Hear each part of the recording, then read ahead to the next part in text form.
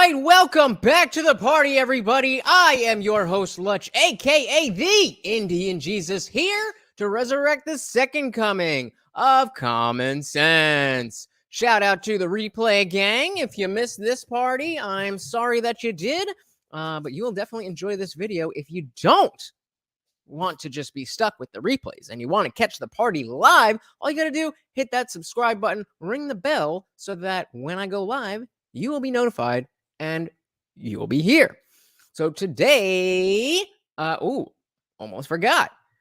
Before we start, I want to give a great shout out to the maker of the Indian Jesus merch. That is right. We've got Indian Jesus merch. If you head over to mysickshirt.com, there's a whole bunch of different designs here. I think they just added this one, the mob rule.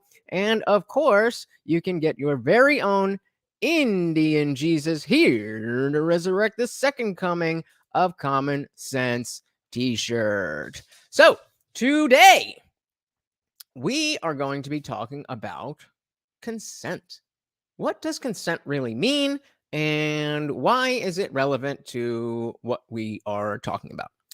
I listened to a podcast from Dave Smith last week, I think it was, where he was talking about basically how liberals have ruined sex.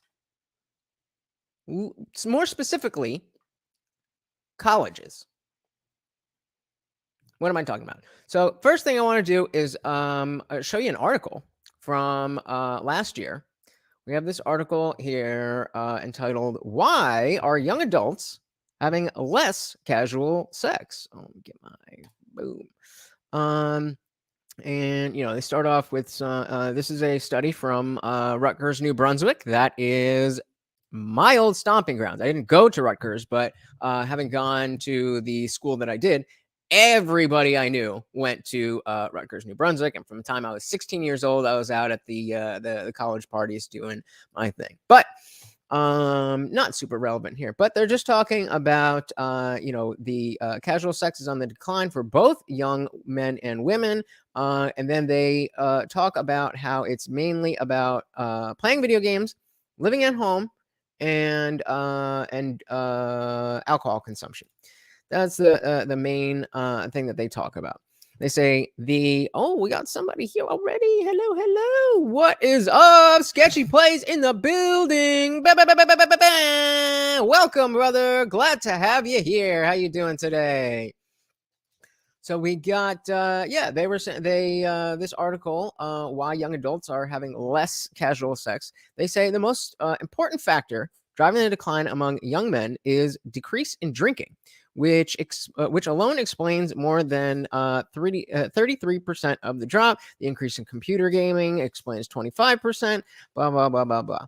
So let's read a little more. The study says the recent cohorts of young people adopt adult roles later in their lives and depend on their parents for longer periods. Now that is something I 100% agree with. Doing well, glad to hear. Sketch says, because sex has become an immoral thing. Well, I would completely disagree with you. I would say that unlike ever before, sex and sexuality is more celebrated than it ever has been. Even going way back to women's lib and what second wave feminism was really about. The notion of having sex was taboo, and now it's just accepted. It's just accepted. So I definitely have to disagree with you there. But as we are seeing, it's more accepted for those who are having it, but not everybody is having it. So let's see what else they say. They say declining engagement in casual sex among this age group could be another sign of delayed transition into adulthood.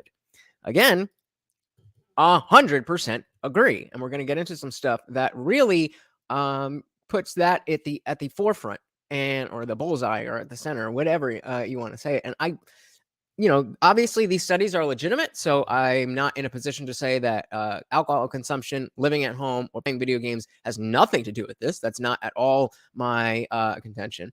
But I think there is something that is a little bit different that's contributing that nobody really is talking about. So, they say 25% of the women attributable to decline in drinking. Increased usage, internet usage among young women suppressed what would have been a larger 11% decline in casual sex. The study said that,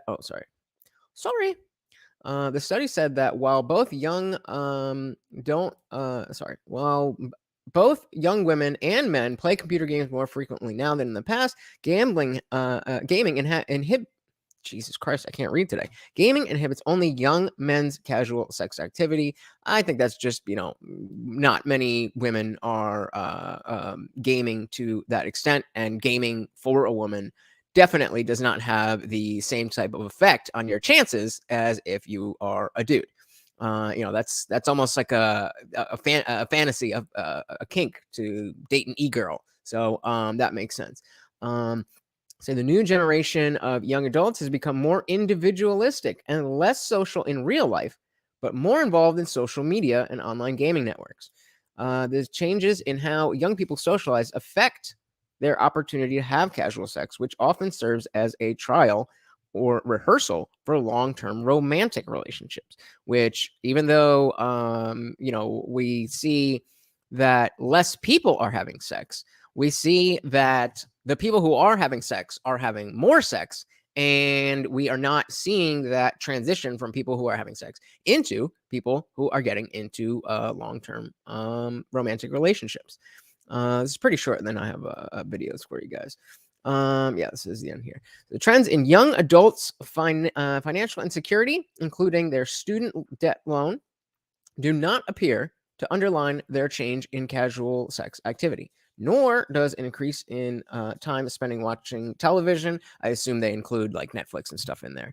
And finally, I say research analyzed survey data from 2007 to 2017, which interviewed about 2,000 young adults, which is a pretty significant sample size. When you do any kind of study, really, especially in psychology, where you're not necessarily getting hard test answers. Often this is just self-report type stuff, as opposed to like a sleep study where they're, tracking, something that has more defined metrics.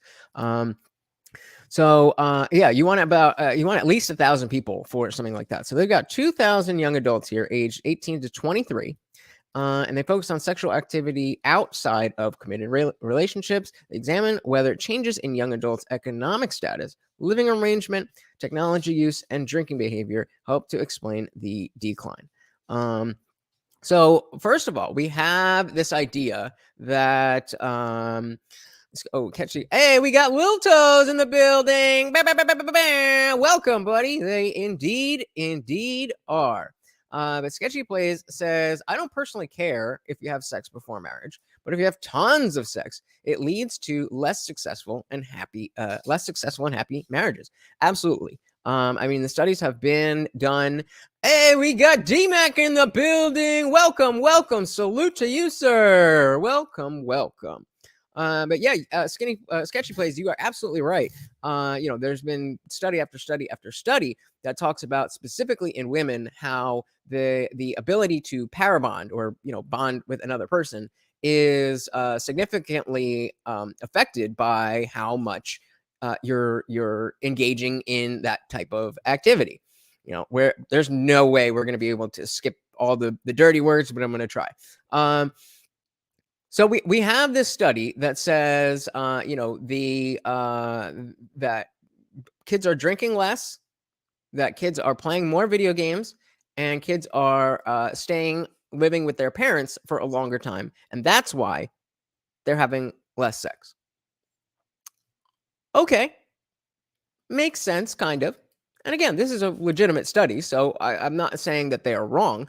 I just feel like there is something else. I feel like there's something more, and it has to do with the changes in how we have defined what consent is. So let's jump into this quick video that is teaching students consent, respectful relationships. And we'll see, we'll start to see where this is going. And I want to hear what you guys think. As always, if there's no sound, please do let me know. Make sure we're here.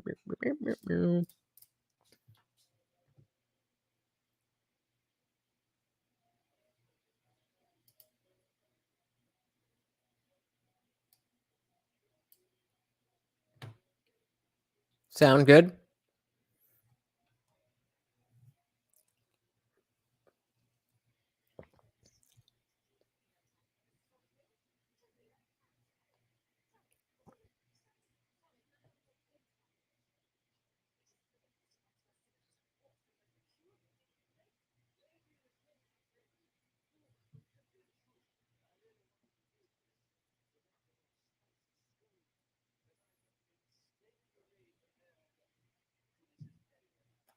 I'll give her a spicy scone. That's the joke they're going for. We got no sound. Beautiful. Thank you, guys. All right, let's stop that. Let's try that and that and that. Struggle streaming. That means my joke didn't land. So let's just back it up there. But forgive the intrusion. I merely wanted to give this delectable spiced scone that I had painstakingly prepared to Mrs. Perryweather. No, thank you, Mr. Bullwinkle. Anyway, you just But said forgive me, you said only last week that you wanted a spiced scone. And this is the spiciest spiced scone there is. and I have changed my mind. So clearly we have a situation they are trying to make an analogy to having sex and the idea that this woman asked for something some time ago, and now he is delivering that thing, and he clearly has pleasure from having prepared it, and now she's deciding she doesn't want it anymore. But you promised. But I'm no longer in the mood for a spicy scone. I do declare. I hand-picked the cinnamon myself. I foraged for the dates. I milled the flour in a AKA, I paid for dinner. large brick mill. It deserves a nibble, at least, yes? No. Confound you, Mrs. Perryweather! You Thank you, have sir. transformed this sweet dandelion into a monstrous volcano! I am aflame with fiery magma! And cut. Great take, everyone.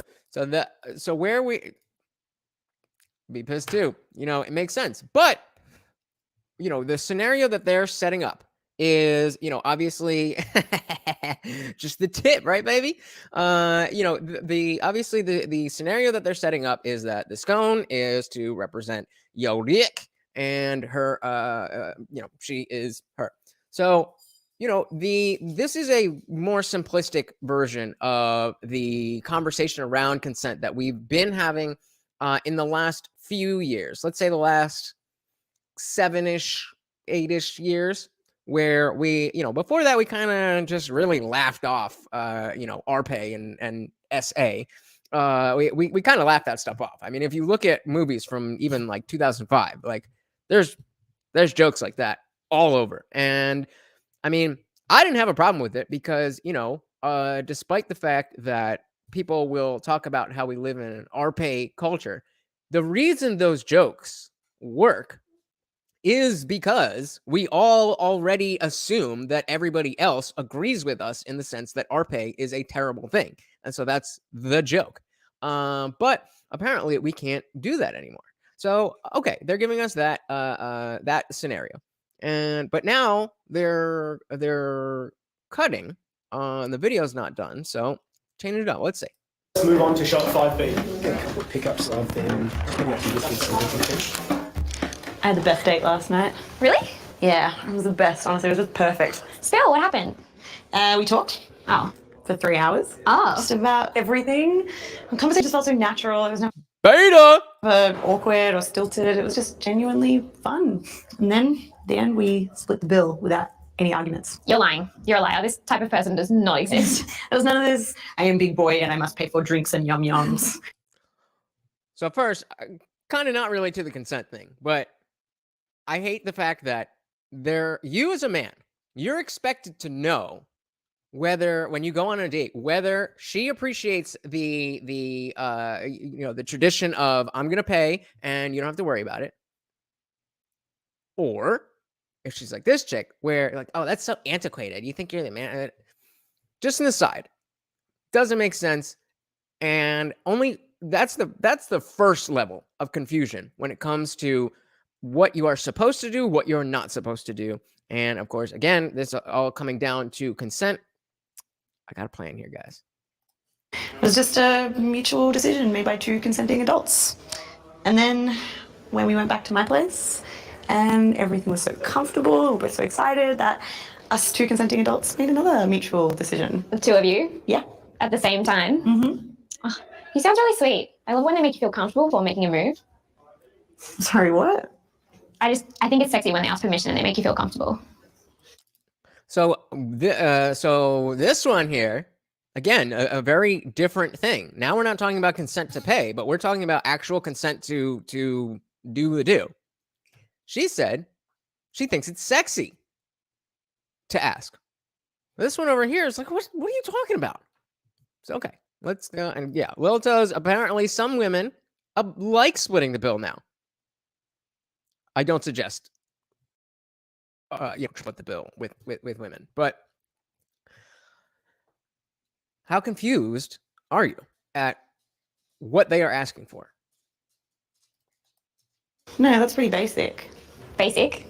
Yeah, well, you should always make each other feel that way. Like, both of us said yes, but it wasn't just yes, it was an enthusiastic yes. You know, it was a yes with our body language, with our eyes, with every part of ourselves. So that is not, this is the type of consent that before that 7-10 year period or whatever, said yes with our body language, our eyes, with every part of ourselves.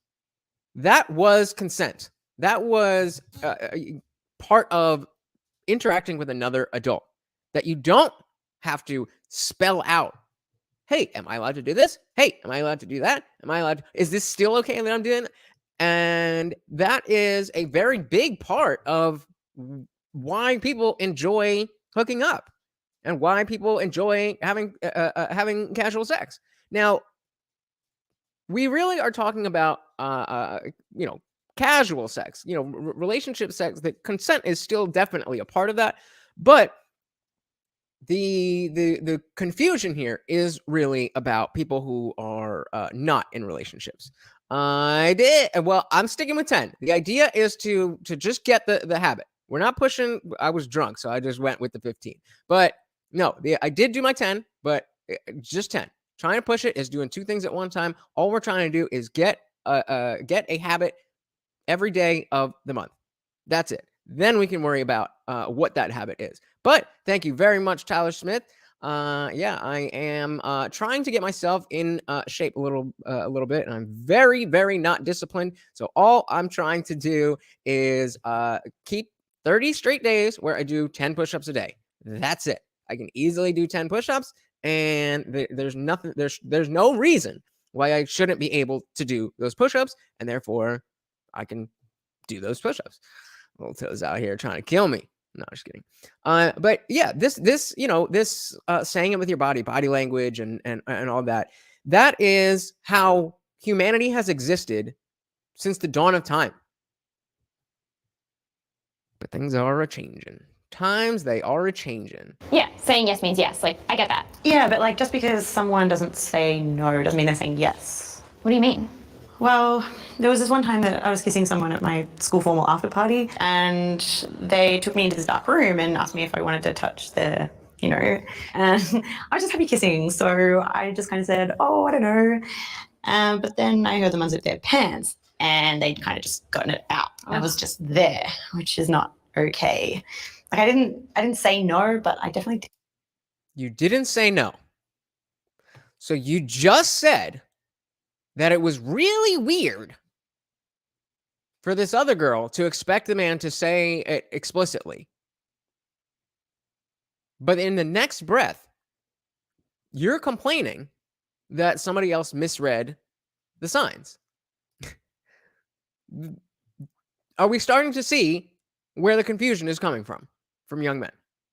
Didn't say yes. Yeah, actually, there was this one time I was at a nightclub and there was this guy there who was really cute. So I was sort of like giving him my eyes on it, you know. And then at one point I came out of the bathroom and he was there and he just sort of pinned me against the wall and tried to kiss me. It was like so shocking. So I was like, no thanks, I have a boyfriend. But then he just kept persisting and persisting. And so eventually I just let him kiss me on the cheek. And then he said, see, I knew you wanted it. He called me sugar lips. Sugar lips. Who even says that? Yeah, right? Anyway. So is there anybody here who cannot tell the difference between somebody that you are already making out with and, you know, especially if we know that this woman likes the unspoken version. She likes the body language, all of that, the spontaneity of all of that. If you are already hooking up, where do you draw the line at anything? Because I've been in situations where somebody said something and I stopped, and then they got mad at me because I didn't really mean it. Well, you're making me an arpist. You're making me a felon. You're making me something else by saying that. You can't say shit like that anymore. But let's continue. Things are different now. Oh, sorry. So what I meant to say is the difference between that and what the girl just explained about being pushed up against the wall, said, no, I have a boyfriend, and the person, the guy kissing her. Is there anybody who cannot tell the difference between those two situations? Let me know, and we can talk about it. Tyler says, I had to watch a consent video last year, put my preferred pronouns in the introductory for the Zoom meeting. So brave, Tyler. You're so brave. Sketchy Play says, bruh, she's straight up stupid. Sketchy Play's talking. How the hell is a man supposed to know, just based off of body language, when you just signaled you wanted it? Like what? Exactly. No comment, but With my boyfriend now, I don't know. Sometimes I will say yes even when I want to say no because he's. Y'all heard that, right? Because we're still trying to figure out what Sketchy Plays is talking about. When it's good and when you do and don't want it based on body language. But she's out here. With my boyfriend now, I don't know. Sometimes I will say yes even when I want to say no because. Sometimes I will say yes, even when I mean no.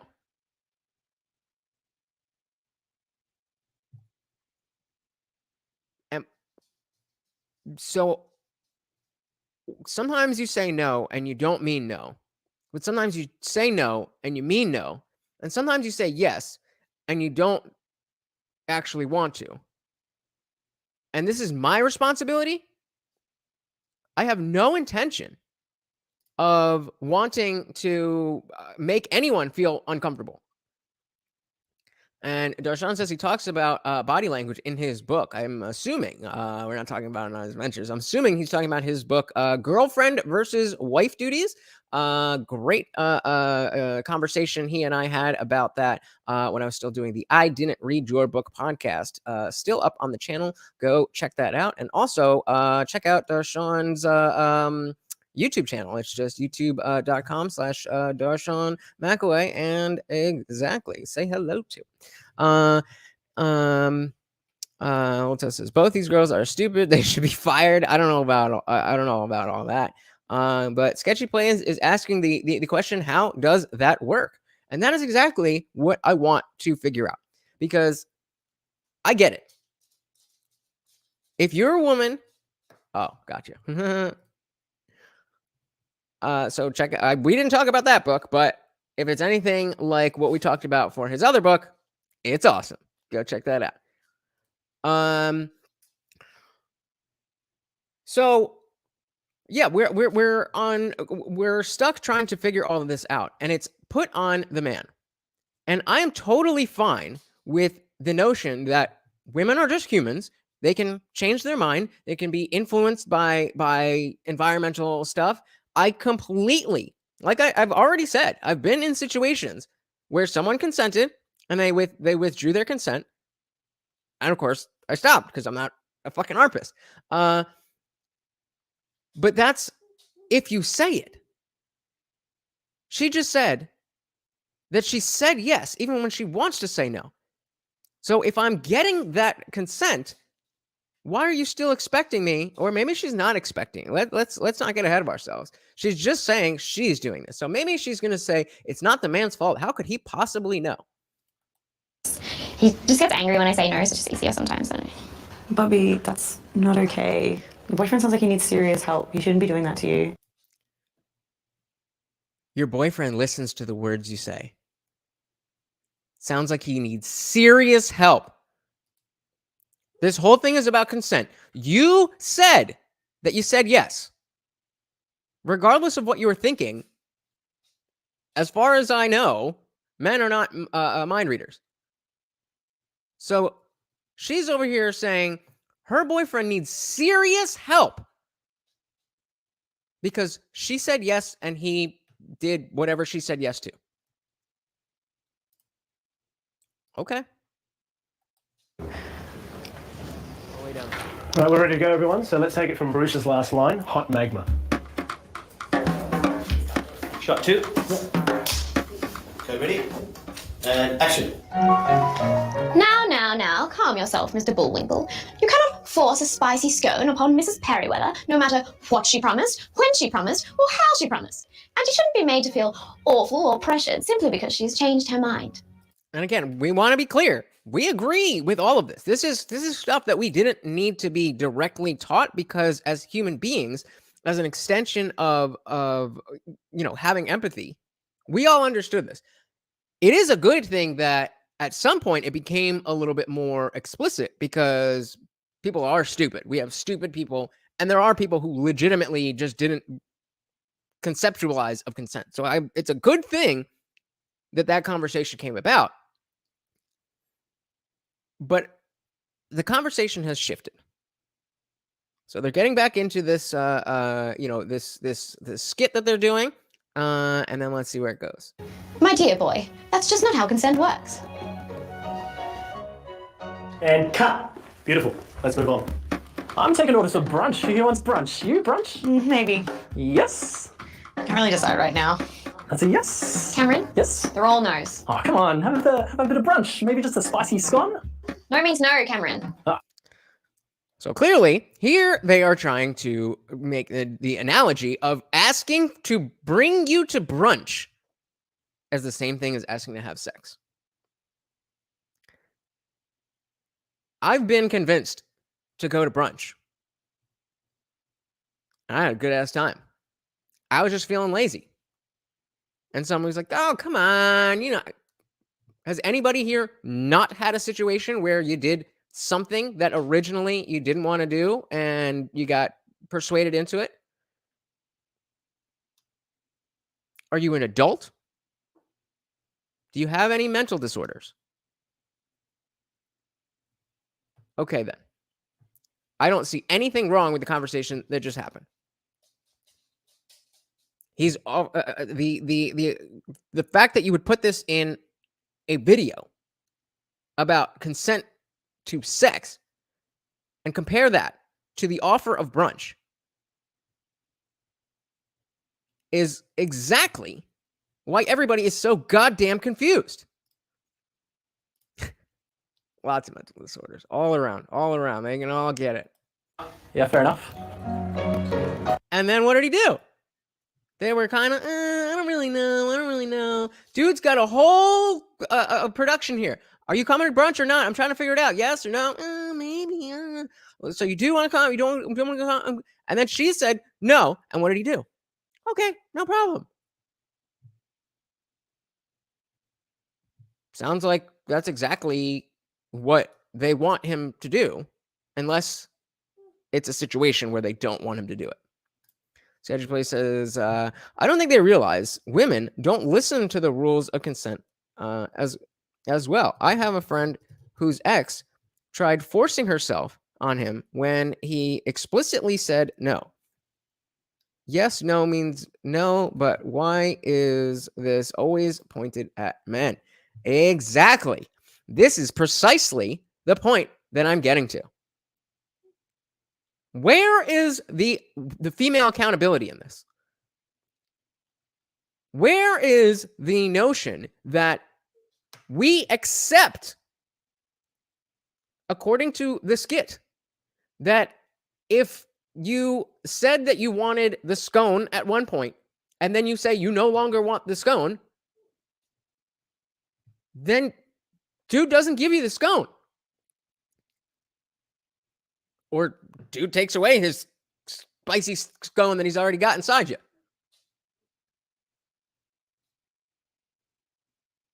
I fail to see what is problematic about what is going on here. And it's not just some random skit that people are doing, right? They're here trying to send a message about consent. But I'm just as confused as when I went in.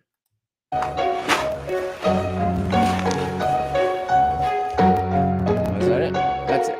So yeah, I am just as confused as to what these particular women want as when I started, because it seems like one of them likes the more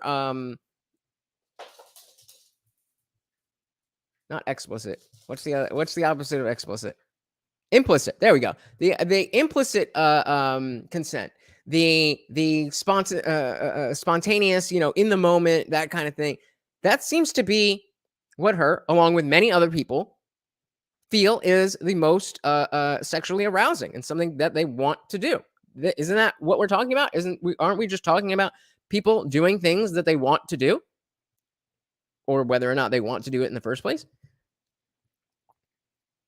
So how? What is the point of that? And I don't know. So we're going to try one more 3-minute video and see if we can get some understanding before there is this this story that I found out. It's called Cat Person. I don't know if you guys are familiar with it, but interesting little story that doesn't quite tell the message that it purports to tell. Excited about sex? Great. With another person, right? Cool. Now you just need enthusiastic consent. Enthusiastic consent means being really into it, and not just going along with it. Yeah, I know you're very enthusiastic, but I meant the other person. You might be really excited about sex, but the other person isn't. Oh, you're thinking you'd get them to say yes anyway? Ah, you'd ask them again? You'd sulk until they say yeah? Call them names and try to make them feel bad for saying no? Stop being affectionate until they give in? Get angry with them? So again, so far, we all know that this is not the proper way to behave. Do you feel like you learned anything so far from this video? Or do you think does it feel like you're just being preached to? And does it touch, no pun intended, does it touch the confusion of consent that we are asking about? Let's continue. Ask them again and again? That's being creepy and manipulative. There are lots of reasons why people don't feel comfortable saying what they really want. If you pressure them, you're making it harder for them to say they don't want to have sex. And no one should have to have sex when they don't want to just because they didn't feel up to saying no. It can be really devastating to be pressured into an intimate relationship that person's not ready for. You don't want to harm anyone, right? You want to have fun. So you need to be able to tell if someone is enthusiastic. Let's do a quick test. Is this person enthusiastically consenting? Great answer. But you still need to be sure what they're enthusiastic about. How about this person? Nope. That's just someone vaguely smiling. Smiling is not consent. Or how about this person? They sound pretty reluctant. That's not enthusiastic consent. A lot of behavior is ambiguous and context matters. If you're not sure, you need to ask. Remember, really wanting someone to be enthusiastic can make you miss the signs that they're not. So look carefully. It's your job to make it clear that it's fine for them to say no, not to make it harder for them. And if you think your partner might be reluctant, then don't have sex. They might prefer snuggling or kissing. Enthusiastic consent is hot. Pressuring your partner is not. And in some cases, it's criminal. Got the difference? Good. Go find. So interesting. Sometimes it's criminal. In my book, ARPE is always a crime and is always atrocious behavior. If you are confused about whether or not something was ARPE, then it probably wasn't. I'm going to say that again. If you are confused as to whether or not you are paid, you probably were not. Would you be confused as to whether or not you'd gotten into a car wreck? That's something terrible that can happen to you, right? Would you be confused if your best friend passed away? That's a pretty terrible thing to happen. Would you be confused if somebody hit you in the face with a baseball bat? Would you be confused as to whether or not that happened? Or are those pretty serious things that would probably be pretty easy to tell whether or not those things happened? It's making me really uncomfortable that this terrible, horrible thing that is the bane of humanity and probably the worst thing that you can do to somebody is now just kind of being filtered into a whoopsie. Oops, it was a whoopsie. So now an ARPist might be an evil guy who's beating up women and brutalizing and doing all that stuff, or it might be just Aziz Ansari didn't read the signs correctly. We talk so much about semantics and language and how important the meaning of words are on this channel.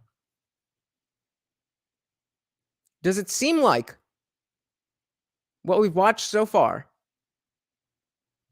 is helping or hurting that? You might be confused, but you wouldn't be confused as to whether or not you were hit with the bat. Sketchy Play says, I'm all for not pressuring someone into something.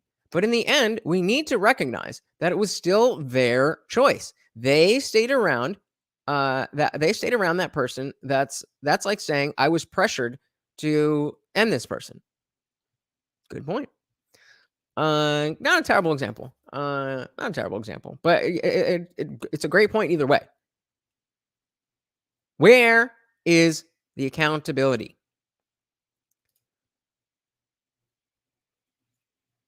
So I've got this New York Times article from 2 days ago, a few days, July 19th, whatever that was. And it is called, When We Consent, We Shouldn't Feel Terrible After, right? Makes sense to me. Let's see what we got. This is by Emma Camp. Ms. Camp is an assistant editor at Reason, a libertarian magazine. Shout out to the libertarians. And she graduated this year from University of Virginia. So remember, I've talked about how things, the time frame on which things change, and specifically in college, that I was reading that 2012 was like a sharp turning point. And that's when I graduated.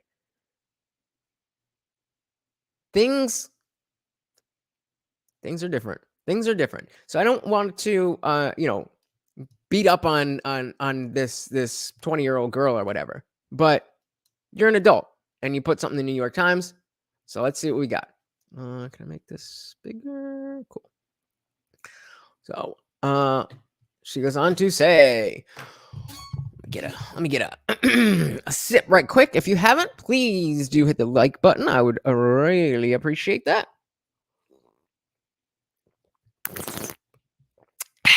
All right. One August afternoon in 2019, I, being Emma or whatever the hell her name is, I performed in a short play meant to make incoming freshmen at my college aware of the kinds of challenges they might face during their first year of school. After the lights dimmed on a skit about eating disorders, the topic quickly shifted and the stage opened on a party scene. One thing led to another, and a male cast member whisked me away to his bedroom. So already, I got questions. Is that a good thing or is that a bad thing? Because that's a commonly used phrase. I was whisked away. I was swept off my feet. But based on the title of this, it doesn't really seem like you're the want to be whisked away type. A male cast member whisked me away to his quote-unquote bedroom. We traded clunky dialogue, and then he leaned over and said, I'm really enjoying getting to know you. Can I kiss you?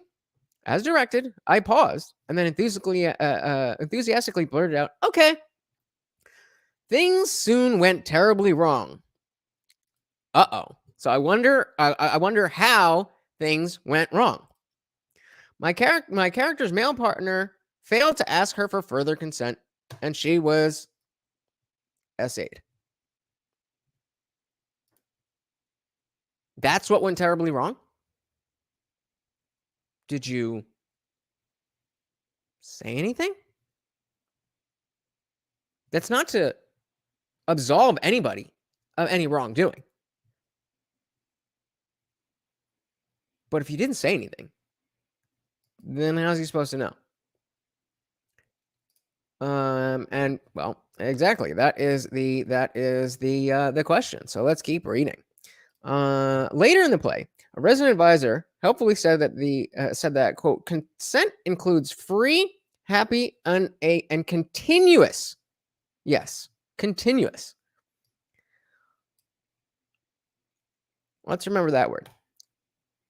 Continuous, yes, nothing less. And if someone is unclear that they have it, then they don't have consent. So this is very amorphous because what does continuous mean? And at what point does consent go from there to not there when somebody else changes their mind? Are you constantly having to be like, are you enjoying this or am I a sex offender? Are you enjoying this or am I a sex offender? Are you enjoying this or am I a sex offender? Sexy, right, ladies?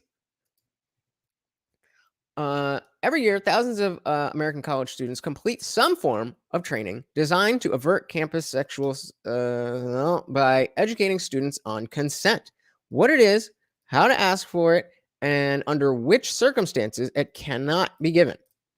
The wisdom goes that if people, particularly young, straight men, oh, yeah, women, you don't need to, we got Dr. Evil Genius in the building.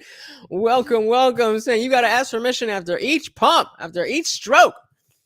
It looks like that's what they're asking for. That's what they're asking for.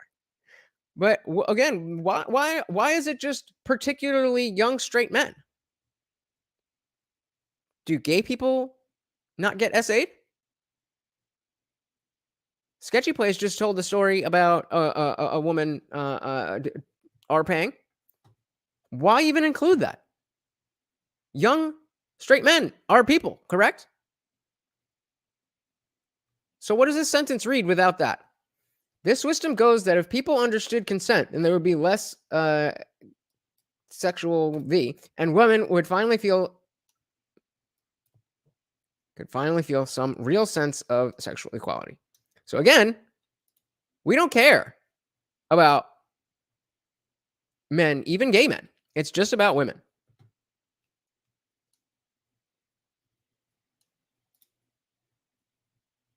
All right. To be sure, consent is a precursor for ethical sex. But too often, consent education,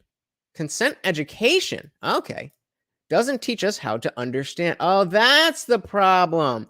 It's the education. So forget everything I said about how humanity was operating under these biological signals for millennia.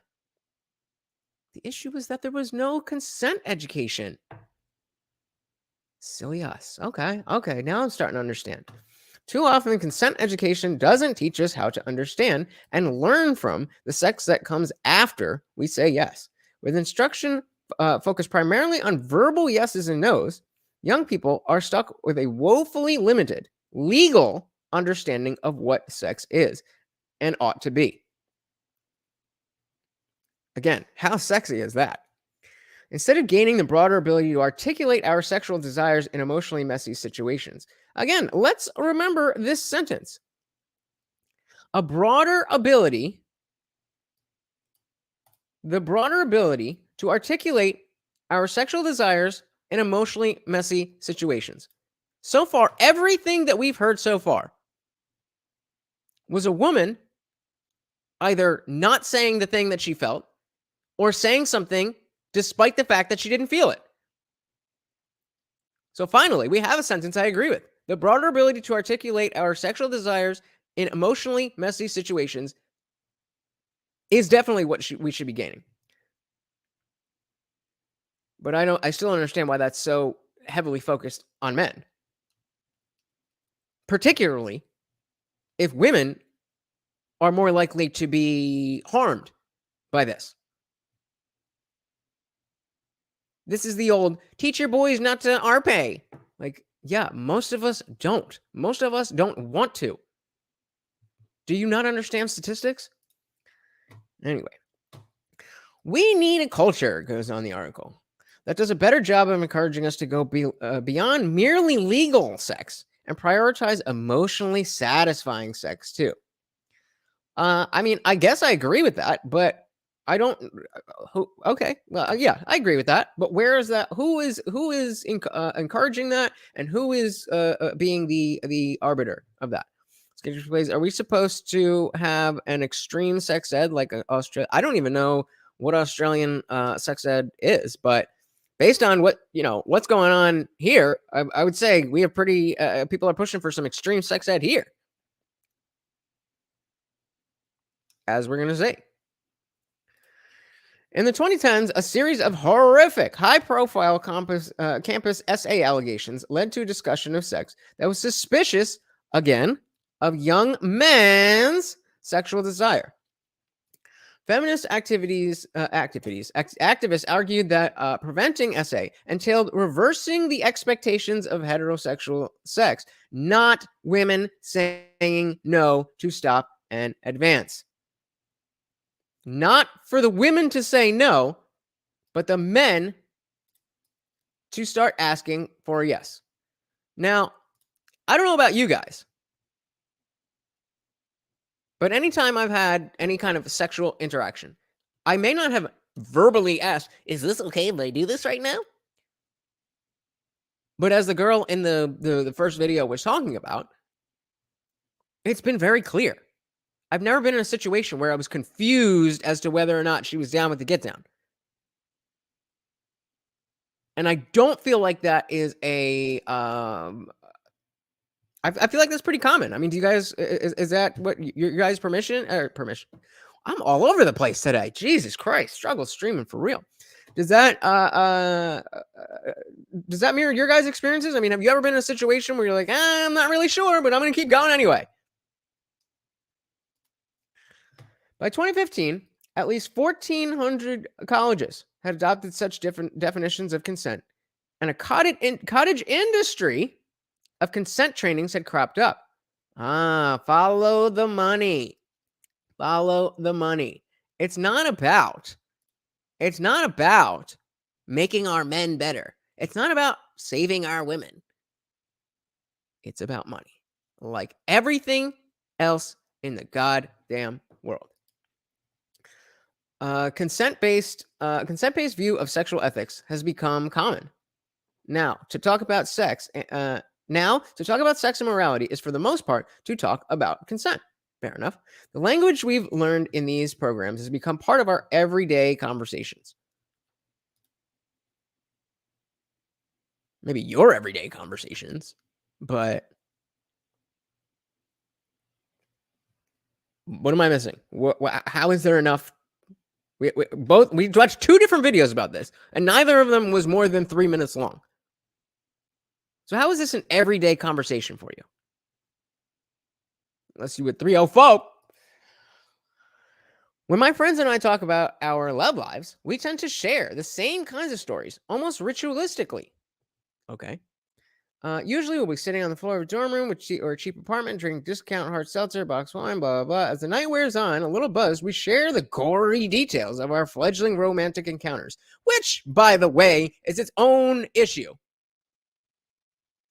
Not that it's being done, but that when men talk about our conquests, it's so, terrible. It's such a bad thing to do. But we know women talk more than men do. There was a scene in How I Met Your Mother about this. And they're saying, yeah, when men talk, I hit that. I squeeze those. Whereas women will go into, as she says herself, Where is it? The gory details. Gory details. But yeah, men are evil.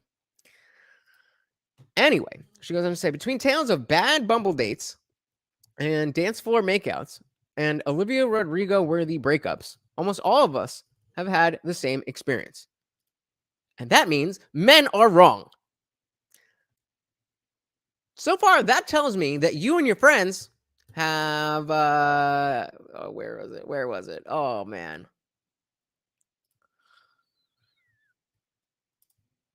That doesn't sound like an issue with men. That sounds like an issue with your inability to articulate your feelings in emotionally messy situations. Right? The guy who needs serious help, all he was doing was listening to a yes and following that yes. He got all this consent. But you're not happy enough with that. That's not good enough. Okay. Almost all of us had the same experience. The time we were asked explicitly for consent, and we wanted to say no, where we could have said no, and just didn't. And inevitably, someone will ask, well, did you say yes? The answer is almost always that we did. So it's not even that you could have said no and you didn't. It's the fact that you almost always are explicitly saying yes. But men are the problem. Remember, men are the problem here. Did you say yes? The answer is almost always that we did. But despite that, we're left with an unshakable easiness. We said yes, but we don't know why. Who doesn't know why? They don't know why. But it's your fault. These experiences are so confusing to talk about because on paper, everything went perfectly. If you consent, you shouldn't feel terrible after, right? Right. The primary fear articulated by my friends in these situations is impoliteness. They often feel that enduring the awkwardness of turning someone down is ultimately worse than having unwanted sex. Whatever floats your boat. If you would rather have sex with somebody that you don't want to have sex with over saying no, that is your freedom to do so. But when you say yes, yes means yes. It's not that they just didn't say no and their body language. No, they said yes because they didn't want to be impolite. Okay, then don't be impolite. Either be impolite or get fucked by a dude who you don't want to fuck. Like, what? Let's go on. Maybe she clears it up. Goosebaba. Being the source of someone's disappointment should not be worth more than our dignity. Correct. Yet it is a calculus that seems nearly ubiquitous among young women I know. Sounds like a problem with men, right? Sketchy places, because women, what so much they don't know what they want from this stuff, and this has been sort of normalized by modern day feminism. I don't know what that says. Dr. Virginia says, maybe they're not mature enough to have sex. Oh, they aren't mature enough to use their big girl words. I would 1,000% agree with that. If you're going to engage in adult activities, then you need to be able to behave like an adult. And that includes being responsible for your own well-being, regardless of whether it's sexual or not. But instead, they want the world to change because they don't want to use big girl words. Sketchy places the narrative that men should be blamed for the actions of women. Yep. It's always the men. It's always the men. Here we go with a story. One friend told me about a first date gone wrong. And let's not forget that these are firsthand accounts from the women. So facts are malleable. But one friend told me about a first date gone wrong. She remarked to me with a sigh, he made her a 3-course meal. What an asshole. He made her a 3-course meal? I don't think I've even ever made a 3-course meal for myself. Not like for myself by myself, but one that I don't think I've ever done that. He made a 3-course meal. He bought really nice wine. Oh, this is just getting worse. It would be too awkward to leave. Are you an adult? It would be too awkward to leave. When she stayed, it was incredibly unpleasant. Okay, then leave. Like making out with an octopus. Okay, then don't make out. She hated it. Okay, then don't do it. What are we talking about here?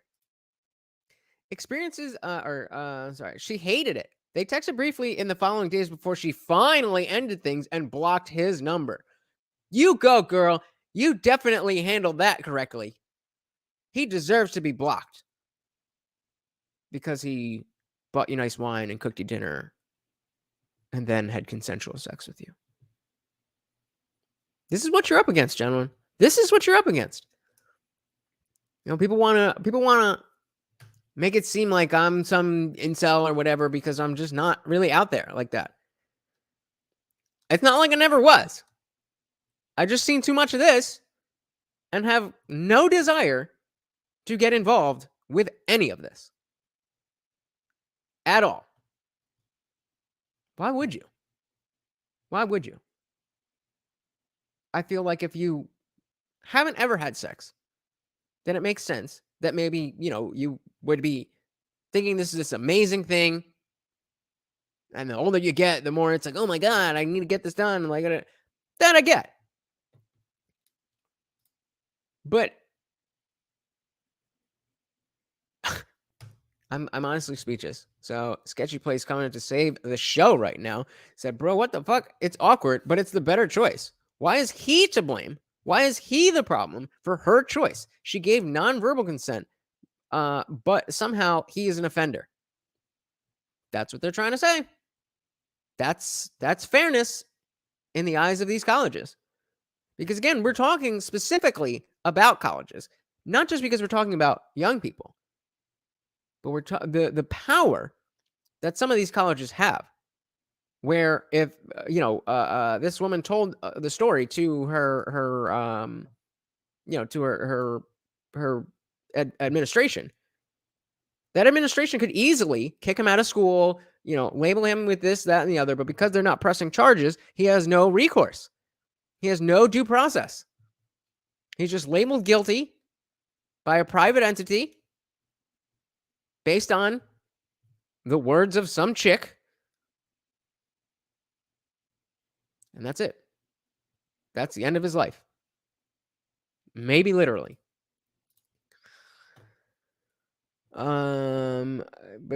Experiences like these are common. We freely consented without fear of violence, and often with the coveted verbal yes. After all, asking young men to be mind readers seems neither practical nor fair. Okay, that's all right. We're getting better. Everything went according to script.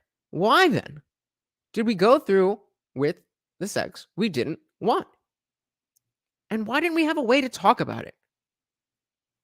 Why we did? You do. You just didn't know it. To suggest that there is no way to express, hey, I'm not really comfortable with this. I thought I was feeling it, but I'm not. To suggest, as a college graduate,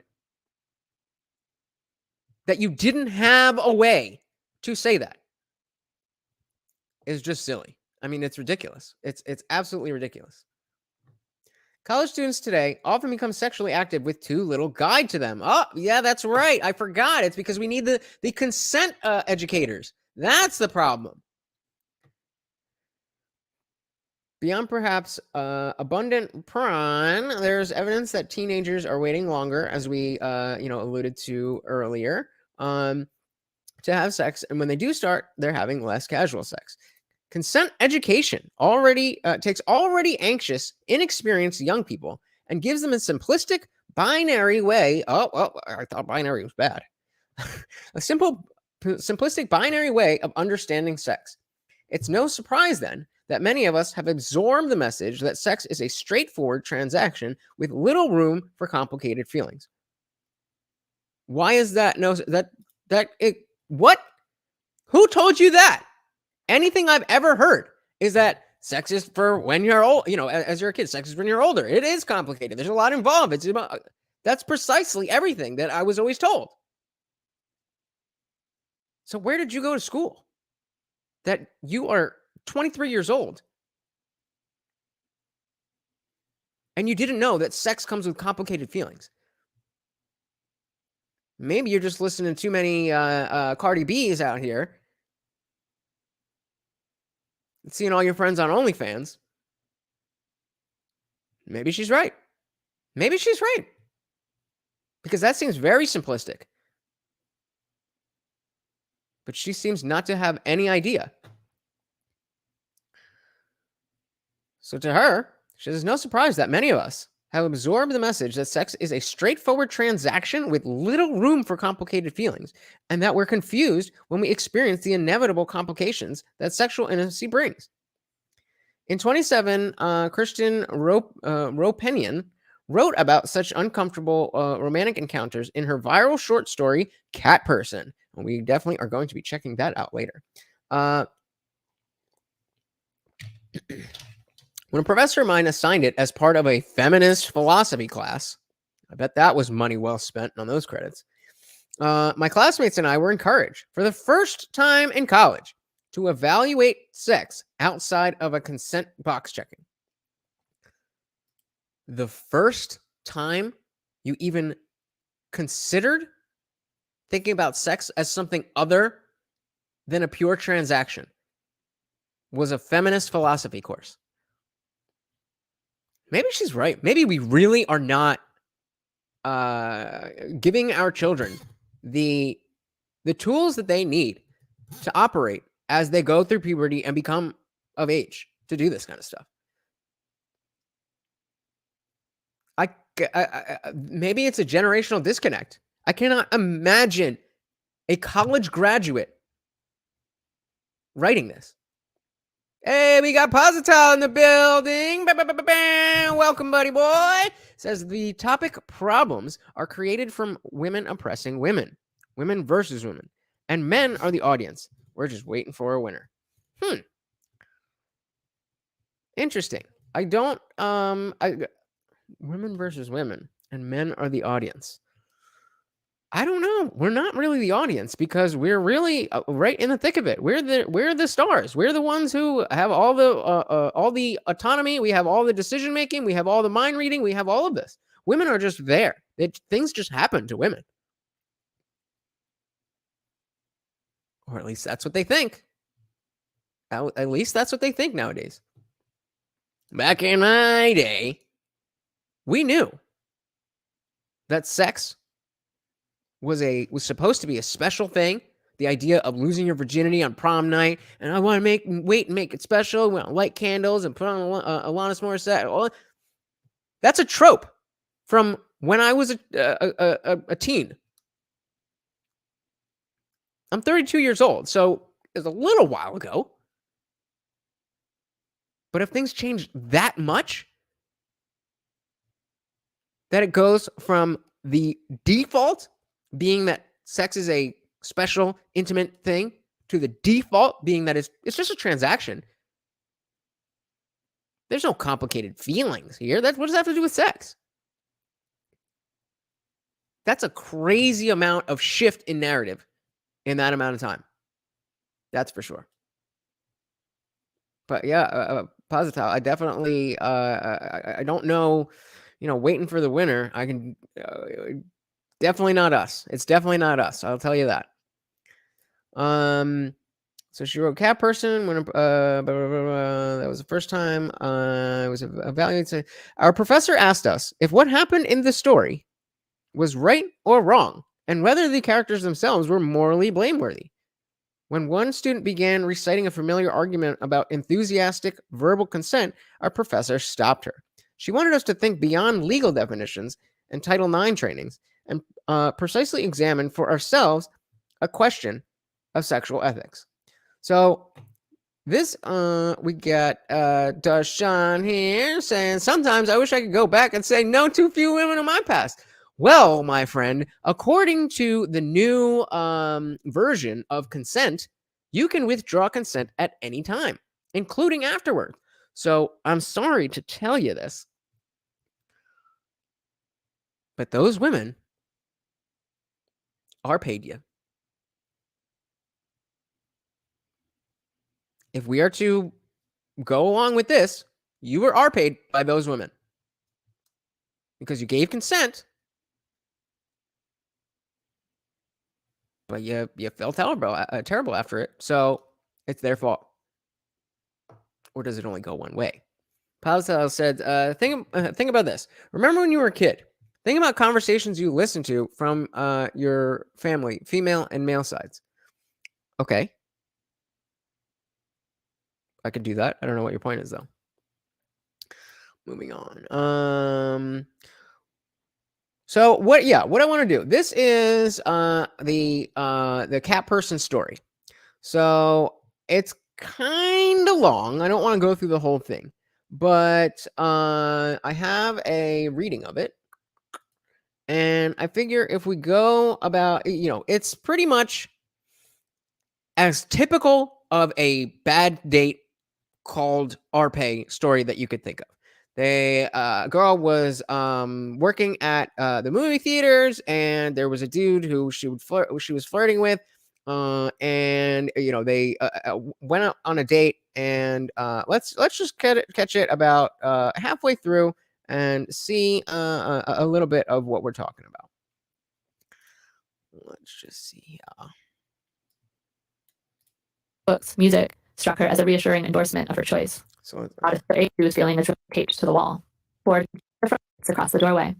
The house was in a pretty. Can I come over to pop really work? She stuck her in mock. So they're on the date, and this is where they're about to take it somewhere else. Then he added, "I'd have thought you'd be too old for that now that you're 20." She stuck her tongue out at him.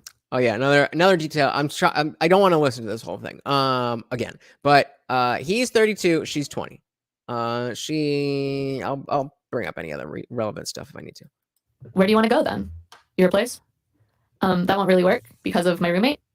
Oh right, you live in the dorms, he said, as though that were something she should apologize for. Where do you live? She asked. I live in a house. Can I come over? You can. The house was in a pretty wooded neighborhood not too far from campus and had a string of cheerful white fairy lights across the doorway. Before he got out of the car, he said darkly, like a warning, "Just so you know, I have cats." I know, she said. We texted about them, remember? At the front door, he fumbled with his keys for what seemed a ridiculously long time and swore under his breath. She rubbed his back to try and keep the mood going, but that seemed to fluster him even more, so she stopped. Well, this is my house, he said flatly, pushing the door open. The room they were in was dimly lit and full of objects, all of which, as her eyes adjusted, resolved into familiarity. He had 2 large, full bookcases, a shelf of vinyl records, a collection of board games, and a lot of art, or at least posters that had been hung in frames instead of being tacked or taped to the wall. I like it, she said. So she's basically saying, as a young 20-year-old college student, she goes out on a date with this guy that she met from work. He's an older dude, and she is living in the dorms. So she's used to dating dudes her age. This is from 2018. So it's pretty recent. And again, just giving a little bit more context. So that's why why she's talking about like the noticing being in his apartment, because she's just been in other dorms before. Truthfully, and as she did, she identified the emotion she was feeling as relief. It occurred to her that she'd never gone to someone's house to have sex before. Because she dated only guys her age, there had always been some element of sneaking around to avoid roommates. It was new and a little frightening to be so completely on someone else's turf, and the fact that Robert's house gave evidence of his having interests that she shared, if only in their broadest categories, art, games, books, music, struck her as a reassuring endorsement of her choice. As she thought this, she saw that Robert was watching her closely, observing the impression the room had made. And, as though fear weren't quite ready to release its hold on her, she had the brief, wild idea that maybe this was not a room at all but a trap, meant to lure her into the false belief that Robert was a normal person, a person like her, when in fact all the other rooms in the house were empty, or full of horrors, corpses, or kidnap victims, or chained. That's where your mind goes. Fair enough. Bad things happen, and this is a stranger. Be cautious. Fair enough. But this is not the first time that she's brought this up in the story. And she keeps going on this, I'm scared that this is going to happen. I'm scared that this is going to happen. I'm scared that this is going to happen. Then fucking leave. Then fucking leave. But then he was kissing her, throwing her bag and their coats on the couch and ushering her into the bedroom, groping her ass and pawing at her chest with the avid clumsiness of that first kiss. The bedroom wasn't empty, though it was emptier than the living room. He didn't have a bed frame, just a mattress and a box spring on the floor. There was a bottle of whiskey on his dresser, and he took a swig from it, then handed it to her and kneeled down and opened his laptop, an action that confused her until she understood that he was putting on music. So you can see, like, it's a short story, but it really goes. I mean, unless you guys want, it's a 40-minute video. We're watching at 1.5 speed. If you guys want to watch the whole thing, we can do that. But I just figured that's kind of superfluous.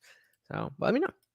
Margot sat on the bed while Robert took off his shirt and unbuckled his pants, pulling them down to his ankles before realizing that he was still wearing his shoes and bending over to untie them. Looking at him like that, so awkwardly bent, his belly thick and soft and covered with hair, Margot recoiled. But the thought of what it would take to stop what she had set in motion was overwhelming. It would require an amount of tact and gentleness that she felt was impossible to summon. She felt it was impossible. This is the same exact thing as the other girl saying that she knew what she felt and she decided it would be worse to do that, to say anything, than to let it happen, whatever is happening. Mind you, 30 seconds ago, she said she doesn't know if there's horrors in the other room and he's going to murder her. But I'll just keep quiet. And what a problem with men. It wasn't that she was scared he would try to force her to do something against her will, but that insisting that they stop now, after everything she'd done to push this forward, would make her seem spoiled and capricious, as if she'd ordered something at a restaurant and then, once the food arrived, had changed her mind and sent it back. What's wrong with sending back something that you changed your mind? Like, I get that you shouldn't be doing that on the reg, but if you order fish and you're like, you know what, I really shouldn't have ordered that, you should be able to say, I want to send, especially if they didn't put the order in. Hey, I changed my mind. That's such a mild version of what this is. The stakes here are so much higher that it's a ridiculous comparison. I do not understand how you could see this in that same light. But she did. So, I mean, perception is reality. She tried to bludgeon her resistance into submission by taking a sip of the whiskey, but when he fell on top of her with those huge, sloppy kisses, his hand moving mechanically across her breasts and down to her crotch, as if he were making some perverse sign of the cross, she began to have trouble breathing and to feel that she really might not be able to go through with it. So, again, instead of saying that she was uncomfortable, she just drank more.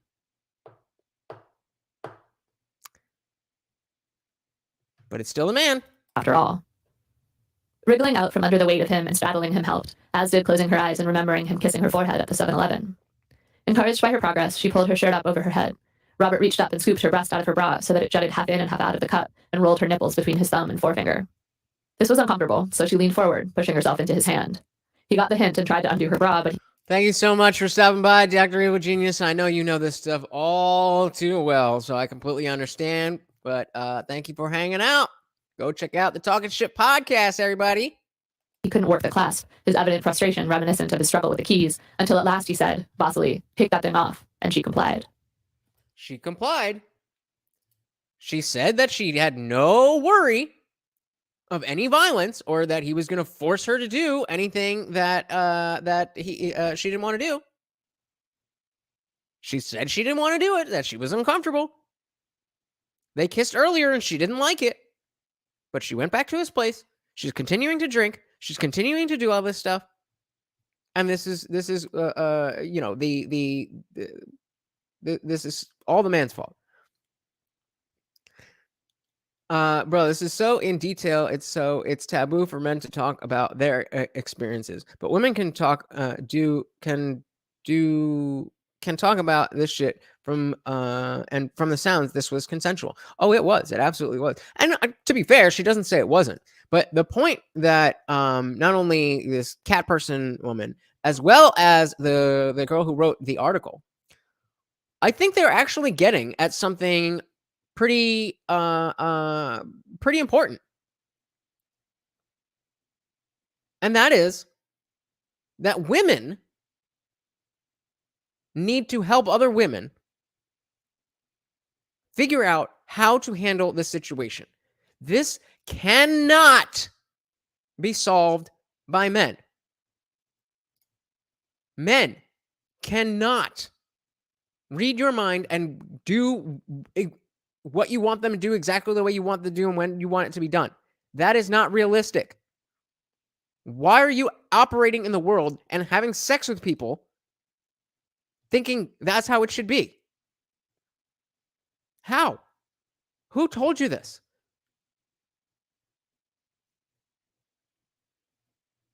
I don't understand. There's just one part of not the very end, but just one part I want to get to, and then we'll go back into the article where I think it was Emma. She said makes a pretty decent point. The way he looked at her then was like an exaggerated version of the expression she'd seen on the faces of all the guys she'd been naked with. Not that there were that many. 6 in total. Robert made 7. Bullshit. He looked stunned and stupid. And I mean that. I don't care if she wrote this as like, the short story that's gonna whatever and didn't expect it to go anywhere. Bullshit. Bullshit. There is no way that a 20-year-old girl in 2018 in college had only slept with 7 dudes. Bullshit. With pleasure, like a milk drunk baby. I would accept it if she was somebody who was like, no, I'm not fucking that dude. But she'll just go along with anything. So you're telling me only 6 men in your entire life have ever tried to have sex with you? Or have you said no before? You're an adult and you have agency and you can have done that before. So if you did it before, then why can't you do it now? And if you have never done it, sounds like a you problem, honey. Positalis says, women taught women about how men should read minds. Well, though, yeah, I mean, obviously the women who are perpetuating feminist ideas about this stuff are confusing the young women. It's clear that they're, Gen Z women, according to this cat person thing and according to the other article, it's clear that Gen Z women really do believe that men can read minds, and that if something bad happens in that, in that realm, that the guy knows that he did that and did it purposely and knew what she was thinking, as opposed to dude just trying to get his dick wet. Come on. She thought that maybe this was what she loved most about sex, a guy revealed like that. Robert showed her more open need than any of the others, even though he was older and must have seen more breasts, more bodies than they had. But maybe that was part of it for him, the fact that he was older, and she was young. As they kissed, she found herself carried away by a fantasy of such pure ego that she could hardly admit even to herself that she was having it. Look at this beautiful girl, she imagined him thinking. She's so perfect. Her body is perfect. Everything about her is perfect. She's only 20 years old. Her skin is flawless. I want her so badly. I want her more than I've ever wanted anyone else. I want her so bad I might die. The more she imagined his arousal, the more turned on she got, and soon they were rocking against each other, getting into a rhythm. So again, it's fluid. It's going from moment to moment. And the man is supposed to know the moment that she decides she is having fun, and the moment she stops having fun, and the moment she starts having fun again. With the same exact action. This can happen within a matter of seconds. And you have to know. Otherwise, you're an arpist. And she reached into his underwear and took his penis in her hand and felt the pearl droplet of moisture on its tip. He made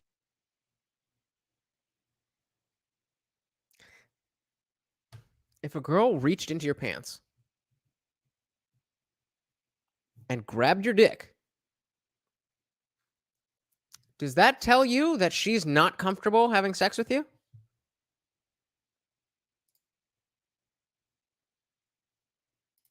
Ah, gotcha. Yeah, you're 100% right. 100% right. Yeah. Perpetuating this it's just harming women. Like, I don't understand. Make it make sense. I'm not. I hate feminism, but I love people. I love women as much as I appreciate men. You know what I mean? I want everybody to be able to have, the intimate experiences that fulfill us. All that bullshit. I don't want anybody to have to go through shit that they don't have to go through. Or any more bullshit than they have to. Everybody's got to go through bullshit. But she didn't have to go through this situation. She clearly was not enjoying it. And she clearly legitimately felt like she was stuck. Even though she clearly wasn't. So what is that disconnect? And going back to Postal saying that women are poisoning other women, and men not even being allowed to have an opinion here. What do we do? How do we fix this? How do we fix this? Dr. Eugenia said it earlier. If you want emotionally satisfying sex, and now it's any sex cannot be emotionally satisfying unless because there's always the threat of at any moment she decides she doesn't want it. Now you're an ARPist. You're on a list somewhere. You can't live near a school. She clearly stayed. She consented. She was comfortable and in the mood. Where's the problem here? The problem is that she is, even though she consented, she was comfortable and in the mood at some points, and uncomfortable, not in the mood at other points. The problem she's trying to say is that he didn't notice. The true problem is that she didn't know how to let him know. That's all you gotta do. And let's see what happens if like I said, there's a point I want to get to, and then we can Made that sound again, that high-pitched feminine whine, and she wished there were a way she could ask him not to do that, but she couldn't think of any. So again, let's play that back, because she grabbed his dick, and she reached into his underwear and took his penis in her hand and felt a pearl droplet of moisture on its tip. He made that sound again, that high-pitched feminine whine, and she wished there were a way she could ask him not to do that, but she couldn't think of any. So now she's shaming him for expressing pleasure at what she's doing and what they're doing together, but she still can't say anything about it. Why can't they say anything? What is the block? What is happening that makes women feel like they have to stay quiet? They have to go along with whatever. This is clearly what they feel. And it's clearly not tied to reality. How do we fix that? Then his hand was inside her underwear, and when he felt that she was wet, he visibly relaxed. He fingered her a little, very softly, and she bit her lip and put on a show for him, but then he poked her too hard and she flinched, and he jerked his hand away. "Sorry," he said. And then he asked, urgently, "Wait, have you ever done this before?" The night did, indeed, feel so odd and unprecedented that her first impulse was to say no, but then she realized what he meant, and she laughed out loud. She didn't mean to laugh. She knew well enough already that while Robert might enjoy being the subject of gentle, flirtatious teasing, he was not a person who would enjoy being laughed at. Not at all. Who the fuck would? So you have the emotional intelligence to see that this stranger doesn't appreciate being laughed at. And you can take that information in and change your behavior based on that. What is the difference? What is the difference between that situation and how you're feeling about your situation? Again, if there was some indication that she was in danger if she said no, or that it would turn, that some harm would come to her, I would understand that. But she is the one who said that she didn't feel that at all. And that's not what this is about, because as the other girl from the article was talking about, that all of her friends act exactly like this. Why? Why are you putting us men in this position of potentially being on a registry? because you're too shy or you want to be polite. Newsflash, putting me on a registry is not being polite. I guess so. I don't know what these kids are doing today, man. I don't know what these kids are doing today. But she couldn't help it. Losing her virginity had been a long, drawn-out affair, preceded by several months' worth of intense discussion with her boyfriend of 2 years, plus a visit to the gynecologist, and a horrifically embarrassing but ultimately incredibly meaningful conversation with her mom, who, in the end, had not only reserved her a room and a bed and breakfast, but, after the event, written her a card. What? Ask me how I know this is a white girl. Ask me how I know this is a white girl. Oh man, my parents would never, ever rent a bed and breakfast and make sure you're what?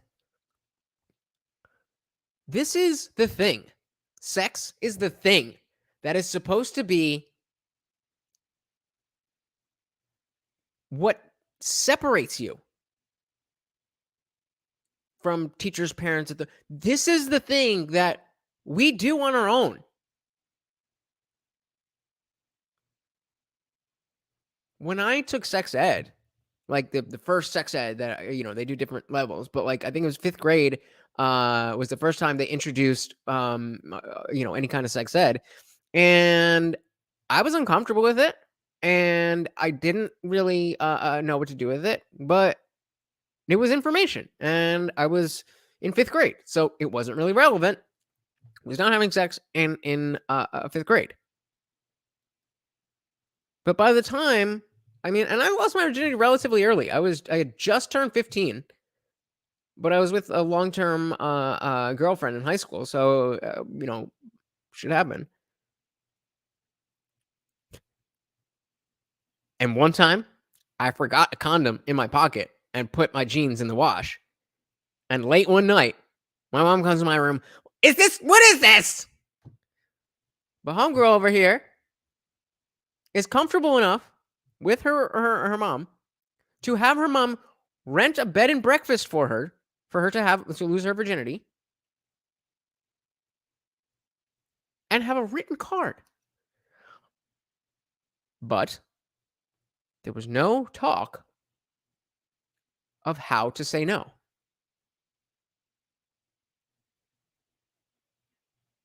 Why? How does that compute? If you are able to talk to your parents about this kind of stuff, how is this not part of the conversation?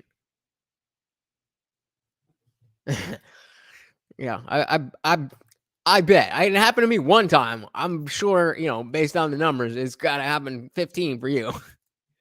Positive says, I believe that these kind of problems cannot be fixed until there's a really big, bad after effect. I think we're here. Then logic and solutions are spun and gather back to solve the problem. I think from the same group, women, that started. I think that's precisely what is happening. As we get to the part here that I want and we finish up the article, you'll see that I agree with you. I think that women are actually optimistically starting to see that you can't just put it on the men and expect that that's going to work.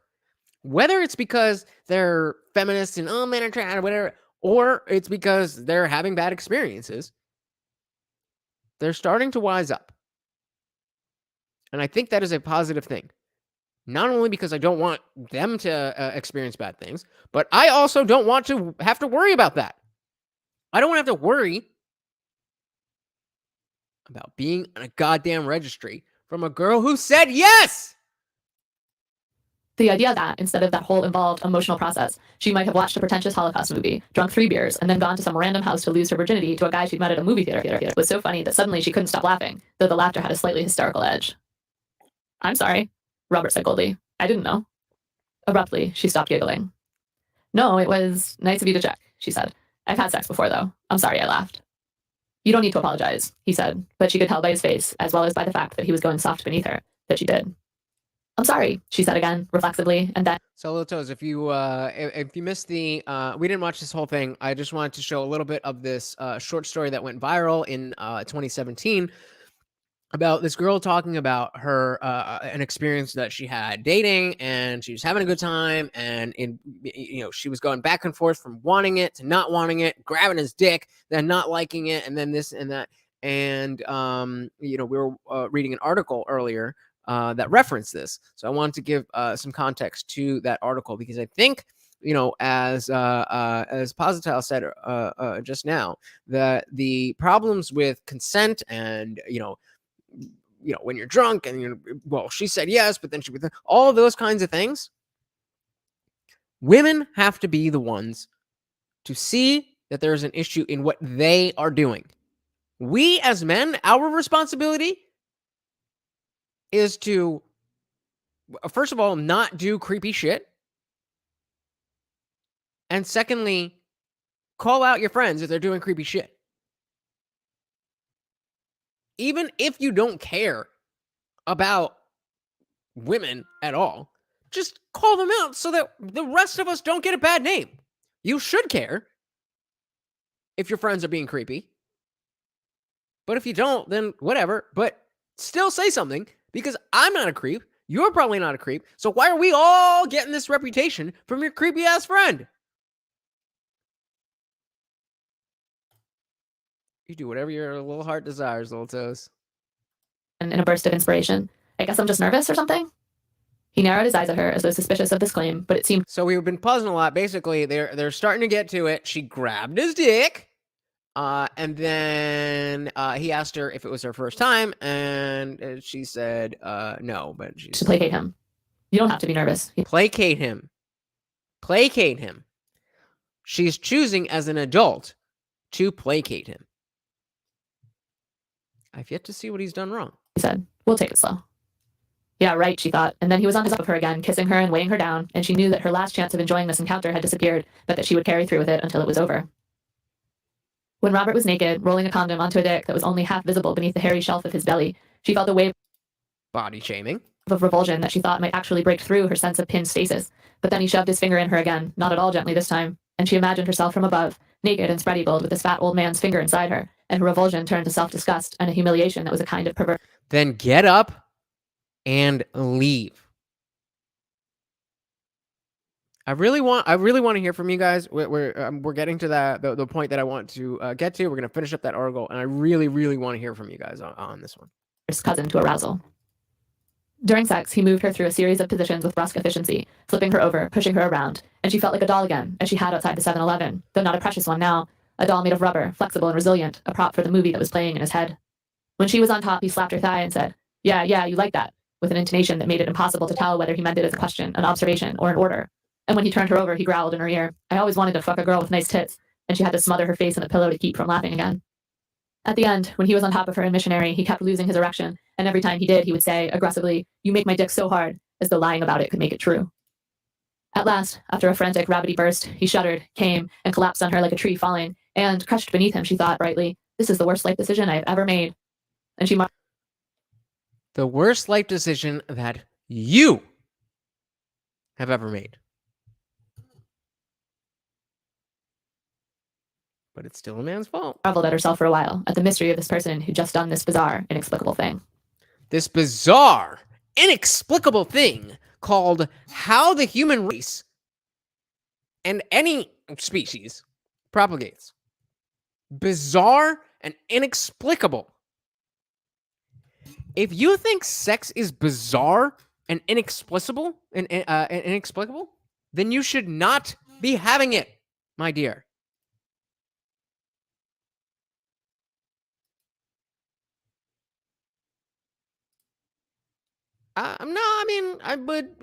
Maybe, but it sounds even though this may or may not be to the T. Again, as I said in the beginning, whenever a woman is telling a story about a sexual encounter, call me sexist, but women's emotions completely allow details to change drastically.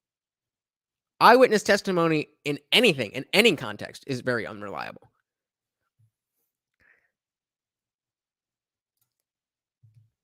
She's telling a story. We gotta just sit back and watch the show, homie. I got you. Have I ever bored you? Come on. After a short while, Robert got up and hurried to the bathroom in a bow-legged waddle, clutching the condom to keep it from falling off. Margot lay on the bed and stared at the ceiling, noticing for the first time that there were stickers on it, those little stars and moons that were supposed to glow in the dark. Robert returned from the bathroom and stood silhouetted in the doorway. "What do you want to do now?" he asked her. "We should probably just kill ourselves," she imagined saying, and then she imagined that somewhere, out there in the universe, there was a boy who would think that this moment was just as awful yet hilarious as she did, and that sometime, far in the future, she would tell the boy this story. She'd say, "And then he said, 'You make my dick so hard,' and the boy would shriek in agony and grab her leg, saying, 'Oh my God, stop, please, no, I can't.'" So this is what's going through her mind. Instead of, how do I get the fuck out of here? Oh, one day I hope I have a boyfriend that's going to laugh about this with me. How twisted. Exactly. How twisted of a mindset do you have that that's where your mind goes? Instead of, how do I get out of here? I did not enjoy that. But it's still the men's fault. Can't take it anymore, and the two of them would collapse into each other's arms and laugh and laugh. But of course, there was no such future, because no such boy existed, and never would. So you know all men now. And all men, I'm not even going to say it. No such man exists. Don't they, though? Don't they? I think they do. So instead she shrugged, and Robert said, "We could watch a movie," and he went to the computer and downloaded something. She didn't pay attention to what. For some reason, he'd chosen a movie with subtitles. Notice the sex is done. I guarantee you, homeboy would not care if she left at this point. He got what he wanted. Just leave. Why are you still there? And she kept closing her eyes, so she had no idea what was going on. The whole time, he was stroking her hair and trailing light kisses down her shoulder, as if he'd forgotten that 10 minutes ago he'd thrown her around as if they were in a porno and growled, "I always wanted to fuck a girl with nice tits," in her ear. Aha. This is telling. If you've ever been in a healthy relationship, then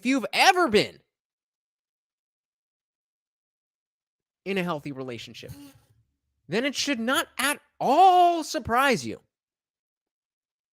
that the things you say and do while you're in the heat of the moment of having sex may not translate to your everyday life. Let's listen to this again.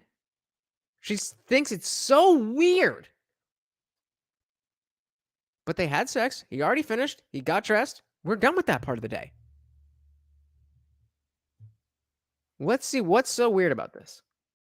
She had no idea what was going on. The whole time, he was stroking her hair and trailing light kisses down her shoulder, as if he'd forgotten that 10 minutes ago he'd thrown her around as if they were in a porno and growled, "I always wanted to fuck a girl with nice tits," in her ear.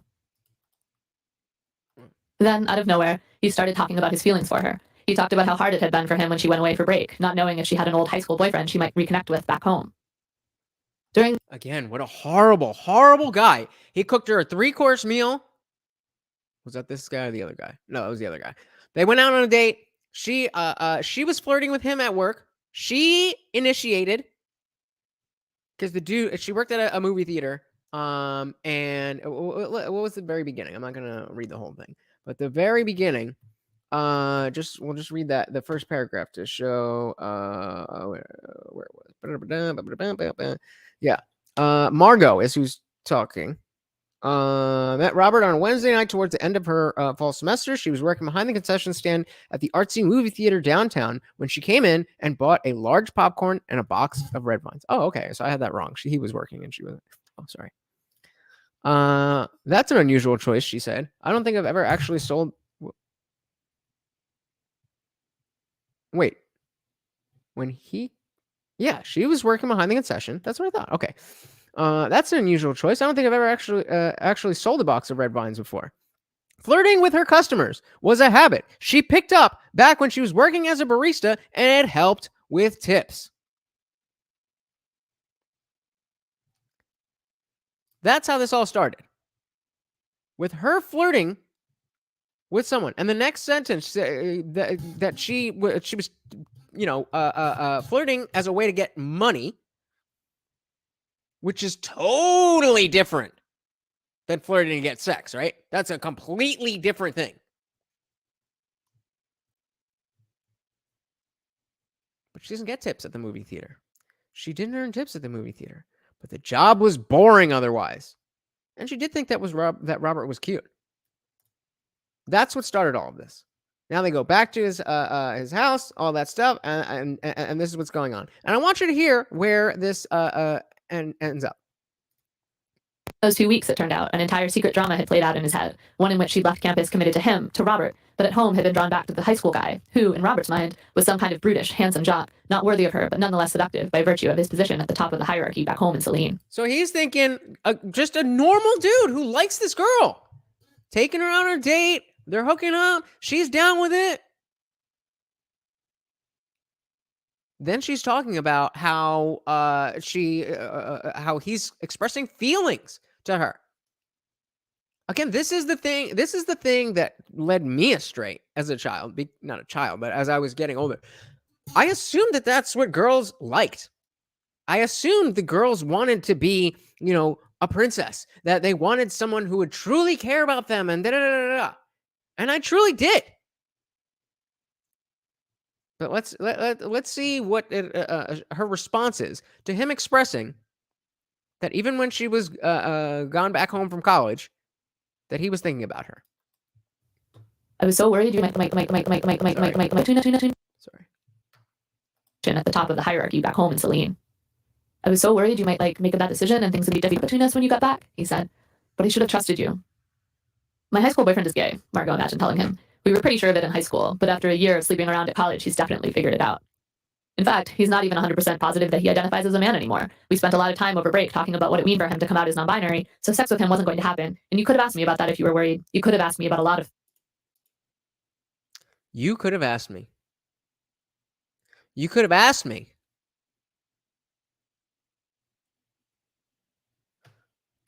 Do we not see the irony? You could have said something. So she is allowed to be mad at him for not knowing things that he didn't ask. But he must know everything that she's thinking at all times, even if she does tell him, but it doesn't line up with what she's thinking. Man, this is what you are up against. This is what you are facing. Do you feel safe? But she didn't say any of that. She just lay silently, emanating a black, hateful aura, until finally Robert trailed off. Are you still awake? He asked, and she said yes. And he said, is everything okay? How old are you exactly? She asked him. I'm 34, he said. Is that a problem? She could sense him in the dark beside her, vibrating with fear. No, she said, it's fine. So you're vibrating with fear. Well, that was on point.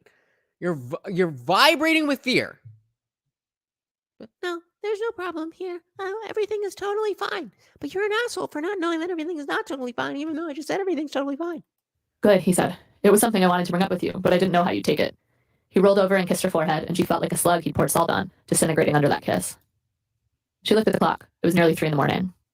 I should go home probably, she said. Really? He said. But I thought you'd stay over. I made great scrambled eggs. Thanks, she said, sliding into her leggings. But I can't. My roommate would be worried, so... Gotta get back to the dorm. Where was this before the sex? What changed? What changed? All of a sudden, she has a voice. All of a sudden, she has a reason. All of a sudden, she knows exactly what to say. What changed? What changed between all of the... And remember, we skipped half of the story. With all of that stuff going on, she was frozen with fear. But now, all of a sudden, no, I gotta go. Bye. This is why I said, let's take this with a grain of salt, because any sex story from a woman, you gotta take with a grain of salt. Room, he said, voice dripping with sarcasm. Yep, she said, since that's where I live. The drive was endless. The snow had turned to rain. What's up, Ferte? We got Ferte in the building. I can't quite see what that is, but it looks like a shrimp cocktail. But welcome. Glad you are here. Welcome to the party. They didn't talk. Eventually, Robert switched the radio to late-night NPR. Margot recalled how, when they first got on the highway to go to the movie, she'd imagined that Robert might murder her, and she thought, maybe he'll murder me now. Now you're gonna... So before, when you explicitly said that you had no fear that he would do anything to you, you just went along with it because you wanted to be polite.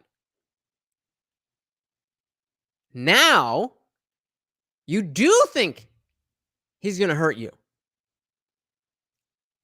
But you're saying exactly what you want to get out of there. Make it make sense. If you guys aren't confused and I'm just stupid up here, please let me know. Again, like I said, when I drop the link, I really need you guys to come up for this one because I am so lost, and I need to know if I'm just stupid or if this is fucking crazy. He didn't murder her. He drove her to her dorm. What a surprise! I had a really nice time tonight, he said, unbuckling his seatbelt. Thanks, she said. She clutched her bag in her hands. Me too. I'm so glad we finally got to go on a date, he said. A date, she said to her imaginary boyfriend. He called that a date. And they... Yeah, remember the imaginary boyfriend. Oh my God, he took me out and we had dinner and then we went back to his place for drinks and had sex and he calls it a date? I bet you she don't count dude on her body count because it wasn't really a date in her mind, even though it was a date. Oh, a date. It's only a date if you like it, right, honey? Both laughed and laughed. You're welcome, she said. She reached for the door handle. Thanks for the movie and stuff. Wait, he said, and grabbed her arm. Come here. He dragged her back, wrapped his arms around her, and pushed his tongue down her throat one last time. Oh my God, when will it end? She asked the imaginary boyfriend. Why didn't you ask the real boyfriend, the real guy that was right in front of you? This went viral, this story. This was a feminist anthem.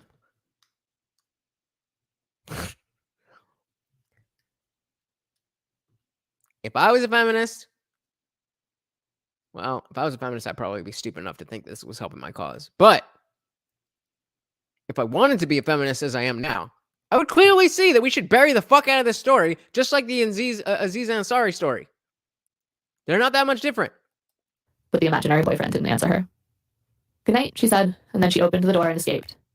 By the time she got to her room, she already had a text from him. No word. Escaped. She escaped by asking to leave, and then he drove her home. She escaped. This is what they think of you. This is what they think of you, gentlemen. Just hearts and faces with hard eyes, and, for some reason, a dolphin. She slept for 12 hours, and when she woke up, she ate waffles in the dining hall and binge-watched detective shows on Netflix, and tried to envision the hopeful possibility that he would disappear without her having to do anything. That somehow... So you went on a date with him. You went back to his place.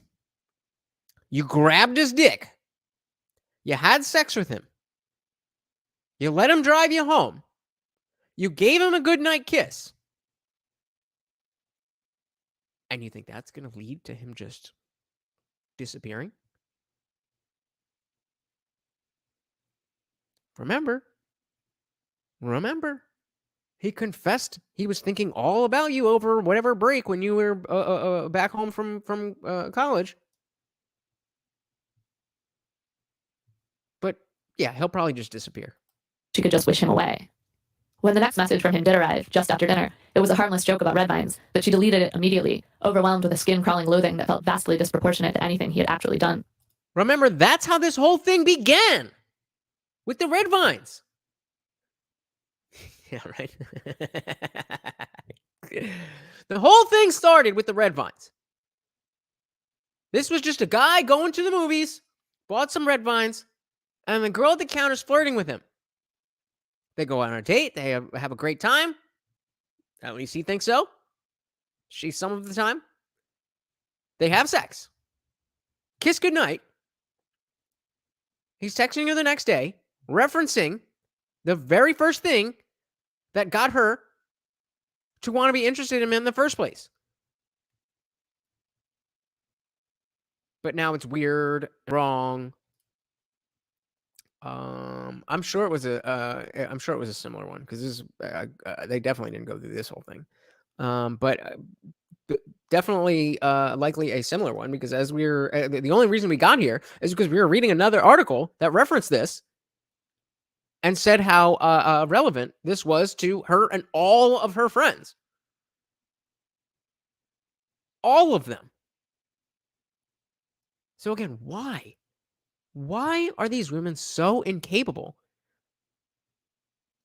of just saying what needs to be said when it needs to be said? She was more than capable of leaving when he asked her to stay over.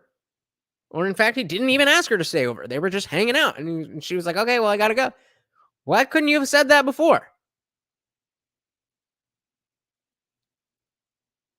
You specifically said you did not feel like he was going to harm you.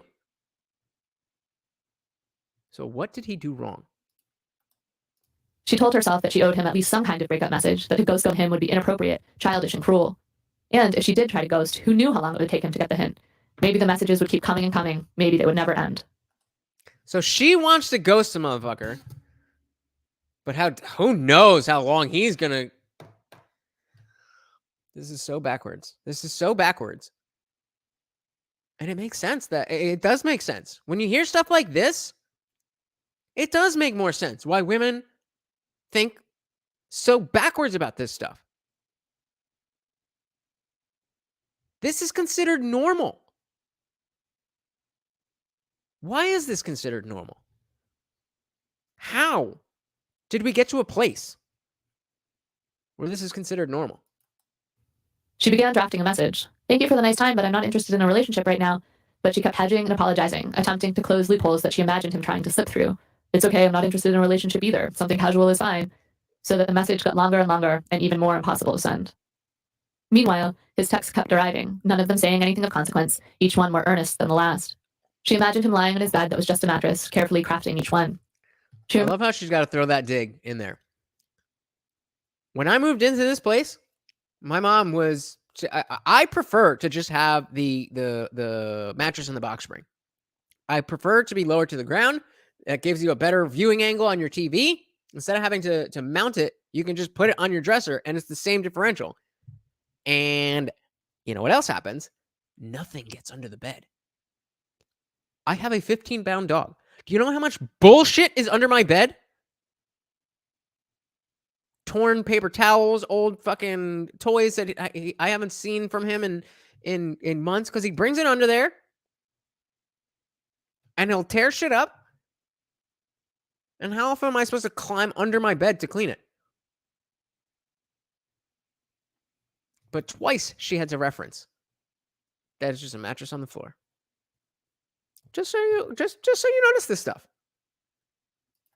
Remembered that he talked a lot about his cats, and yet she hadn't seen any cats in the house, and she wondered if he'd made them up. Every so often, over the next day or so, she would find herself in a gray, daydreamy mood, missing something, and she'd realize it was Robert she missed. Not the real Robert, but the Robert she'd imagined on the other end of all those text messages during break. What?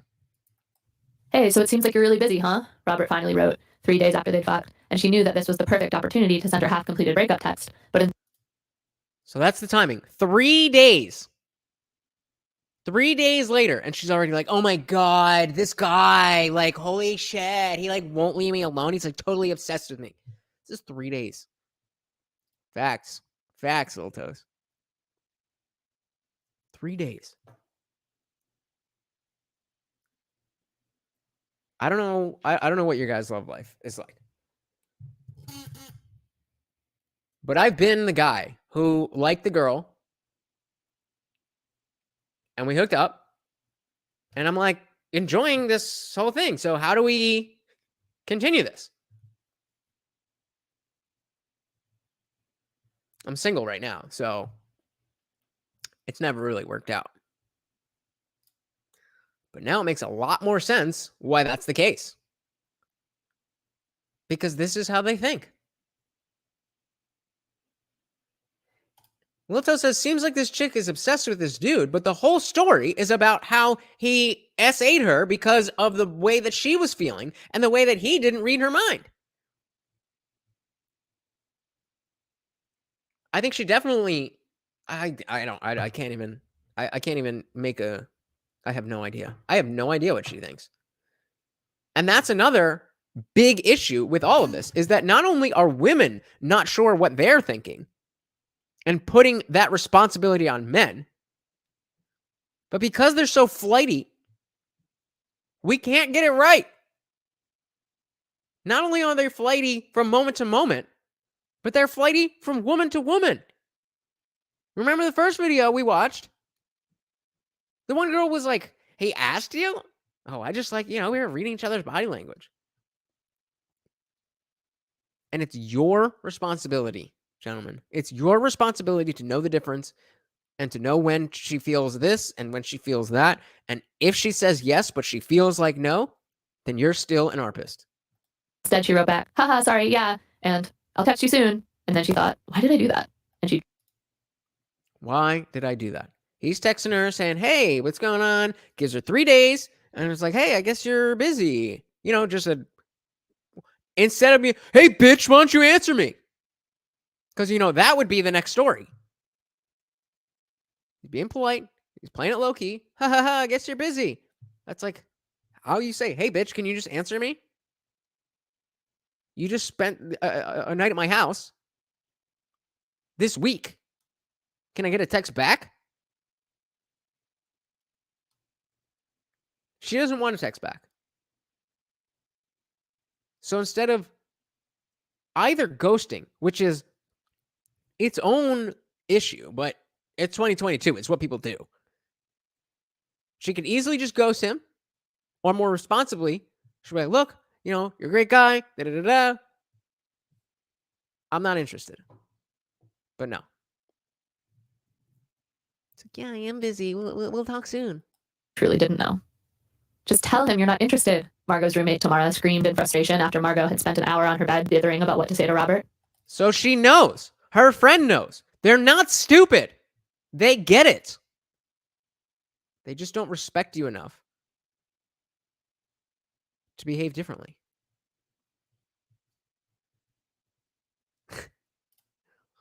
I don't really play many video games, but I'm down for it.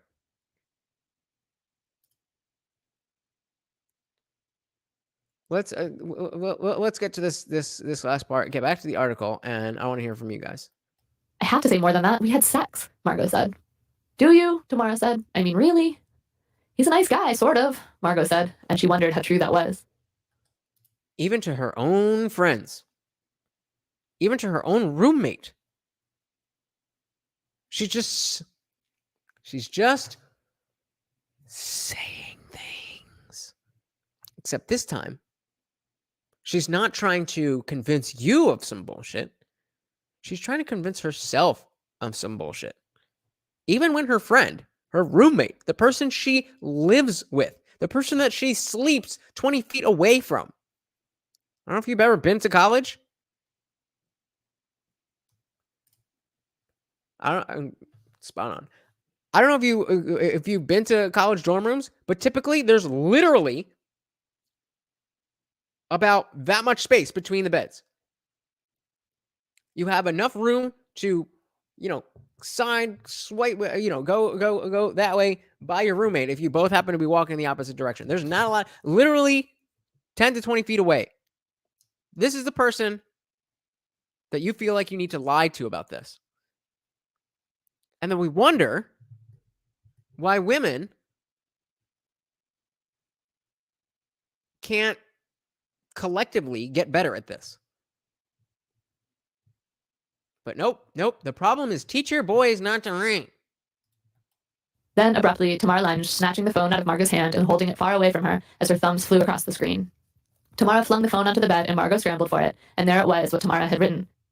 Hi, I'm not interested in you. Stop texting me. Go Tamara. Go Tamara. She knows what's up. Although, I bet you she does the same shit in her own life. And Margot is the one telling her what's up when it's a dude with her. They know. They're not stupid. Women are not stupid. Women are extremely emotionally intelligent. So why is this an issue? This should be an issue of men not knowing how to articulate their feelings. But it's the complete opposite. How is that the case? Oh my God, Margot said, finding it suddenly hard to breathe. What? Tamara said boldly. What's the big deal? It's true. Good point.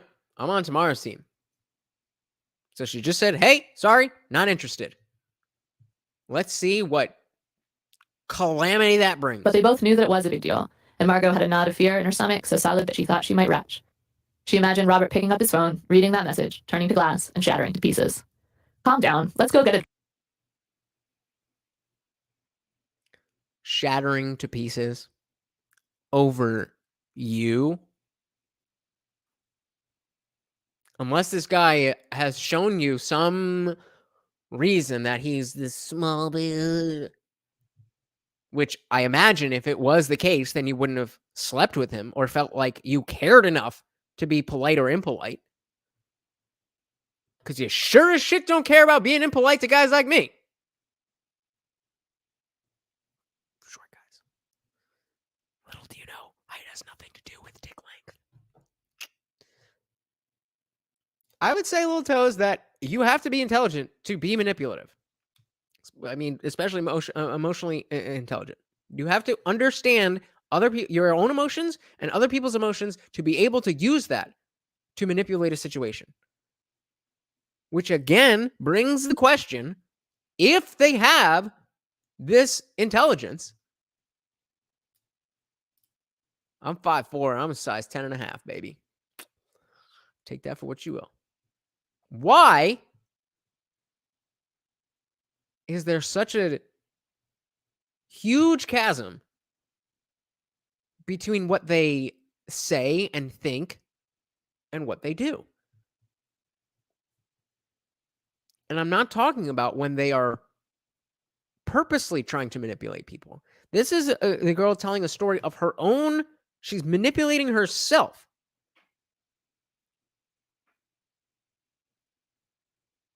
It's confusing. It's confusing. If you're confused, then you're sane. If this makes sense to you,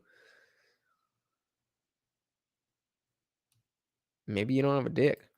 Drink, Tamara said, and they went to a bar and shared a pitcher. And all the while, Margot's phone sat between them on the table, and though they tried to ignore it, when it chimed with an incoming message, they screamed and clutched each other's arms. I can't do it. You read it, Margot said. Oh my God. I'm just imagining this fucking scenario. So we got the phone. It's like, okay, he's definitely gonna text me. Like, okay, I'm not gonna touch my phone. I'm not gonna even. Oh my God, he texted me. Let's see. Okay, wait. Let's see what he says. Oh my God, he said blah, blah, blah, blah. That's what I'm imagining. Women are something else. Women are something else. Posital says they're missing braveness to face general problems. Interesting. That's an interesting hypothesis. I like that. It's the courage to do what needs to be done, to save yourself, even at the expense of somebody else's feelings. They're missing the braveness to face general problems. Since childhood, women are more likely to receive protection than men. How's that working out, ladies? Women are so sheltered and taken care of that the issues that they see as, or not even see as, the issues that are top priority, the issues that are most traumatic in their lives, generally, of course, if you're like brutally are paid. That's, on some other shit. But most women aren't. They say 1 out of 4. 1 out of 4. Come on. Maybe we do need apocalypse. She pushed the phone toward Tamara. You did this. It's your fault. But all the message said was, okay, Margot, I am sorry to hear that. I hope I did not do anything to upset you. You are a sweet girl and I really enjoyed the time we spent together. Please let me know if you change your mind. Margot collapsed on the table, laying her head in her hands.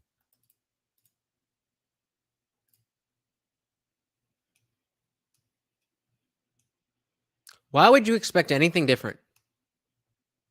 What happened when you told him, when he was expecting that you were going to stay over? And he was like, oh, I was going to make you eggs in the morning. What did you do? You shut him down. And then he drove you home and gave you a kiss goodnight. And texted you the next day.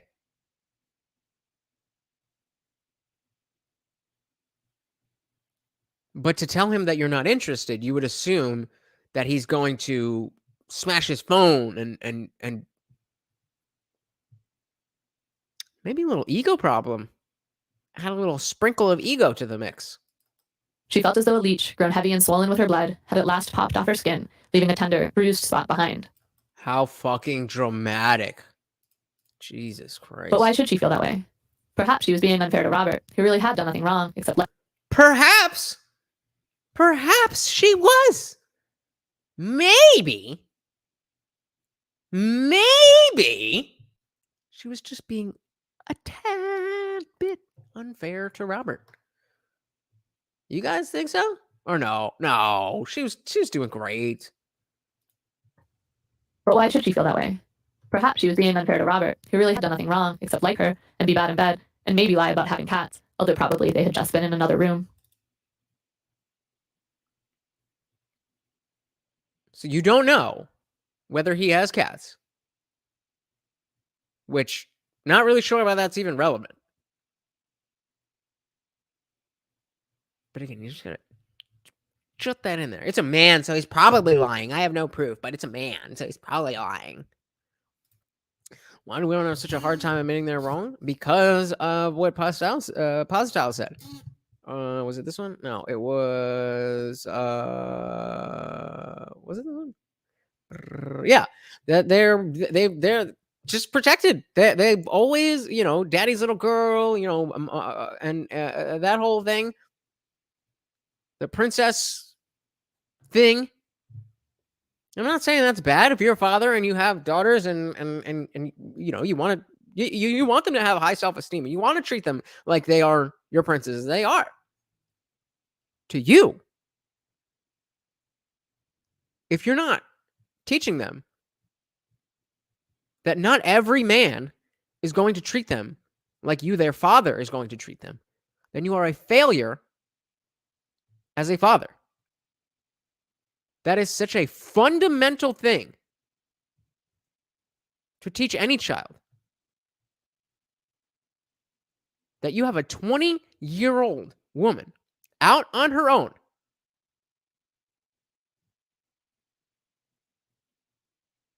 and she doesn't understand that sometimes people are going to act differently.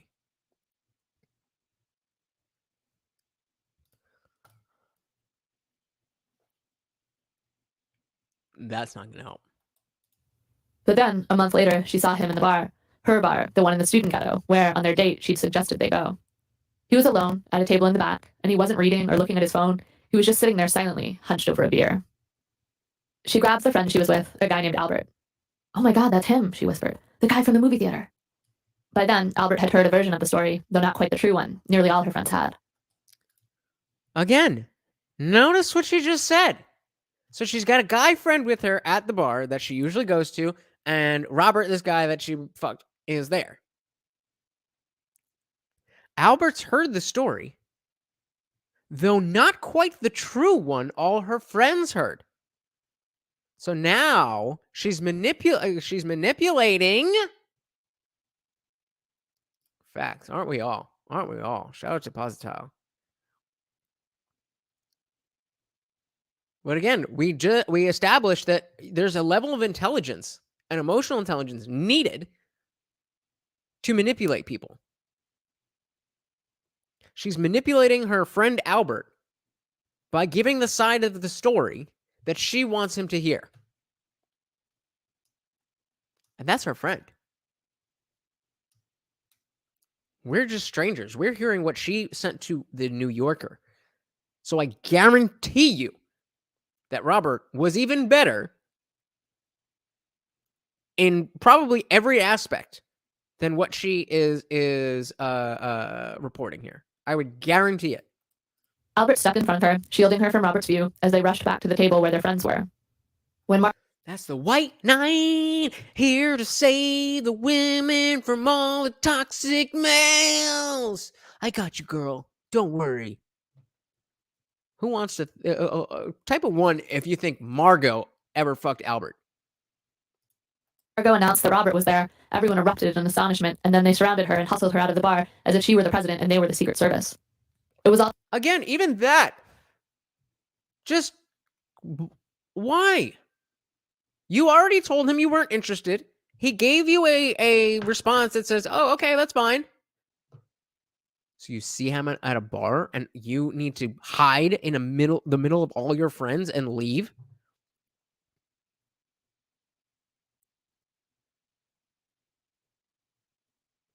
Robert's just an asshole.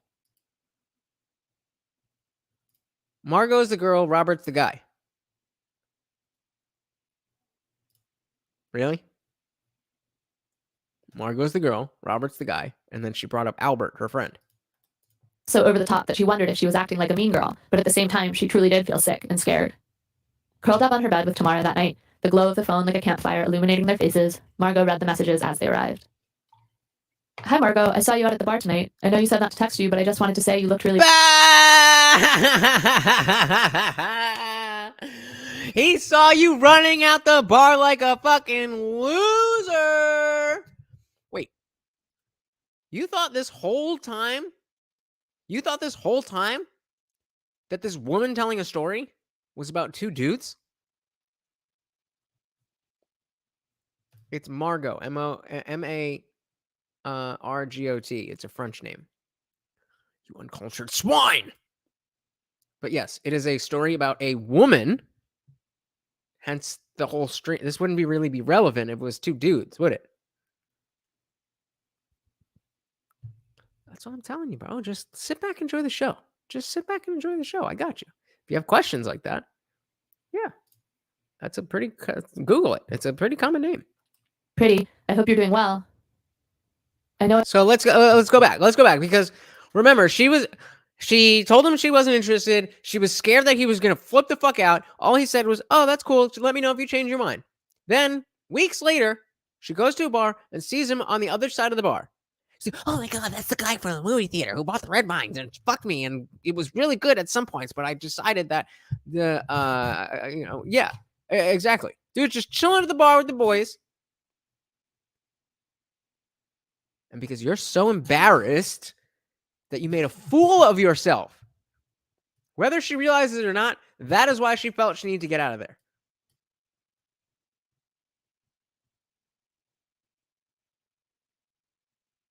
I mean, I have, I'm trying to think because I have like my local pub from my hometown, which is, kind of it's a smaller place, and I wouldn't quite call it a dive bar, but it's it's got that kind of vibe, and it's relatively small. So if you're there and there's someone else there that you definitely don't want to see, you will notice each other.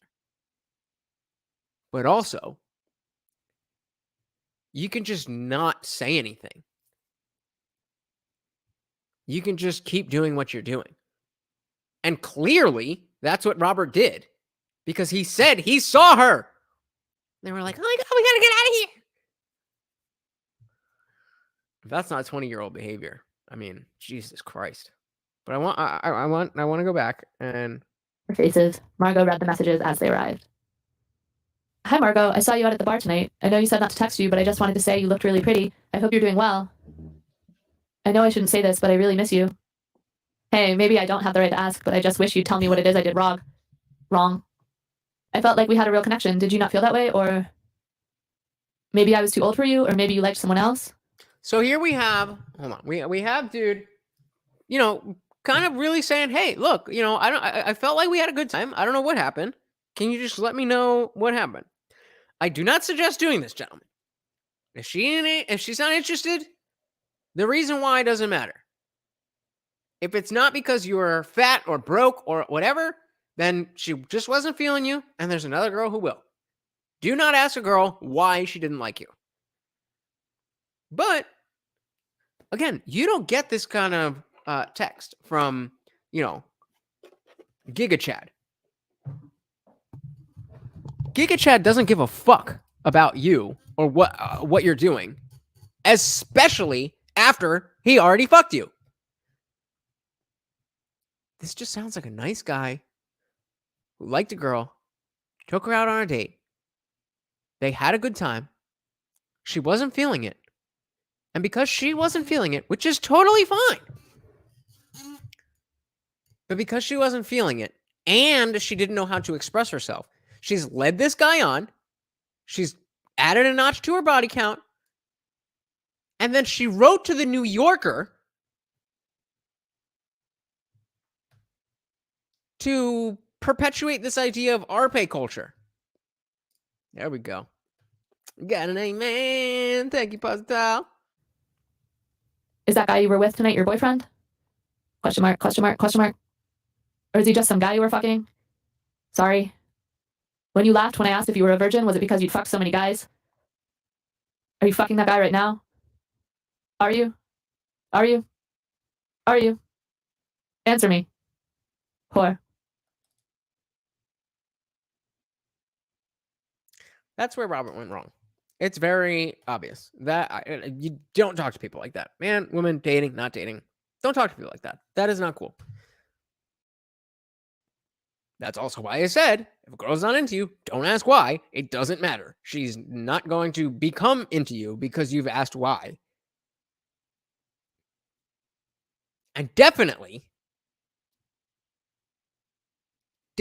hey, we got Vincent in the building. What's going on? Welcome. So just to recap, we started reading an article about a girl who was talking about how her and all of her friends kept having this experience where they didn't want to hook up with guys, but they were doing it and giving consent and saying yes and doing all the right things and then feeling bad about it and being confused about it. And they referenced this story, Cat Person, which is just a story of this woman going on a date with a dude, flirting, initiating flirting with him, going out on a date, going back to his house, having sex with him, standing up and saying that she couldn't stay the night, and then breaking up with him after one date, thinking there's going to be some huge thing. And now because he is confused and angry, which is not an excuse, he's being disrespectful to her. But the point of the story seems to be that if you don't, if you don't give men exactly what they want, then they're going to call you a whore. Maybe it has more to do with the fact, with how manipulative you were, that he's angry. Because remember, he already got up all up in them guts. That's precisely what we're talking about. That's precisely the type of thing that we're talking about. And the thing that I am coming to realize is that while absolutely, this could be the case, there really is an entire population of women who think that this is normal. Think that feelings have nothing to do with sex. Feel like it's insane. It's insane. Check the replay on this one. This is. Yeah, imagine that. Men actually do have feelings. Whether you believe it or not, ladies, we do in fact have feelings. So let's go back to the article. She was saying, so she was talking about, yeah, absolutely. The delusion is at an all-time high for these women. But what I'm getting from this article is that it truly is a delusion. Yep. That's what they think.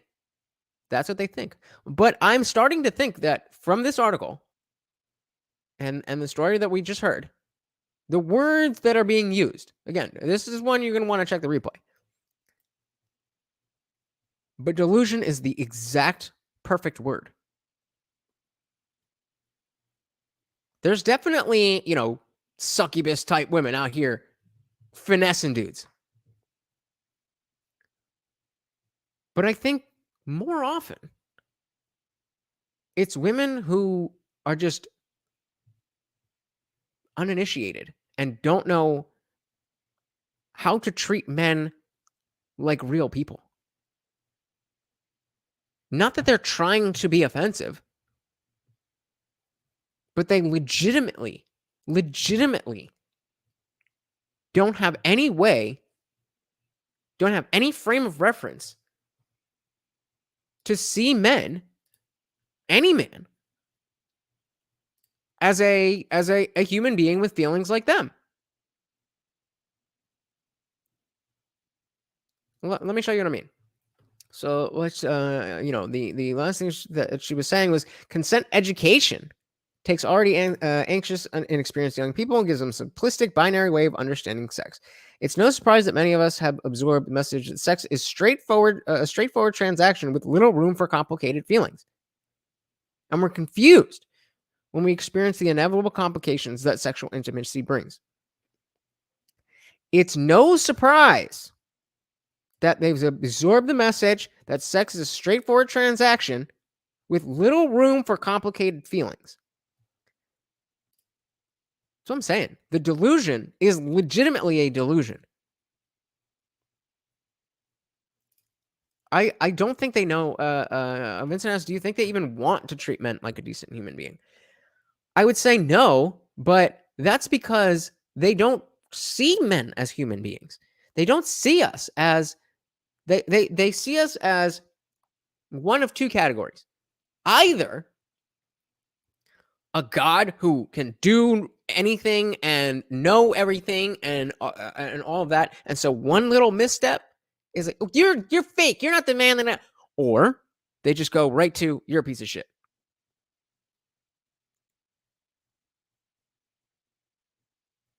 And if they are really feeling that, Positel was talking earlier about how this is women poisoning other women. And I completely agree. This is older women who are more malicious, behaving and speaking in ways on point. These older women are behaving and speaking in ways that don't allow the younger women to see men as human beings. Think about that. They actually see men as a different species, a lower species. Think about how you treat your dog versus how you treat your mom. Think about how you treat a random squirrel in the trash versus your buddy. Are you out to be mean to squirrels? No. I mean, that'd be kind of weird, but, whatever floats your boat. Most of us. Omnipotent means able to do anything. Omni, anything, and potent, being able. I don't think that's the exact translation, but omnipotent means to be able to do anything. And Vincent says, because older women compete for the same. There you go. There you go, Vincent. That's the piece I was missing. They're competing for the same men. So the older women, The older women know what's good for the most part. We're all people. But this change that we've seen in the last 10 years is because those older women are purposely, maybe not even consciously, but purposely poisoning the next generation so that men of my age will look in your direction when you're 50. Vincent, on point. Pascal, basically they're saying that sex is about emotions and feeling in a physical scale and then leave horniness at the... So basically they're saying that sex is about... No, they're saying... They're saying that they have trouble understanding that sex is about emotions. They are, again, it's no surprise that many of us have absorbed the message that sex is a straightforward transaction with little room for complicated feelings. This is what the older women are telling the younger women that sex is about. And it allows then for these younger women to see men as objects.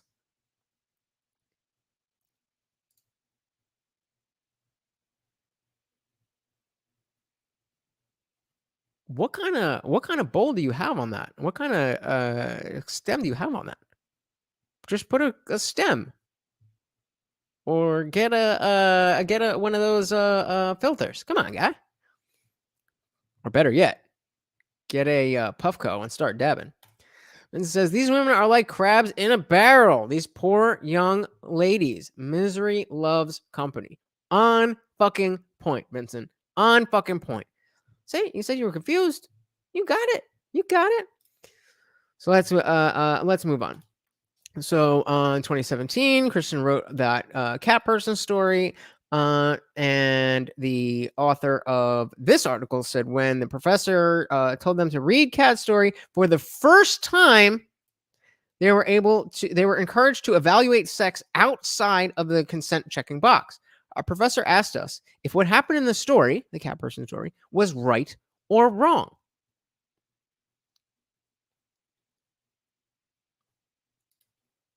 What the fuck? Is what happened in that story right or wrong? From what perspective? What she did? Yes, that is wrong. Leading a man on, lying to him, manipulating his feelings? That is wrong. Yes. Did he do anything wrong? No.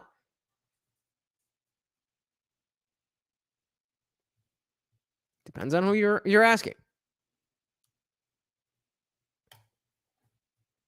Professor asked if what happened was in the story was right or wrong, and whether the characters themselves were morally blameworthy. When one student began reciting a familiar argument about enthusiastic verbal consent, our professor stopped her. She wanted us to think beyond legal definitions and Title IX trainings and precisely examine for ourselves a question of sexual ethics. I don't know what the fuck that means. A new kind of thinking emerged. And aren't we all the better for it? A new kind of thinking emerged, one that allowed consideration of questions like, what duty do you have to a sexual partner? Can you hurt someone without being blameworthy yourself? Yes. You can absolutely hurt somebody without being blameworthy. Yup. If I accidentally step on your toe, I hurt you. And I did it. But it would be weird of you to use blame in that context, right? That's not really what we mean. We would assume that if you're mad about me stepping on your foot, that it would be the fact that I purposely did it. If it was an accident, no harm, no foul. My bad. I apologize. I hurt you. I didn't mean to. And then again, she says, was that? Yeah, pretty much. Yep. So she said, again, a new kind of thinking emerged, and then we got that. Is sex special? This is a new kind of thinking? This is new kind of... No, hun. This is a college graduate thinking that is sex special is a new kind of thinking. And we wonder why they're so fucked.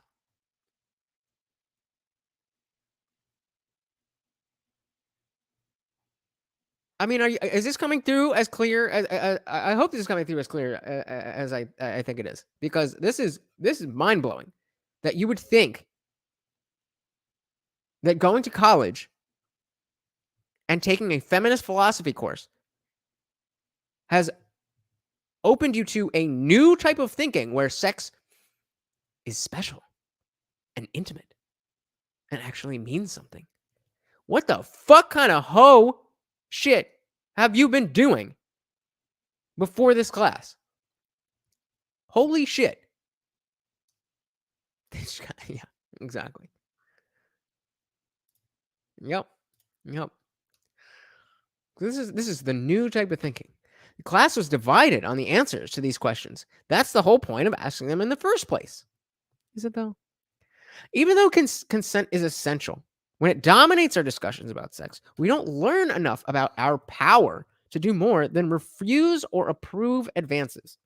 We don't learn what we owe to our partner beyond simply not committing a crime against them.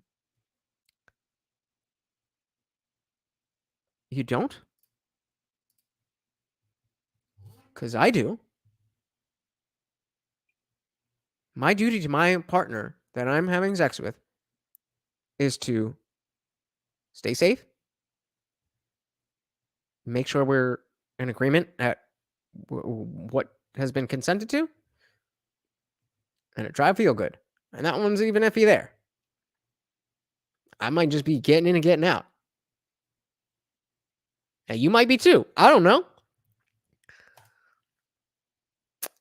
Yep. Because they can. Because the government will pay for your college. And so the college is like, yo, we got a blank check. We got to have a Star Wars class. We got to have a feminist philosophy course. We got to have this. We got to... And says, female studies sounds like an acid trip out of logic. I've done a decent amount of acid.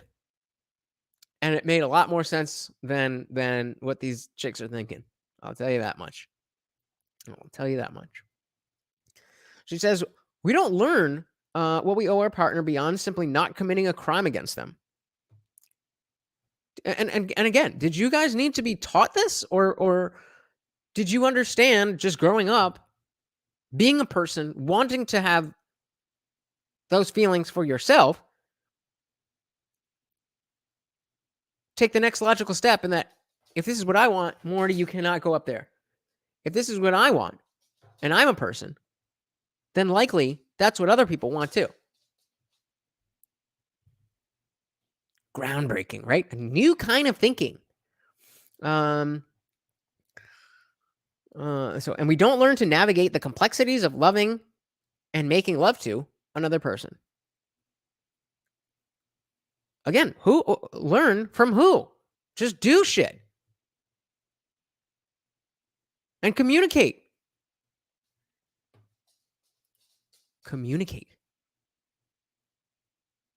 That's it. Just try stuff and communicate. Be open about what you do want to do and don't want to do, and what you like and what you don't like. You guys are, for the most part, I think you guys are younger than me. So, am I breaking ground here? I feel like this is day one shit. This is like birds and the bees talk. This isn't college level anything. This isn't college level philosophy.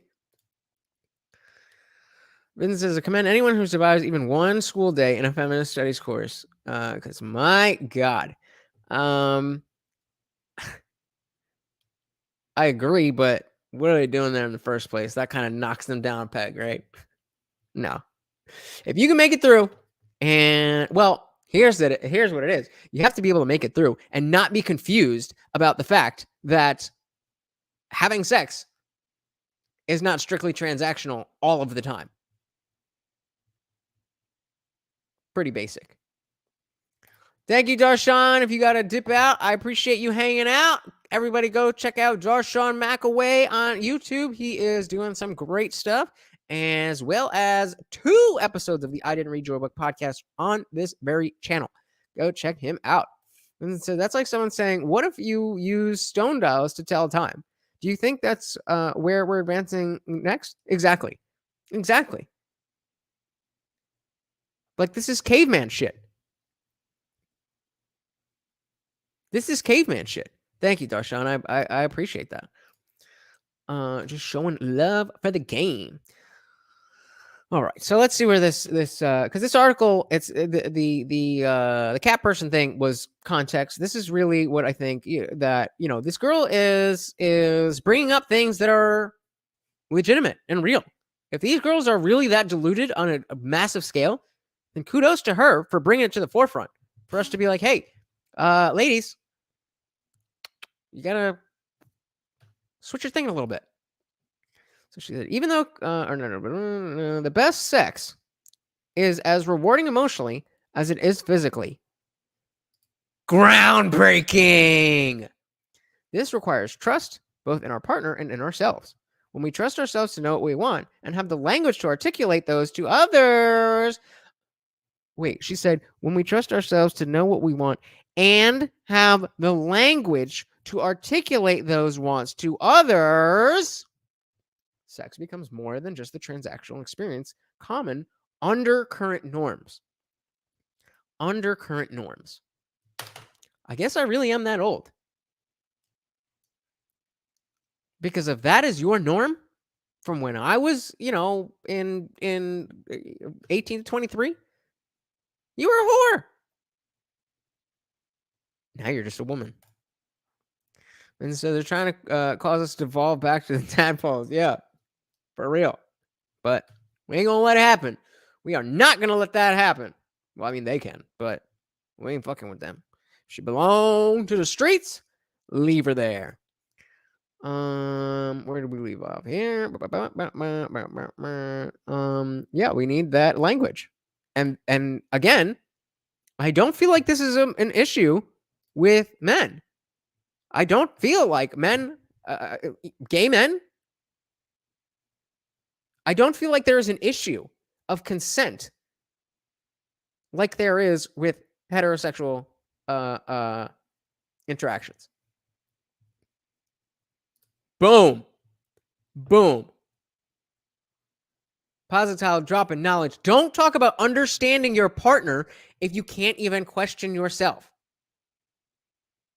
If you can't even look inward, don't worry about understanding.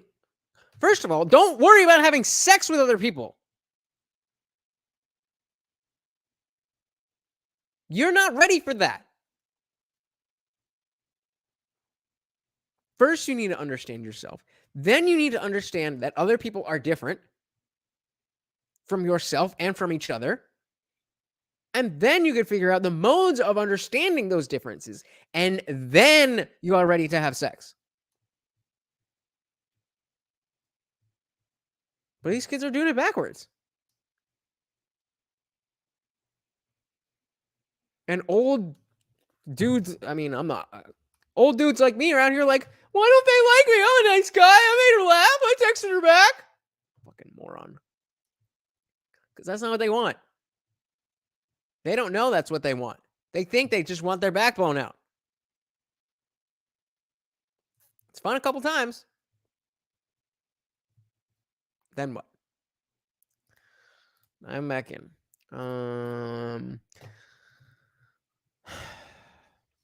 When we trust ourselves to know what we want, we have the language to articulate those wants to others. Sex becomes more than the transactional experience common to under the current norms. Instead, it's exciting, joyful, and intimate. Who has not tied the word intimate or intimacy to sexuality? Where are your parents, little girl? Probably at some pride parade. Valuing one another as equal people, not just as bodies to extract consent from. Forces partners to recognize our moral duty to one another, namely, that concern for others' pleasure also means concern for their dignity. Sex education should start from the assertion that each person deserves pleasurable, mutually respectful sex, not sex that is merely consensual. In turn, it should teach students how to think for themselves about their desires and talk openly with their partners about them without shame. Kind of like not feeling like you have to fuck a dude because you don't want to be impolite and then blaming him for RPing you.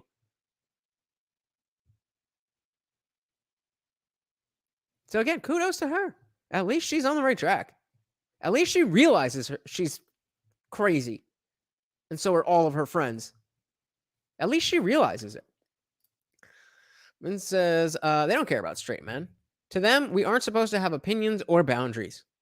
Every time I've rejected sexual advances from a chick, it's scary because they don't understand no. But then they expect you to understand no and respect all their boundaries.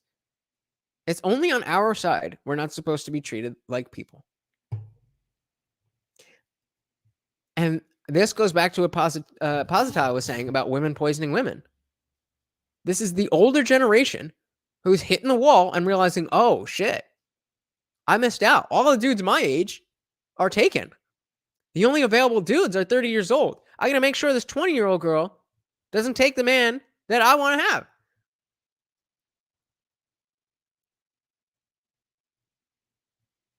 And so they know it's malicious. But this new generation has no idea that the way society and the courts and women in general treat men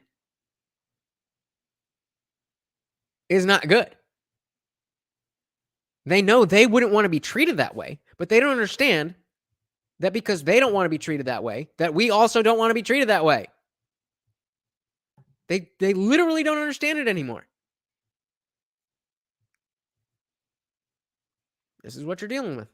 This is what you're dealing with out there. When I sit down with my friends, she says, I want to talk about our experiences with a real sense of agency. You mean like saying no when you mean no? And saying yes when you mean yes? And saying I'm not comfortable when I'm not comfortable? Are men stopping you from doing that? Didn't think so. When I want to know that they feel respected by their partners, but also that they respect themselves enough to make their desires known. What have we read either or watched, either from the article or from Cat Person, that suggests that they are not being respected by their partners? Specifically in this article, when she was talking about the verbal yes is always there, even though we didn't really feel like it. How is that not respecting you? Oh, it's only respecting you to read your mind. And even though you said yes, you meant no. And it's disrespectful of me to go based on your words. I guess you're just a dumb woman, right? And I'm a man, so I have to do it right for you because you don't know how to do it. That's what you're suggesting, honey. That's what you're suggesting. Do you have agency or not? Are you an adult or not? You can't have your cake and eat it too. Is this the end? She says, yes, this will be a more difficult message to teach to college freshmen than the message in the skit I performed in, but it would be worth it. Why? Why is that such a difficult message to teach? To college freshmen. Maybe to middle schoolers, that would be tough to teach. Why is that a difficult message to teach college freshmen?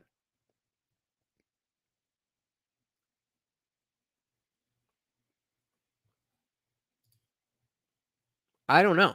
I'm asking you guys. So we see that young people are having less sex.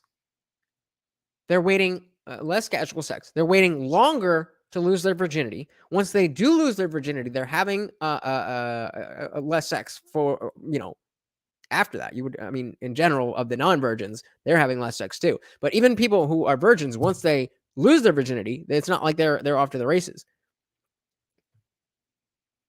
Then these old chicks sabotage the young girl's chances. If I can't have them, then you can't either. I'll make sure of it. I think you figured it out, brother.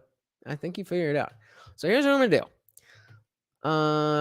I'm gonna drop the link, and I don't know if any of you guys are gonna come up. So I have another little video just about this that I think is interesting. But I would love to talk to you guys about this. I think this is. Oh fuck! Did I? Okay. I think this is, it's something I need your guys' help with. I don't get it. Vincent really put some stuff into perspective for me about as well as Positile. With the older women, the younger women, the competition. That stuff didn't really occur to me. So come up and teach me more. Positile says Johnny Depp versus Amber Heard. If the final verdict was the opposite, I guarantee you that Johnny Depp would be in jail by now. No, it wasn't a criminal trial. But I get what you're saying. Like, he definitely would have been raked over the coals. He wouldn't have been in jail, but I agree with you. It definitely would have been the same. The fact that she Amber Heard is kind of out of the news cycle now is proof that women can just do stuff and men can't. So the link is dropped. The link is in the chat. Come on up. Come on up. Talk to me about any of this. Talk to me about the girl going on the dates, the what you think of consent, what you think about the changes in how we talk about consent.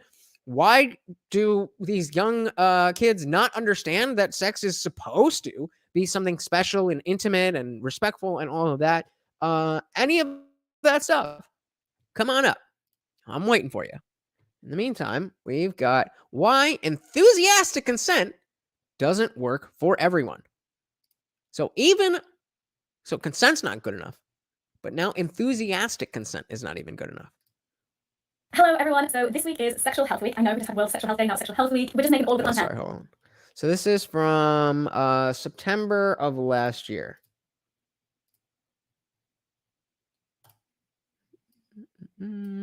About all of the sexual health days. It's because I got that calendar, so I know Come on things up! are happening now. Sexual Health Week in the UK is run by Brooke, who I'm an ambassador for. They are a young person's sexual health charity, and the theme this year is consent. Now, I could have done a whole video about just like the do's and don'ts of consent, but instead, one of the things that I have been coming across a lot recently, and also just been thinking about more generally recently, is how our understanding of consent has evolved. You'd think that consent was just consent, right? But no, we just have to go and make it more complicated. No, I don't think it's more complicated. I think as our understanding has evolved, it's actually made things clearer. So in this...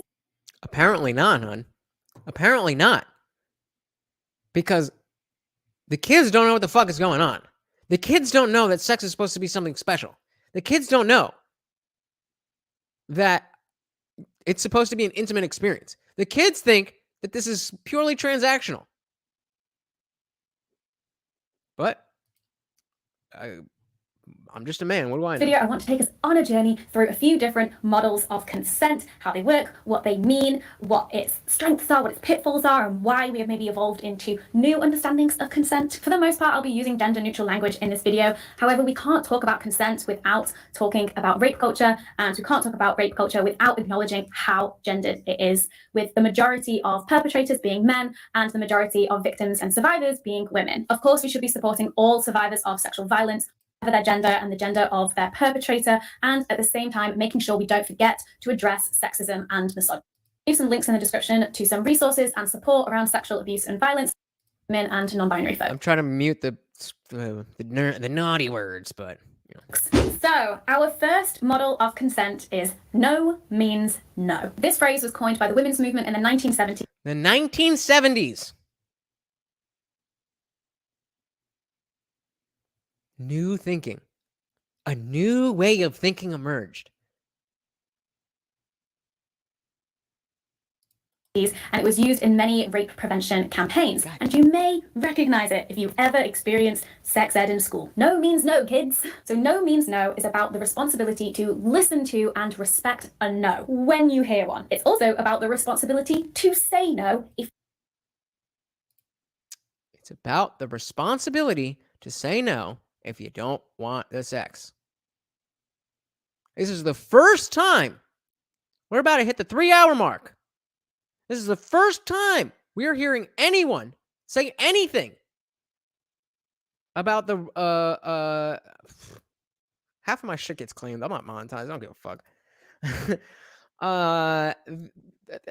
Everything that we've said has been based on women not communicating. Exactly. I guess they didn't see it. Well, I'm here for you, ladies.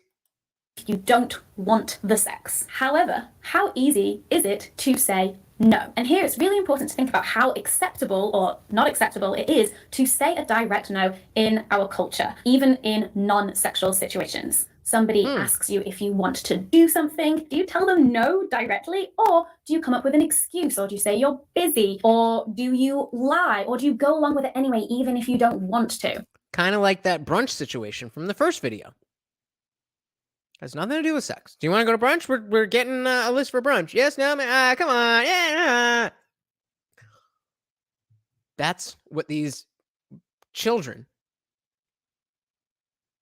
legally they may be adults, but to me they are children. If you are 20 years old and you don't know that sex is supposed to be an intimate thing, you are a child. So yes, these children see going to brunch as the same thing as having sex. But if you pay for that brunch, that doesn't entitle you to that sex that they have no value for. Make sense?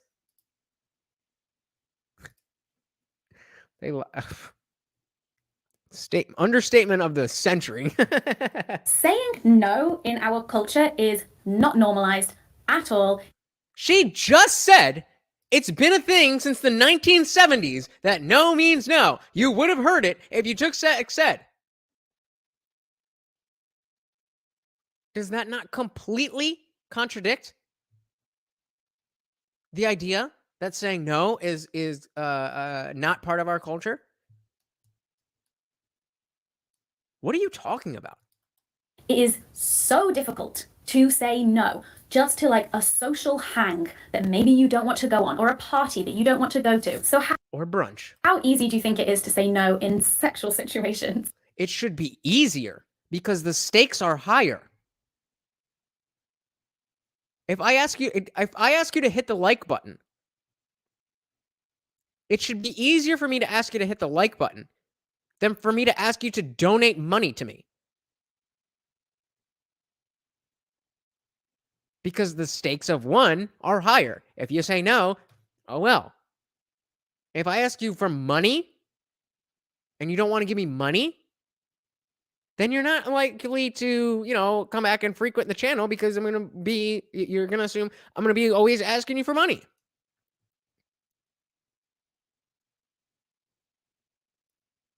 Nah, but it's just like brunch. Sex is incredibly vulnerable, and often people don't have the confidence to say no, or they might feel like they don't have the right to say no. If that's how you feel, if you don't feel like you have the right to say no or the ability to say no, then you should not be engaging in anything that can lead to sex. That makes you a child. Marital rape was illegal in the UK until the early 1990s. You legally couldn't say no to your spouse. Within a no means no consent model, perpetrators... What was the point of that? Again, just throwing digs at men. Just throwing digs at men for no reason. Can use the excuse of, well, she didn't say no. And essentially, consent is presumed unless it is withdrawn. So, whilst no means no did some great work, and I mean, it was my understanding of consent as a teenager and young adult for a long time. Well, you failed the next generation because they have no fucking clue.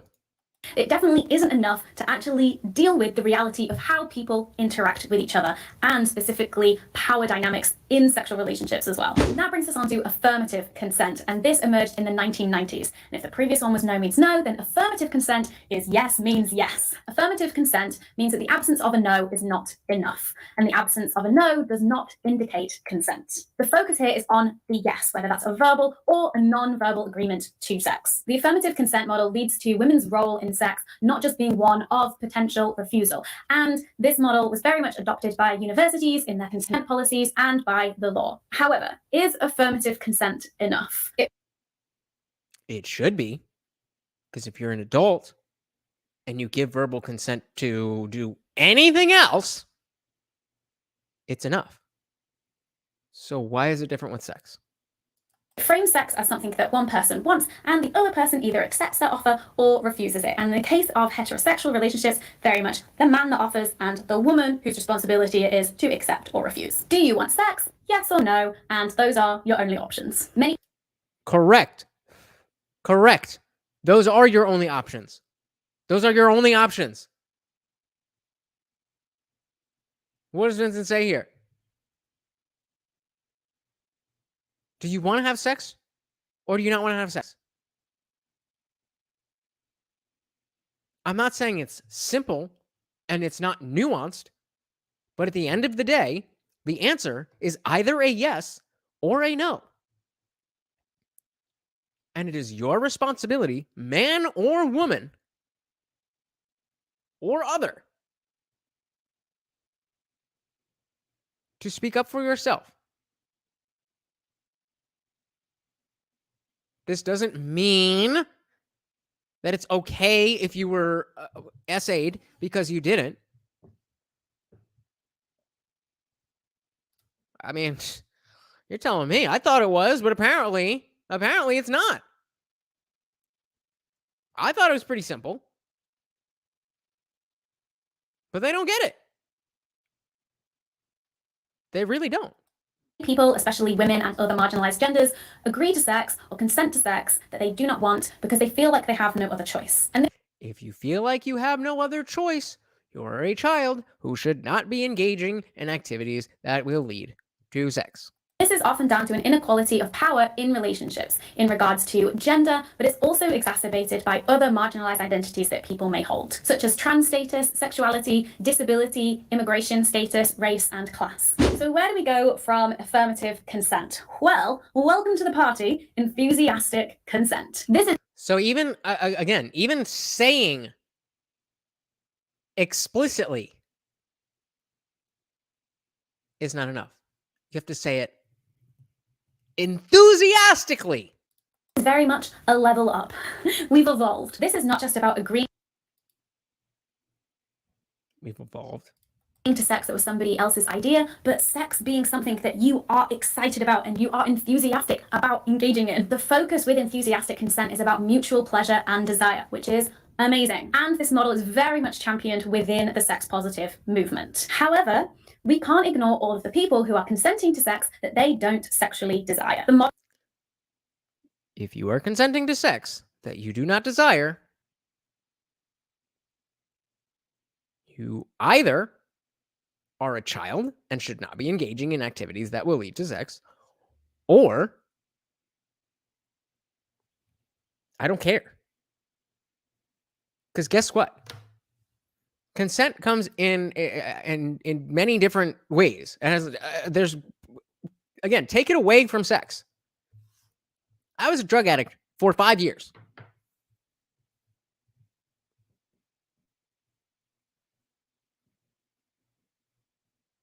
Did I consent to being a drug addict? Yeah, I did. Did I want to stop being a drug addict once I had consented to taking drugs? Yeah, I did.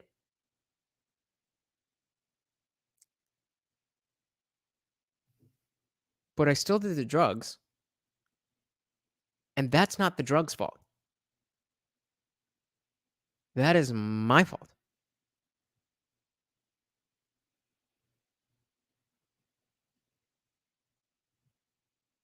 what does Vincent say here?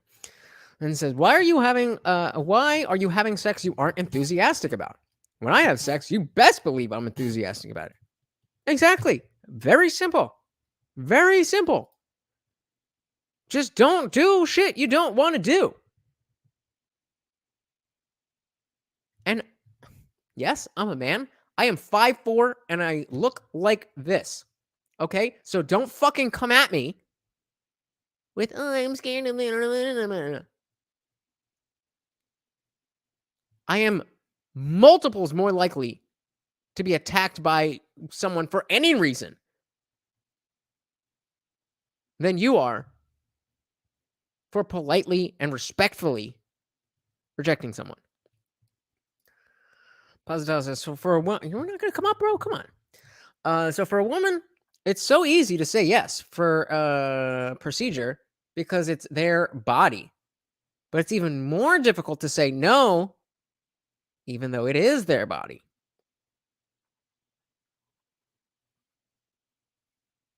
It's making sense now, right? It's all coming clear. You get it, exactly the female mindset, right? We figured it out in this stream. Model of enthusiastic consent can fall into the trap of labeling all non-enthusiastic consent as non-consent and therefore rape. For example, there are a lot of people that consent to sex that they don't enthusiastically desire in the way that we would expect from enthusiastic consent, in that they are sexually aroused and feeling sexual desire and really horny and turned on. That could include people like sex workers, asexual people, and from personal experience, people trying to get pregnant. Don't care. But again, that's a perfect example. If you're a sex worker and you consent to sex, even though you don't want to have sex, I don't care because you consented to it. Oh, God. The bottom of the bottle. Oh, my God.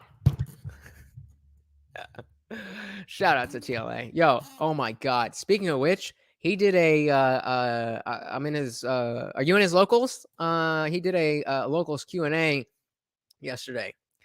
And I asked him about my channel. And he tore that shit apart. Man, fucking hurt, but we only getting better. If you're enjoying it now, we're only getting better. I'm taking some of the stuff that he said, putting it into effect for the next 2 weeks, and then I'm booking a session with him for $600 fucking an hour to make sure I can bring you the best content possible. So, if you want to hit that Cash App, go for it.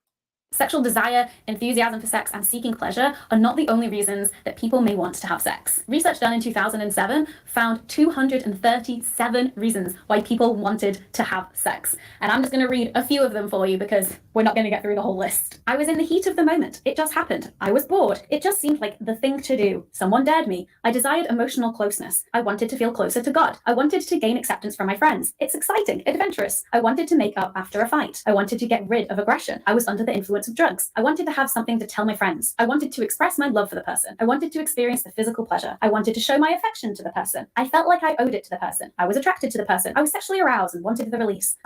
This is just a list of different ways to say, I lied to you. I lied to you. I told you that I wanted to have sex with you, but actually I didn't. And now I want to blame that on you. Friends were having sex, and I wanted to fit in. It feels good. My partner kept insisting. The person was famous, and I wanted to be able to say I had sex with them. I wanted the person to love me. I wanted to have a child. I wanted to make someone else jealous. I wanted to have more sex than my friends. I was married, and you're supposed to. I was tired of being a virgin. I was horny. I wanted to feel loved. I was feeling lonely. Everyone else. None of these are situations of RPay. If you consent to something for the wrong reason, then you just consent, like that's it. You just that's the end of the story. You consented to something and you made a bad decision. As Sean was saying earlier, he wishes he could take back some of the women he's been with. We've all been there. I mean, I only got one that I would take back because I'm ready to die because me. But that's neither here nor there. The point is, these are all excuses. If you actually care about not engaging with somebody because of things like this, then you need to be able to say it, or you are a child who does not belong around activities like this.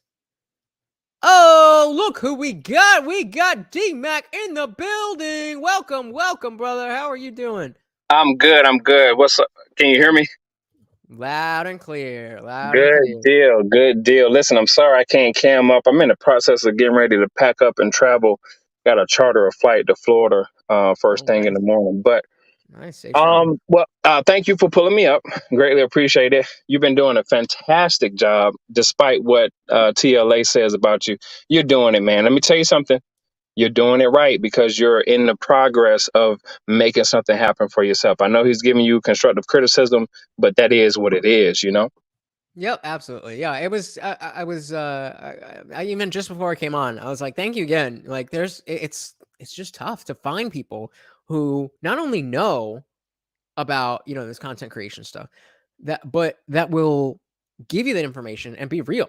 So like, Right. it fucking hurt. I was like, oh, because I went to ask him more about. I'll send you the video later, but I went to ask him just more about like how I could long stroke like he does. And he goes onto my channel, and I just put up a clip from when me and Anirudh were talking. And I was trying something new. I was using one of the templates on Canva. Usually I just Google a picture and then I'll put some text over it.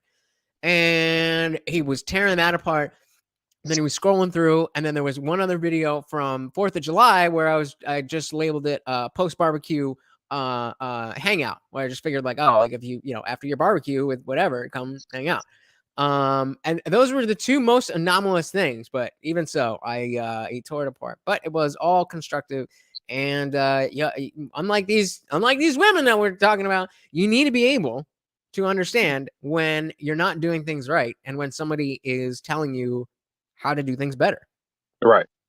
So for me to dissect this reaction, because I've been in and out, because I'm doing my thing, and I've been respectively listening to what you've been saying, to help me better progress. If you can ask me a question and I can answer it, that's how I operate. Because what I'm hearing from the cat story and from what she's saying, I go, man, this was the reason why I had started writing books. Not to plug myself, I'm just saying this was the reason from my experience.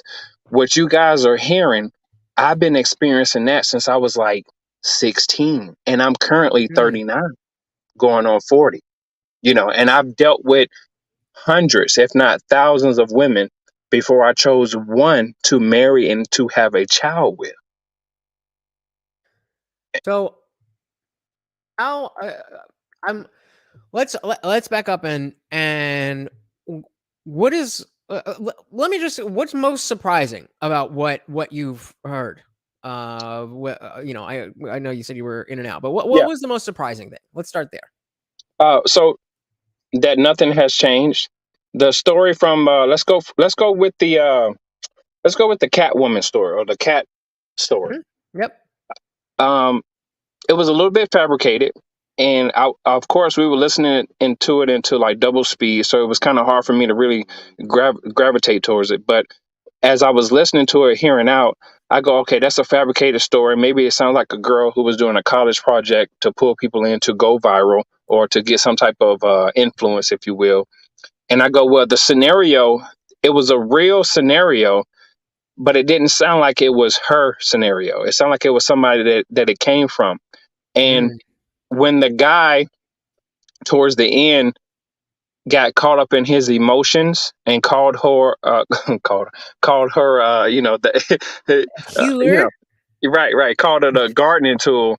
I understood where he was coming from, because when men and women get together, I'm gonna keep it PC. When men and women get together and they do what the do is, there is no way for most men to strictly detach themselves if that's the woman that they really want. Right. So he may not have needed her, but that's who he wanted. Right. And when she first met him and her flirtation, digging in the jeans, and see, you when women do that, they take it a step too far, because we're expecting for you to be freaky, a little bit nasty, but not on the first initial date, first initial week. We want you to take it slow, because in our minds we go, well, how many other dudes did she do this with? Right. Well, but even in a situation where you don't like the woman, the onus is still on her, because that's the roles that we inhibit. It's Right. the men who are trying to get it, and the women who are giving it out. So Well, it's your responsibility, who, as the woman, who you give it out to. And well, even though that's hard, welcome to fucking life. right. Well, and that was the big reason for the chastity belt, right? Because not every man's key goes into your lock. So we understand that remotely from childhood, right? And it's not even taught to us. We understand that as young boys going into teenagers and adults, that we're not going to fit. We're the key to someone, but we're not going to fit the key into this lock with every woman that we see. So from that story, we go, well, his key had it fitted in there. It was a little loose at times, and he tried to motivate himself.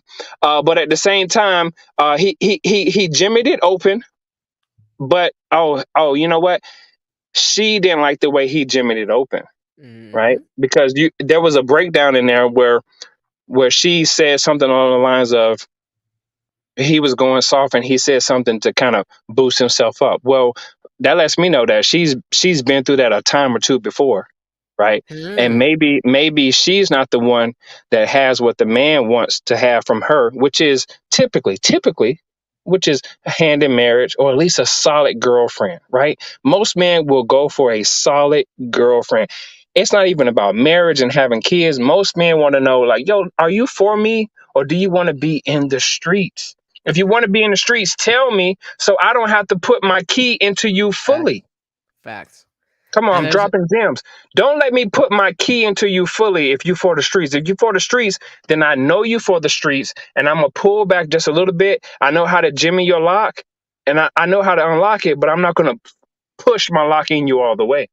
And when you piggyback that with the fact that they all these young women already have the mentality that sex is just transactional, and they're learning that in college that sex is supposed to be some special intimate thing.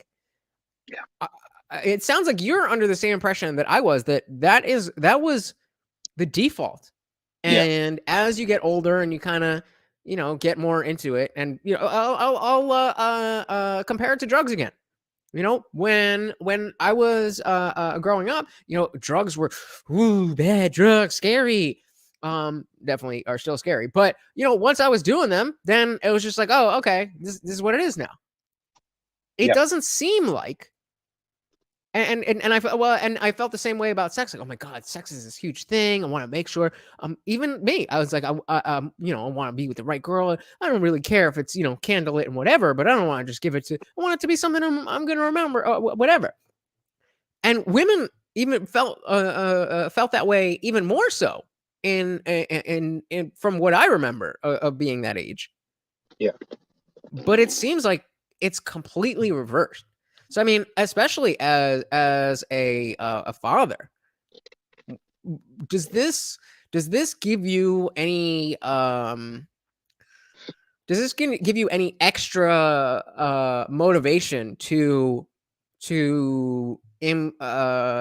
share your values with your daughter more so than obviously you already would have? But is this changing that perspective? Well, it's not changing the perspective, because I know where you're going, and I know you're trying to tread that line lightly. Listen, I tell my daughter everything I'm supposed to tell her at her age. Now, I am in the process of writing her a book about who her father was, right? It's called Your Father's Story. And I'm actually working on it right now. I got like 60 more pages to go, and I'm done. And it's just going to pick up where she needs to learn from me from her age. And as a father, we are supposed to show our daughters what sort not what kind, but what sort of man they should look for. Because why? She's an individual, right? I don't know what her true personality is behind closed doors. She has to get up to that age to figure that out for herself. But I need to let her know that, hey, if you see me treat your mom a certain way, whether it's disrespectful or respectful, you want to look out for those things. So what we fail to do as humans, not even just parents, as humans, we fail to realize that there are plenty of people, whether they hear us, whether they see us, they're looking at us as a influence and inspiration. I'm like, you know what? I don't want to do it that way. You know what? Maybe no. That I saw that guy. I saw that lady. She was driving a Corvette. That dude was driving a Rolls Royce. So that's inspiration. That's influence, right? Mhm. And in that, as a parent, we go, well, our children look at us as heroes, especially when they see the animations. Where, oh, my dad's a hero. My daughter calls me a hero, right? She, Daddy, would you knock over a bison for me? I go, yeah. Would you knock over a cobra? Yeah. Right. So in her mind, she's developing that. Well, my dad was this way towards me.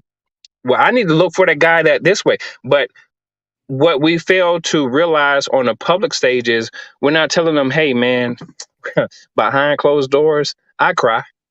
I get weak.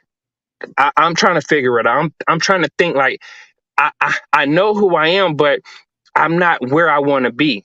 And as a parent, we have to pull back and say, I need to show my child who my true essence is. And that's what I've been doing. Like, I'm strong, but I'm not that strong. I can't pick a car up in the sky and throw it over my head. But I can pick a car up if you're in danger, that type of deal. So when I hear these stories, I go, that young lady, she has parental guidance, and just listening to it as a writer, I go, okay, it's fabricated. She was making a good story. It went viral because I really want to hear the whole story in its entirety.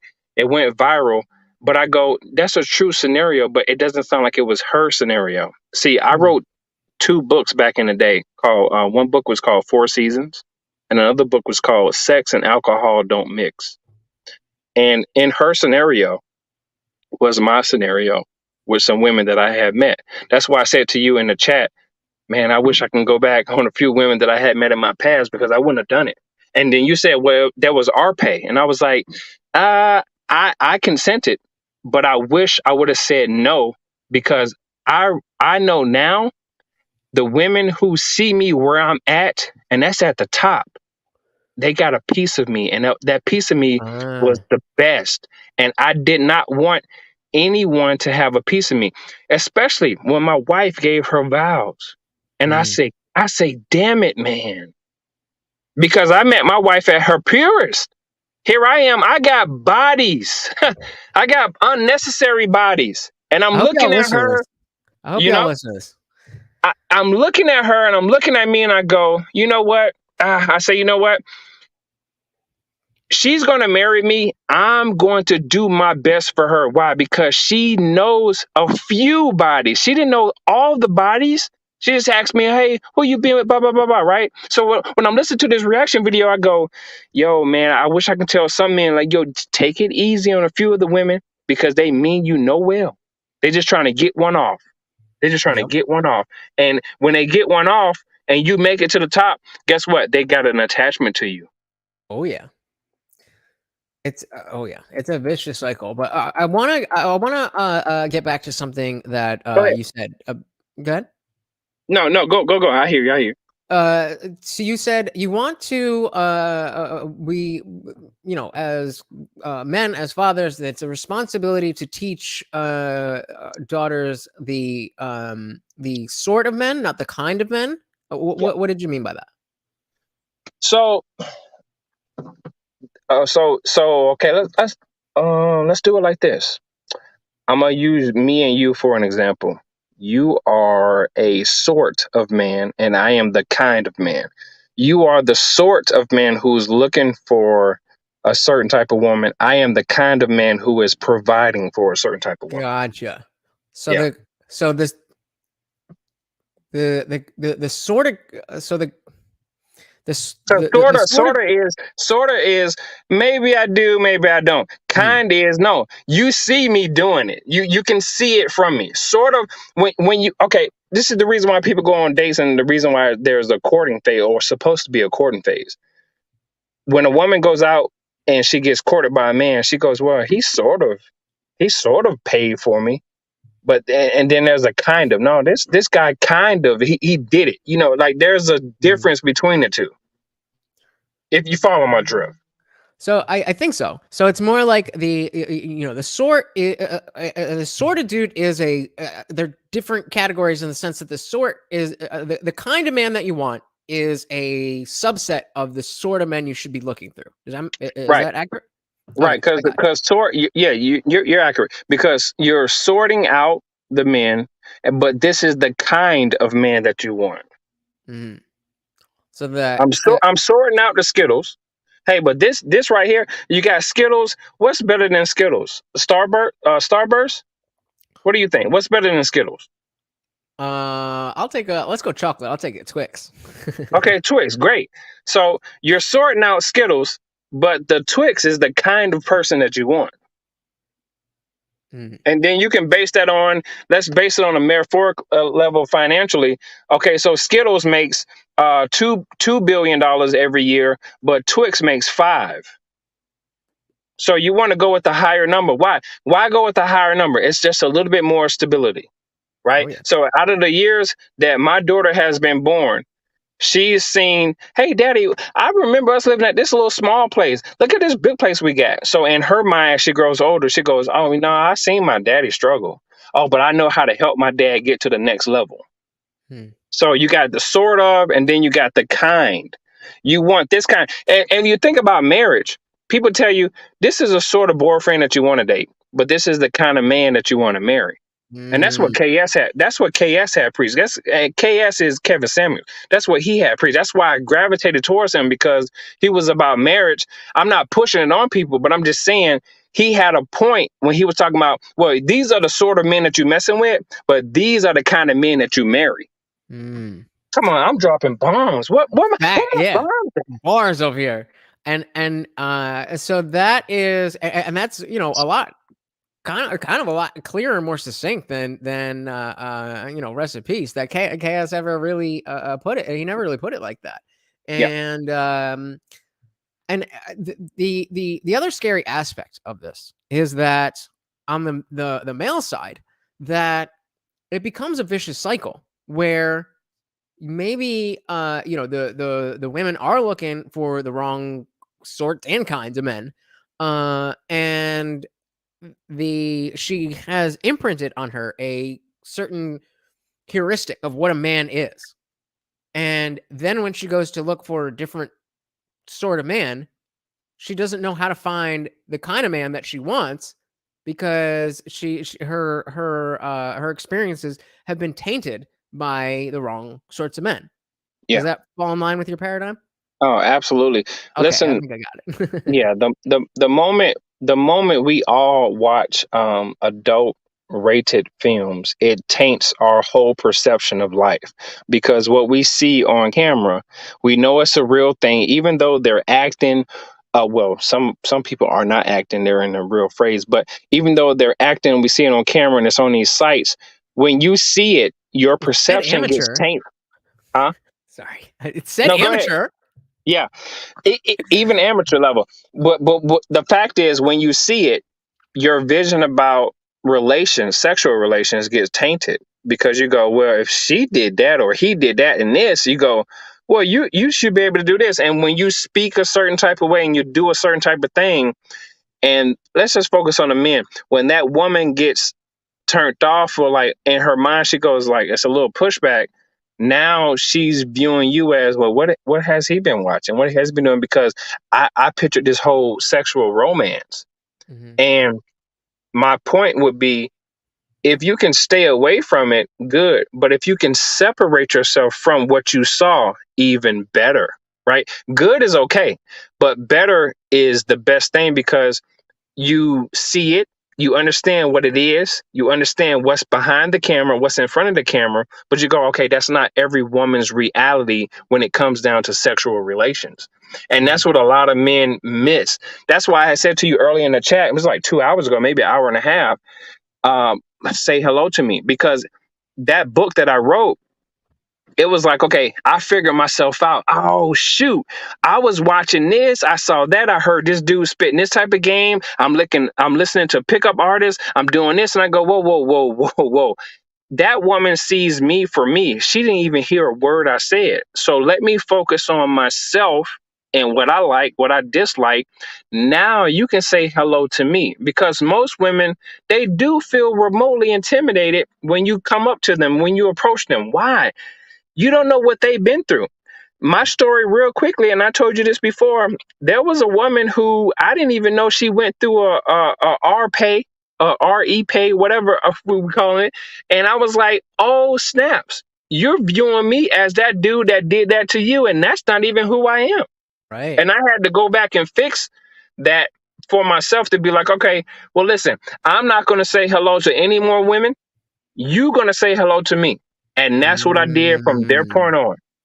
And that's been ever since the year 2009. You are going to speak to me as a woman. Why? Because I got something that you want. You have nothing that I want. I'm okay with where I'm at.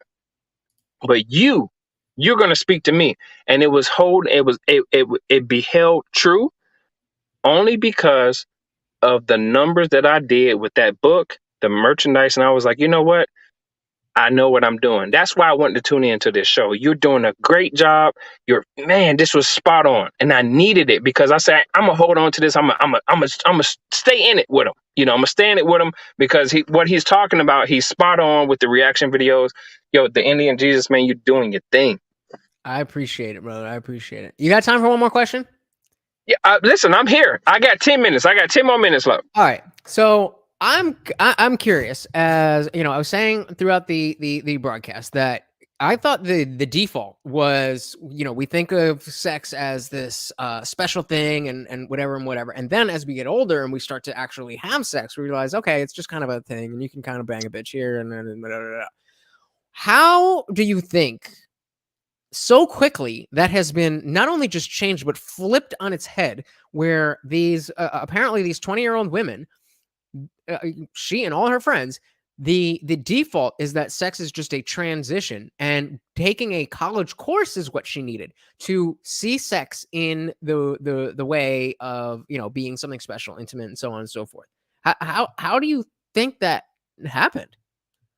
The sign of the times, technology, just, how can I say this? Depending on her age, because I'm just going off the video reaction, if she's in college. Yeah, so the girl from the article was 20 years old. The girl from Cat Person was 20. They were both 20. Yeah, they were both 20. Okay. So here's my pushback on the 20-year-old women. They always told us as men, or even young boys, that women mature faster than us. And I go, I don't think that's true, because the stuff that they do seems so immature. The way that they think about our physical anatomy and what we do is so immature. And that was part of the reason why I became who I became, because I was trying to find out, well, wait a minute, are women smarter than us for real? Because it really don't seem like it. Now, and listen, ladies, if you're listening, this is just my personal experience. It has nothing to do with the host. This is the disclaimer, right? So to answer your question, I go, no, she's learning. She's in a learning phase, and it's due to technology, and it's due to her two-parent or one-parent, single-parent household. You have to really listen to the words that she chose to say or even speak or put down on paper to find out who she truly is. Whatever you write down is who you truly are. And people know by your comment, by your post, by what you caption. They know who you truly are, whether you're clickbaity, whatever. So listening to that story, I go, oh, she don't know what she's talking about. She don't have no experience. That's somebody else's story. And again, this comes from experience. So to answer your question, no, she's completely wrong. She's 20 years old. There's no way that a 20-year-old woman has that much experience on anything. That means she has, I'm going to keep it PC. She would have to do something time ago to really hold on to, oh, this guy is treating me like this guy is doing this, like that's fabrication. That's a story from a big sister, maybe that's a remote story from a mother or an auntie. So to answer your question, she's not really there yet. So in today's time, it's solely based off of what they see through technology, which would be social media, TikTok, and everything. Like TikTok, which I did a lot of research on because I'm trying to be a silent partner in it. TikTok is a huge influence in today's world, a huge influence. And I did not realize the amount of content that goes up that's inappropriate that we don't get a chance to see. Even in like just a political context, you think of libs of TikTok, and whether you agree or disagree with the gender bender stuff, like there's a lot going on that we didn't know that people are just putting out there. Yeah. And the one thing I was picking up from your stream tonight was let a person talk long enough and they'll reveal themselves. That's in every aspect of life. You keep on going to work with your coworkers, you keep on going to work with your family members, you keep on going to hang out with your friends. You do it long enough and they'll reveal themselves.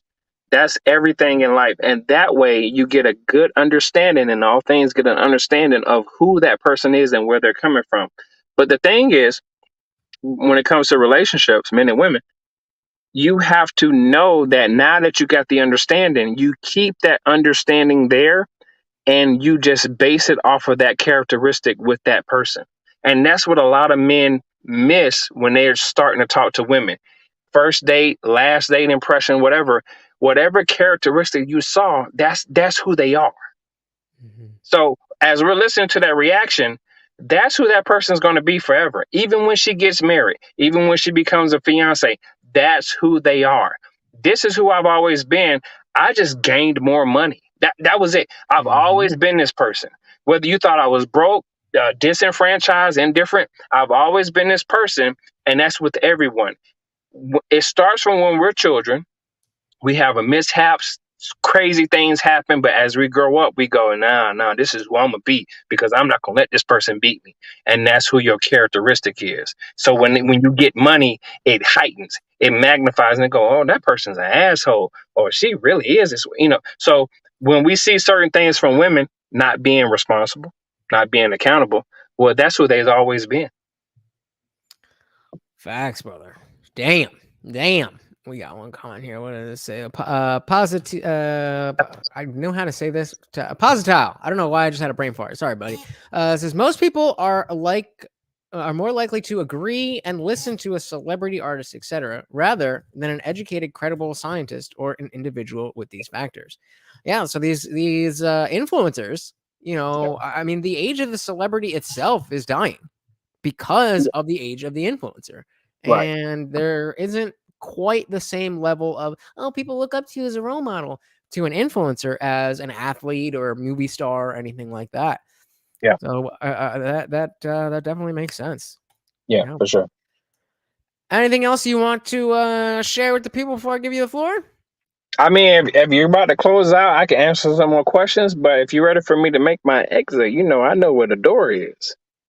I mean, if you want to hang out, I'm just trying not to take up too much of your time. No, I'm here, man. You know what? I got a private flight tomorrow, so I'm either way I go, they're gonna pick me up regardless. But I'm good. Let's talk. Let me give you 10 more. Man. I love it. So we got Indie Film in the building. Welcome. Indie Film says TikTok is creating mental disorders, especially in preteen and teen girls. Who have we been talking about? Girls right past that age. All social media does, but TikTok is public enemy number one. Super facts.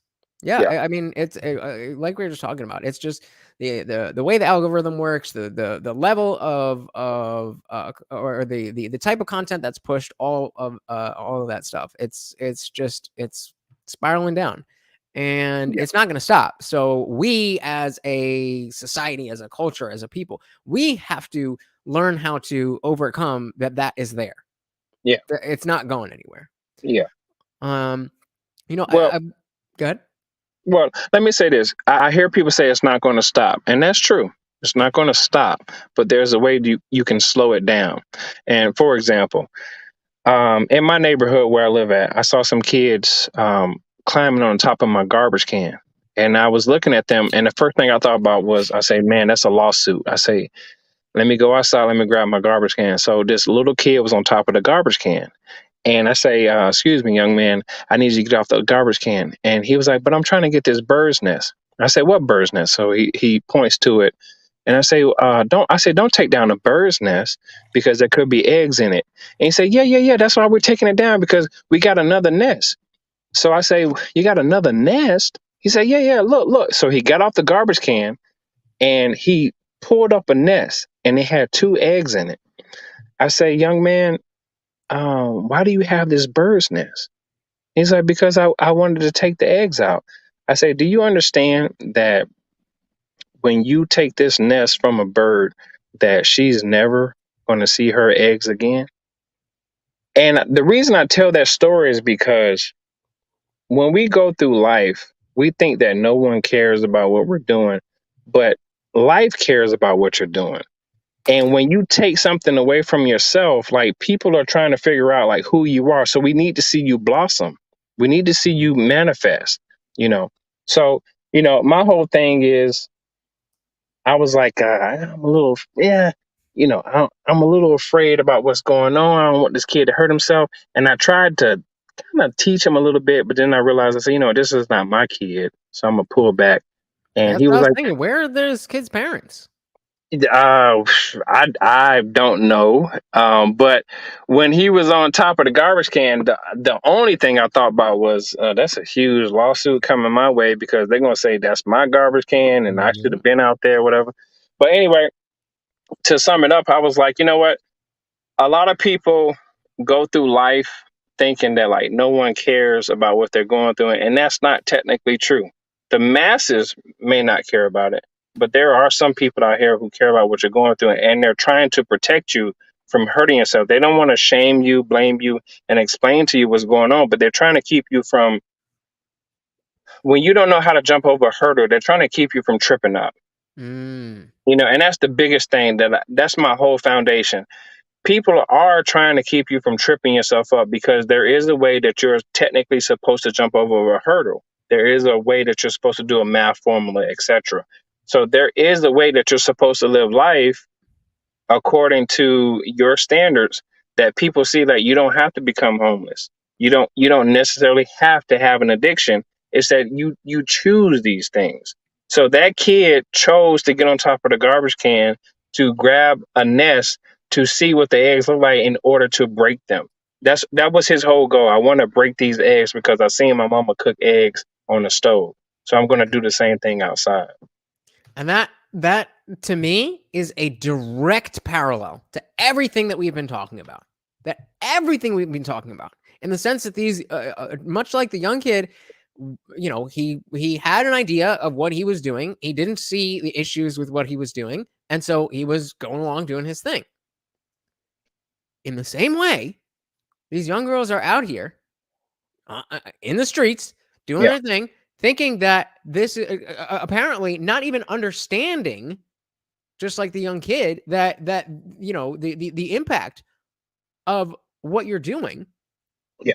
And just in the service of a short-term goal, you're just sleeping around and nobody's there to tell you otherwise. Right. I think it was the first article we were reading, and it was this girl said that her mom got a bed and breakfast and everything, and set everything up for her to lose her virginity, so that it wasn't some random thing at college. Yeah. And it's like, well, maybe if it was some random thing at college, then she would have some respect for the action of laying down with somebody. When you just go ahead. Yeah. Well, No. yeah. I mean, when you just normalize it and make it into this thing, because that's really the thing that was most shocking to me. Yeah. Is yeah, dude, Vincent, you're right. Yeah. That's really the thing that's most alarming to me. Yeah. It's not the fact that there's women out here who will happily finesse you and not give a shit. I've known that. But the thing that both Vincent and Positile were talking about how women, older women, are poisoning the young women, and now these young women, we don't expect that kid who's climbing on the garbage can. It makes sense that if you're a young kid, you may not understand the gravitas of what you're doing in terms of the bird's perspective, but that's not necessarily something that we would expect every child to understand. We would hope that there was someone there, but when it comes to these women, the people they're looking up to are purposely poisoning their minds on how to perceive this thing called sex, and they're purposely telling these young women to internalize a lack of value in the action when they know, the older women know, that that's not the case because they're in competition. And then that leads to us men not having the answers on what the fuck we're supposed to do. And so we're doing less. We're trying to, I don't want, we Keanu Reeves with the hover hand. He's never touched a woman in a photo ever. Yeah. And that was long before the Me Too era, because and he's the only one who saw it coming, apparently. It's crazy out here. That's why. Like, yeah, maybe people are drinking less. Yeah, maybe people are playing video games more. Yeah, maybe people are staying at home, living at home longer than ever before. Right. But I think this stuff is a lot more relevant to why people are not having sex, and specifically when they say casual sex. Casual sex is a minefield. Yeah, you're absolutely correct, and I'm going to stay right on point with what you're saying. And this reminds me of a Kevin Samuels talking point on the notion of that's why he always talked about when you were in high school or even in college, that guy that you got with, that was the guy you were supposed to be with. Mm-hmm. If you don't tamper outside of that, then you won't know what to compare the shafts to, right? You'll just be happy with what you have, because if that's your first time and that's your only, yeah, you may get bored here and there, but you got to learn how to spice it up between the two, which is why you need to have communication. But if I think back to what he was talking about when I was in high school, I go, man, the chick that I was into and she was into me, we probably would have had about 7 kids by now. And that would have been worked out perfectly for me, because I would have been happy with what I had, So when the young lady had or her mother set up the whole bed and breakfast, I understood where she was coming from, but I also understand the dark side of it. See, her mom probably recognized what that young man had. Hey, if you do this with this person, you need to stick it out with this person. That's the underlying story that a lot of people are probably missing. That the mom set it up. Hey, I'm gonna leave you alone, do your thing, because I was your age, I did that, and I've been with your father for like 35 plus years, whatever. And so she said, you know what, my daughter's probably just like me, which is, she's correct. Why? Because she comes from her. So she knows, hey, I felt this way when I first met a guy, boom, boom, boom.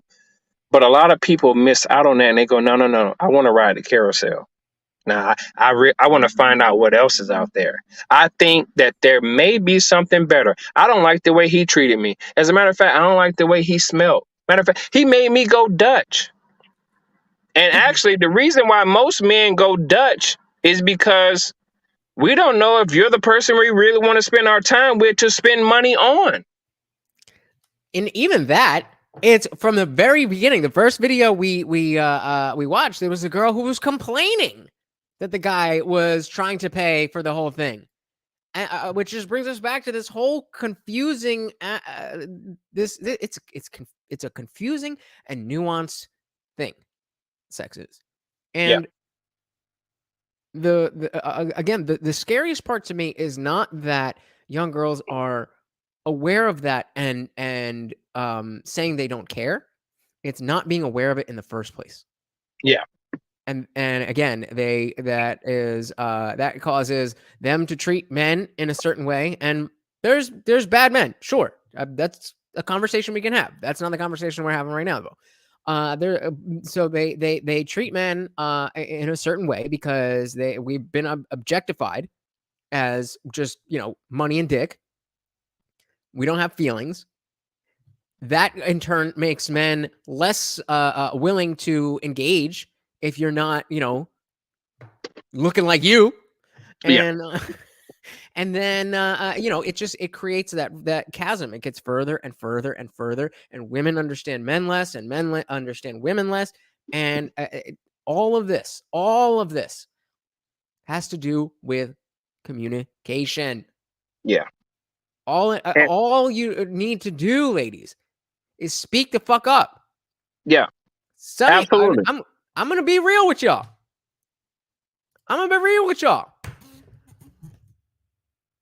We almost 4 hours, Aaron. Some of you are gonna get raped. But a lot of us dudes, we're gonna get robbed. We're gonna get jumped. We're gonna get cheated on. Shit happens. That doesn't make it okay. But that doesn't mean that everyone in the world is out to get you. And if that is the way that you operate, then you should not be doing anything that can lead to sex. If you can understand, okay, this person did this thing, and this is a person, and that's a different person, and I have to treat people like people, then it will make more sense to you when somebody treats you one way because of how they think and feel, and another person for y'all. But I mean, the point being, it starts with the women because of the fact that they are the locks, we are the keys. If we we simply cannot keep a door closed. That is not what a key does. So all this about teach your boys not to ARPA. Like, we do. How many ARPists do you know? Probably not very many. And if somebody got pointed out, I bet you every single man in your life would want to go hurt that man. But yeah, we live in an ARPA culture. This is what these women believe. This is why they're all out here acting crisscross applesauce when it comes to anything. And it's starting to come together as to, it's not just women being malicious, and it's not just women being terrible people, or it's legitimately this new generation coming up. They legitimately don't know any better. They don't actually understand that men are humans. If you ask them, they will say yes, but they do not understand. I guess we will ask Darshan, but they do not understand that men are real people. And when you have that mindset, and you're just thinking about yourself and what is good for you in the moment, not only are you only thinking about yourself, but you're not thinking about yourself long term. You're thinking about yourself in the moment. What can be done for you right now? Then you're going on foodie dates. That's how it starts. Then you're just bored on a Tuesday night, and you're gonna download Bumble because a bunch of dudes are gonna swipe on you, and you're having conversations with them, and you're like, oh, I bet he likes me, and then you get bored and you ghost him, and then now you've created another man who maybe that's never happened to him before. Now he's like, oh, now I get it. Facts, Vincent. Men have feelings too. We're just people. We're just better at hiding it than y'all because we have to. And that has nothing to do with sex. That's a whole other thing. But that's what it is. And the funny thing is, even though you are the gatekeepers for sex, we are the gatekeepers for relationships. There's a reason why these 40, 50-year-old women are poisoning the minds of the 20-year-old women. Because they have ruined their own chances, and they, like, I think it was Vincent, or maybe Positao, one of you guys, on point, saying that they're like crabs in a bucket.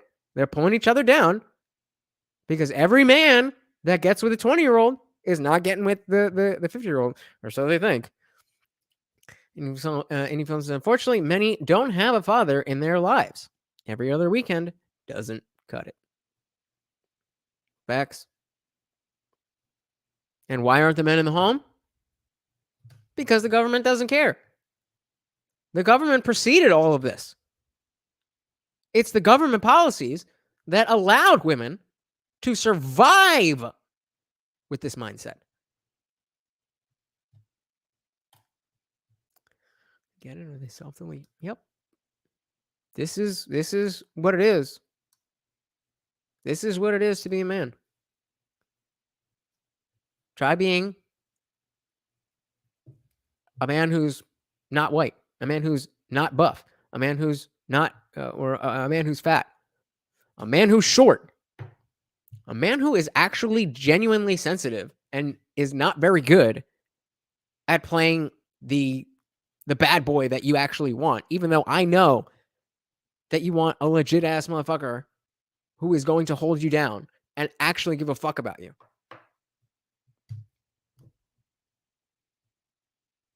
I don't know, ladies. We cannot do it for you. This is your cross to bear. When I'm talking about older women who are poisoning younger women, I know it's not all of you, but you have to be the ones. If you are a woman over 30, you need to be speaking with other women over 30 about how to fix young women. Trust me, we're the men over here. We're working on ourselves. We're trying. We're doing it. We're talking to each other. What are y'all doing?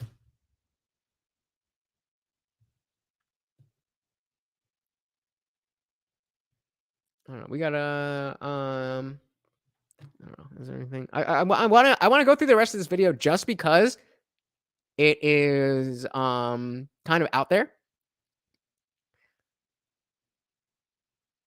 I'll just let it play. And this is, when are women going to pick up their side of the couch?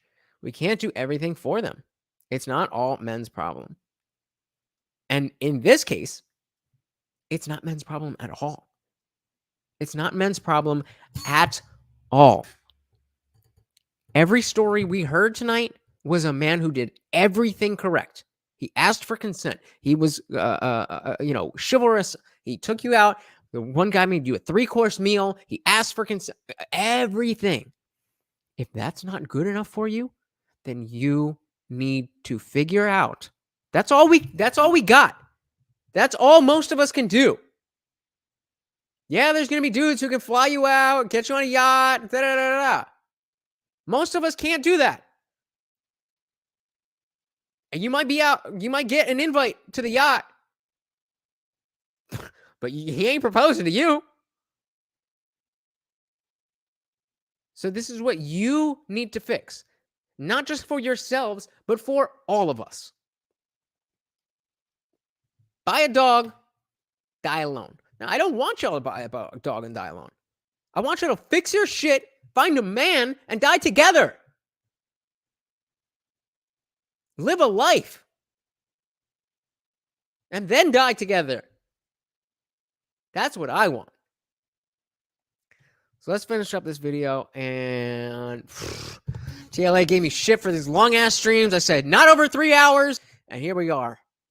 Right on the 4-hour mark. Was having sex. I wanted the attention. There's just a taster. I'll leave a link in the description to this entire list so you can have a peruse for yourself. And I know I mentioned a quote from this book in my last video, but honestly, it's just full of so many good nuggets. Is Here's it something that Angel said in Tomorrow Sex Will Be Good Again that I think is really important. If consenting to sex must also involve desire or enthusiasm, the implication is that those consenting to Bro, I'm a dog trainer. I would love for them to buy a dog. Just have a man who's gonna pay the bills.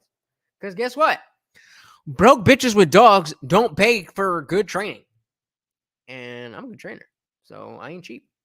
Sex without desire, sex workers, for example, have not really consented. This makes the overriding of their agreement. Wait. All right, give me 1 second. I'm just literally putting my dick away. Hold on. Oh, Jesus. His dick is out. All right. Did she? I hope she didn't just say that sex workers are not able to consent to what they're doing. Let's just run that back. Well, no, it's right here. If consenting to sex must also involve desire or enthusiasm, the implication is that those consenting to sex without desire, sex workers, for example, have not really consented. This bitch is finessing every dollar out of you. And you're the arpist. The gall. The audacity. The audacity!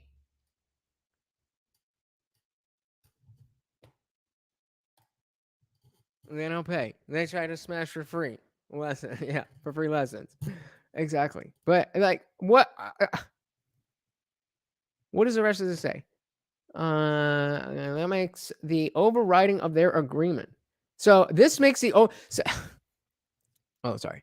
So what this actually says is that women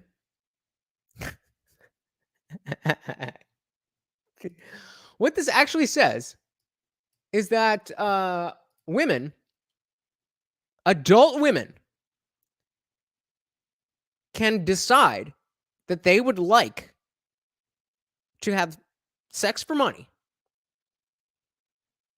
but because they don't want it,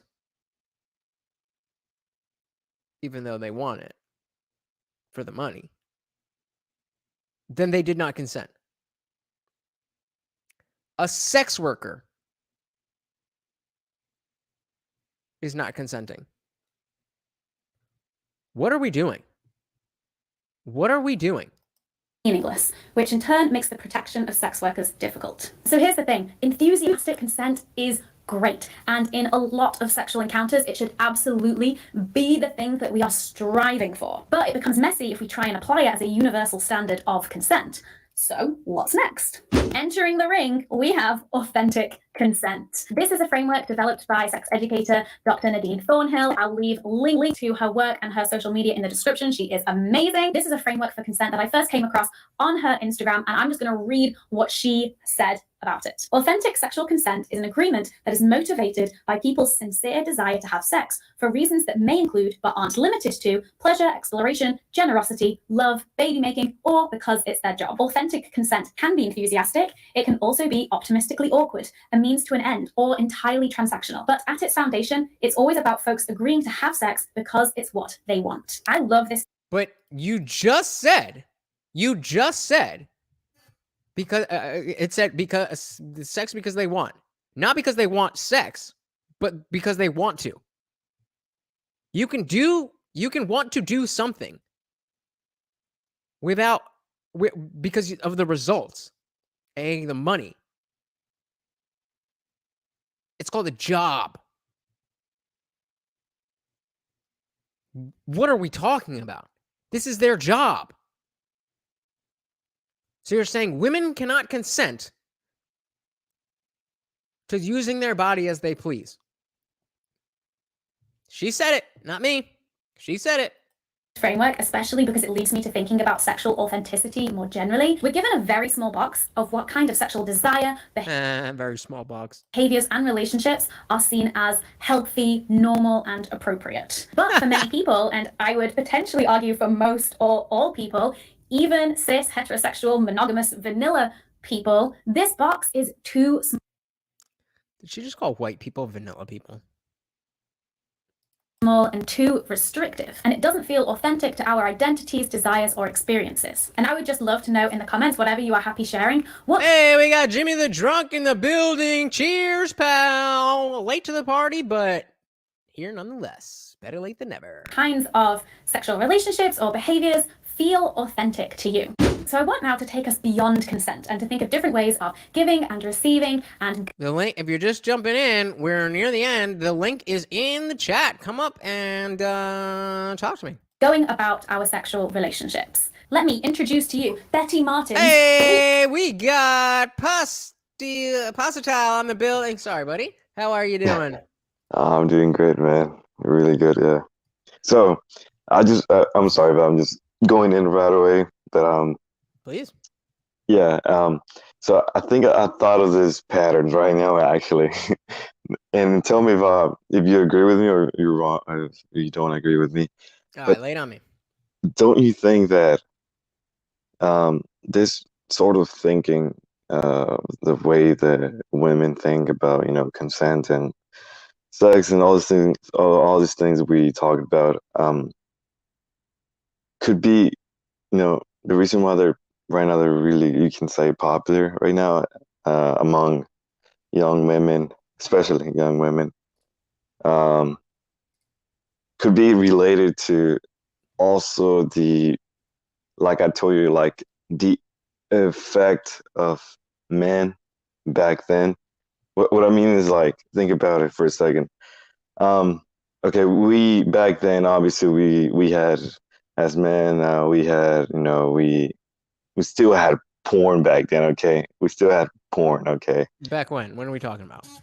let's say 80s, 90s. I mean 90s. I mean 90s. Okay. Yeah, 90s. Yeah. Okay, so we're in the 90s, and we have. Let's say we're in the porn, 90s, right? So, and we have these movies, about, women, that you can say women still being sexualized, which is, it wasn't a big deal back then, but now you can tell, feminism has taken it, really, and that's another topic, but, they have criticized those things that the movie industry has done to women, sexualizing so I mean, the women. original, like, women's sexual liberation was the second wave feminism in the 70s, and then right around the 90s is when, like, hey, it's the 90s became a phrase, an idiom Exactly. of, like, hey, we're accepting of anything now. So yes, in the 90s, it was a big shift in.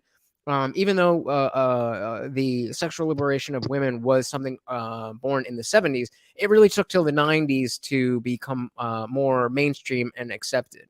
Yeah, and this was because of the internet. It helped a lot, in a way. You can say, Right. in a way. It was pre-internet, so it wasn't that really great of a tool, to advertise your ideas or everything like that. But it still worked in a way, I wasn't old enough in the 90s, but Jimmy the Drunk says in the 80s and 90s, porn stars were porn stores. Not porn stars. Well, maybe both. Were thriving. Well, I guess so. Yeah, everything in the 90s was perfect, back then. But but anyways, so we go into 2010s, I'd say, and we already see this. We have many things in the internet. This mature part of the internet, which is for the male entertainment, sexually, especially. Like we have basically the more porn side, let's say, but also like. I don't remember IG was invented back then in 2010. So I don't remember. But I'm confused. Are you asking a question, or are you saying this? I'm gonna make a connection. I'm trying to make a connection real quick as it keeps progressing. I think hopefully you understand what I'm trying to say. But so you got Facebook and all these things, growing, and women, looking for men using the internet, let's say. You have all these things, and then you keep going and going, and turns out, IG, it's, becomes pretty popular, Instagram, and most of the Instagram, let's say, entertainment is based on, women showing their bodies, and you got OnlyFans, and and majority of men, Right. that the main reason why, because I believe there's still there's a percentage that it's our fault, you can say, but that what's our fault? Yeah, but let me well, yeah, there's a percentage. Yeah. Well, yeah, you're right. It was our fault, but no, I'm asking you. What are you saying that's our fault? Okay, so the reason why this is like OnlyFans and Instagram, do you see those girls, mostly girls, showing their bodies and everything, and you see all these porn websites, and you see many other websites where there's cam girls, also girls in Twitch, let's say, that are popularizing, sexualizing their own bodies. It's because they have an audience, which is majority of men, That's never changed. Which is what happened. That hasn't changed. The fact that the fact that men are looking to whether it's just look at naked women or have sex with them, that is as old as time. That's what I'm trying to say. Like it hasn't changed, but I'm saying it has become way more. You can see it way more than. I'm not saying it wasn't here, but it was always here. But I'm saying you can now see it, way more easier by the tool of the internet. That's what I'm trying to say. The desire of men, just watching women. You know what I mean? So you think that with the advent of the internet and social media and free accessible porn and stuff, it got us to this place, let's say. But what I'm trying to say is that you got all these women who were having this thought of thinking. Hold on, is this is what indie film is saying? Kind of what you're saying, that the internet became the ultimate grass is greener and took focus away from current relationships. Specifically, Facebook undoubtedly ended many marriages. Yeah, and he's right about that. But my main point is that you got all this basically viewpoint of this women with power, let's say, in social media. Let's go to Twitch first.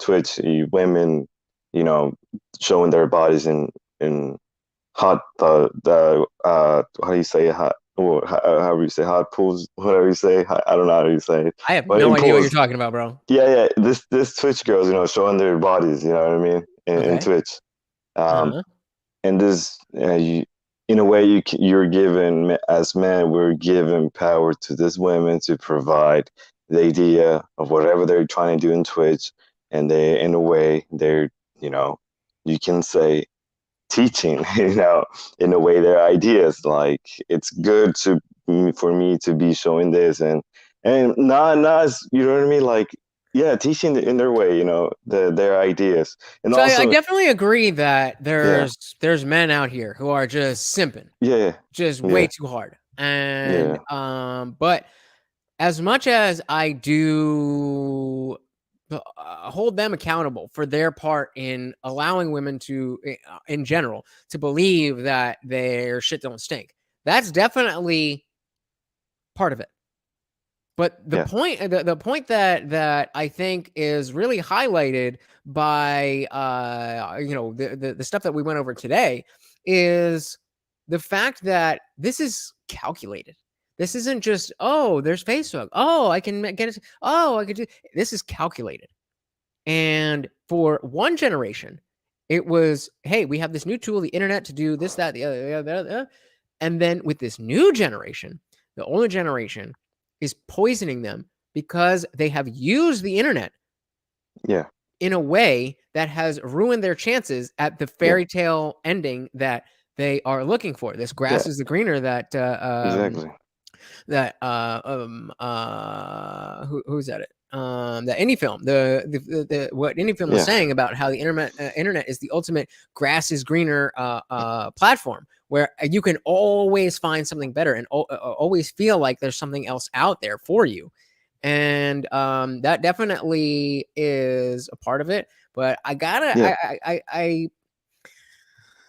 it's I guess I gotta agree with you on this. On the fact that there are men who are, there's men who are supporting this, but there's always been men, used to call them Johns, who would go to ladies of the night.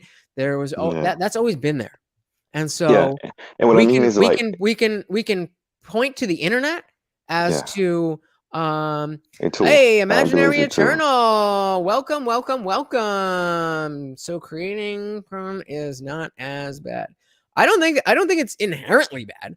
I'm just saying that the fact that it exists is definitely has an effect on how people view sexuality and how people view women, and that in turn affects how people view men.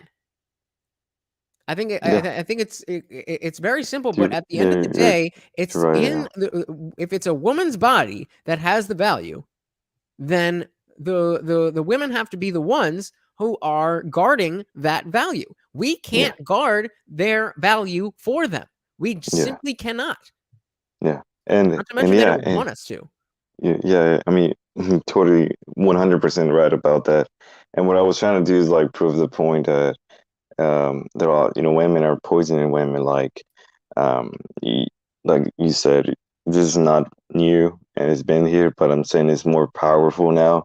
You literally, there you give more, power to this social media influencers that are females to provide the ideas to these young teenagers to, basically agree with what they're saying, and this can be true. I mean, you see it on TikTok when it first began, and this I got girl on TikTok dancing like 2 months ago trying to build this channel, and I got shadow banned within a week. So I don't well, really trust this guy. let's go with Instagram. We're like, TikTok, Instagram, Facebook, whatever. Oh, real quick, Darshan is just saying, thank you for having me up. Always, always, always have a place here, Darshan. Thank you so much for dropping fucking knowledge on us. We always appreciate you coming here. Sorry, go ahead. Yeah, for me, it's always easier to write it and speak it, to be honest. It's better for my brain, yeah. But Not a problem, man. Yeah, man, I was just trying to say that, because of this, men that are really, in a way, maybe they don't support what this girls say, but they support the entertainment, let's say. You give them popularity, for power and social media to provide ideas for these young women. And this is most of the women, let's say, either for, I don't know, for a quick example, like Cardi B, let's say, she's sexualizing her body, and it's totally, it's up to her, we're not no one to judge for, but if you check, let's say, the audience, there's still really, large population of male audience So in that situation, as Cardi B, she is an individual. She has every right to do whatever the fuck she wants with her own body. The problem is that when other women who are fans of Cardi B and understand that she is putting herself outside of the normal lexicon of how ladies act, and they accept that and understand that, but they, to the younger audience, someone like her or like Lizzo, this is the norm. This is what you should aspire to. Exactly. Not That's what I'm because trying they're to say. making money, but because they have the Exactly. attention of men. We are in the attention economy. Exactly. So money is secondary at this point. Money is secondary. It doesn't matter if you have money, but if you got followers, if you got subscriptions, exactly. Yeah. And then you're hot shit. Yeah. And from my experience, man, like I have plenty of friends, and I have some that are females, and man, like ever since OnlyFans has started, man, I'm not kidding you. Out of, let's say, just a quick statistic, out of the 20 female friends that I had, let's say, at least 3 of them got an OnlyFans, which is really, you can tell. Drop them links. No, I'm just kidding. Yeah. Oh man, they're really good. No, but hey, we got a not safe for. You see this party rages on in the Discord server? We got a not safe for work channel. You got some goodies? Drop them in there. Oh man, but thank you so much for coming up, brother. Is there anything else that you want to let the people know before I give you the floor? Man. Yeah, man. Like I said last time, if you can follow me in Instagram, my username is cozy._.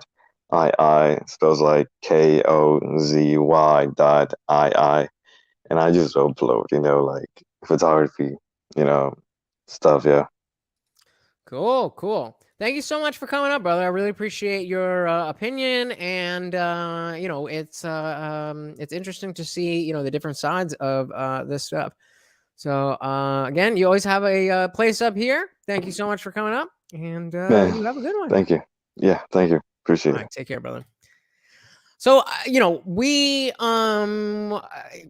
this video basically there's more to it. I don't care. I don't want to go into it. It's dumb, and I think that we have really hit the nail on the head when it comes to the original question: why are young adults having less casual sex? It's not saying that it is even a good or a bad thing that adults are having less casual sex. The fact is, it is happening. And the question is why? And it seems like, obviously, multifaceted issue. It's not like there's one answer. But a big part of it has to do with men not knowing how to follow the new rules. Each woman has her own set of rules, and the rules are constantly changing. And if you're not in that upper echelon, like Darshan, I mean, he's married now. Ladies, relax. I'm not. But if you're not in that top echelon of men, if you're not tall, dark, and handsome, if you don't have money, if you're not then, it's not really worth it. It's not really worth it to wade through. I'm not saying there's not good women out there. I know there are. Hey, Alex Pickus in the building. Welcome, brother. Welcome. Vince is coming for me. But the it's if you're not in that echelon of guy, and you'll know there's two types of guys. There's guys who have DMs, and there's guys who don't. Maybe there's a middle ground of guys who have DMs that they don't want,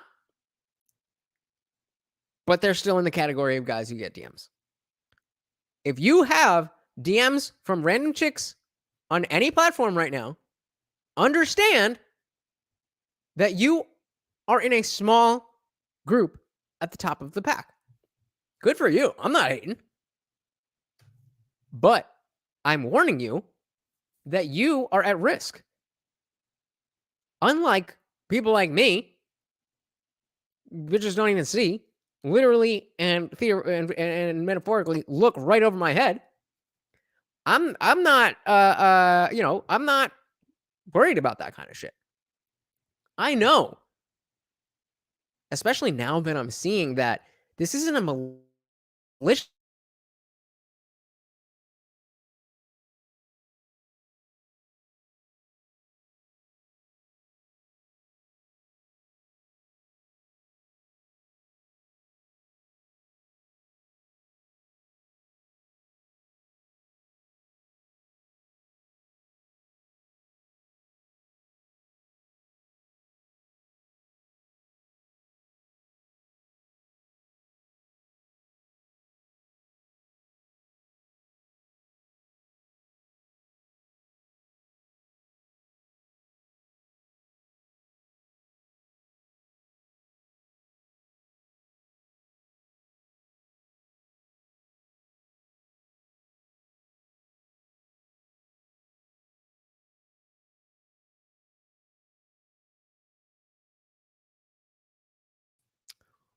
I don't know what the hell just happened, but yes, that I was talking about. Sorry about that. If you are one of these guys who has the IndianJesus, I don't know. I was gonna make a joke about something and I missed it. But you are at risk not only of STDs, you're at risk of getting finessed.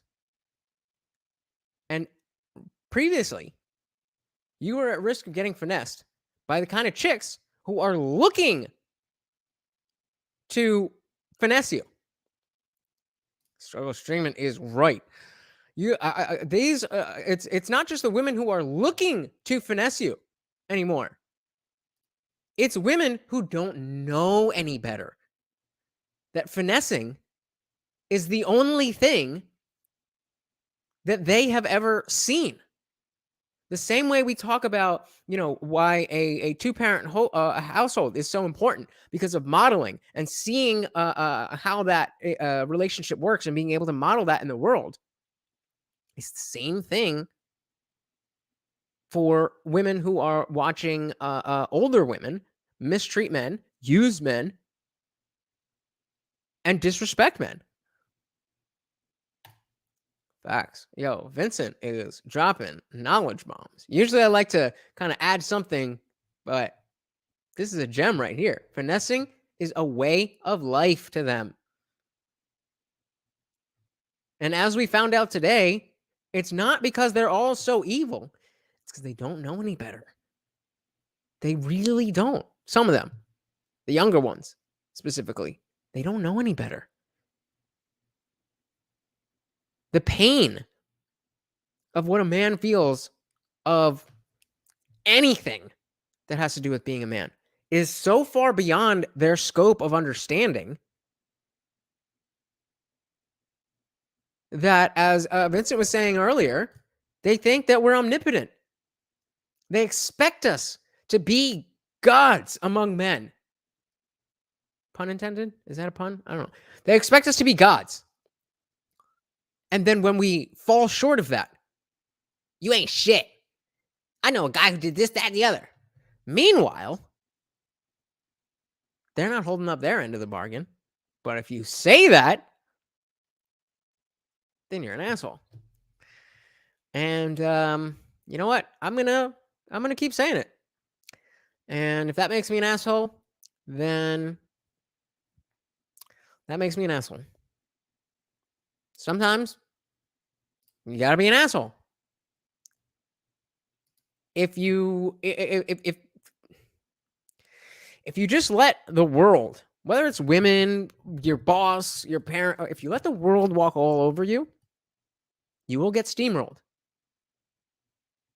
And trust me, as a dude who is 5'4", who looks up at a dude who is 5'5",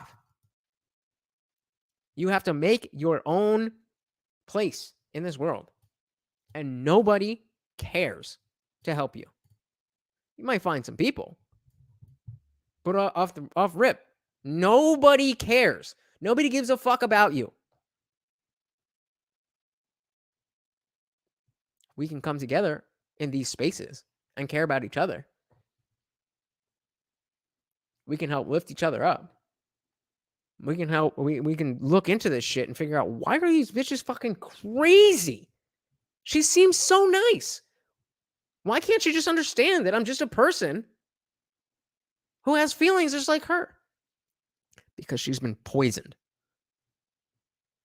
Whether it's by social media, her mom, her auntie, whoever, she's been poisoned. Women are poisoned, and I want to help. But I don't know what to do. I'm just a man. Women have to step up and take charge of their own lives, take accountability for the facts on that. I definitely could see this indie film, and I don't hate it necessarily, because I could easily convince, I would say 85% of people who identify as Christians that they're not really Christian. And but you're right. I'm not gonna go there because fuck the church. But you're right.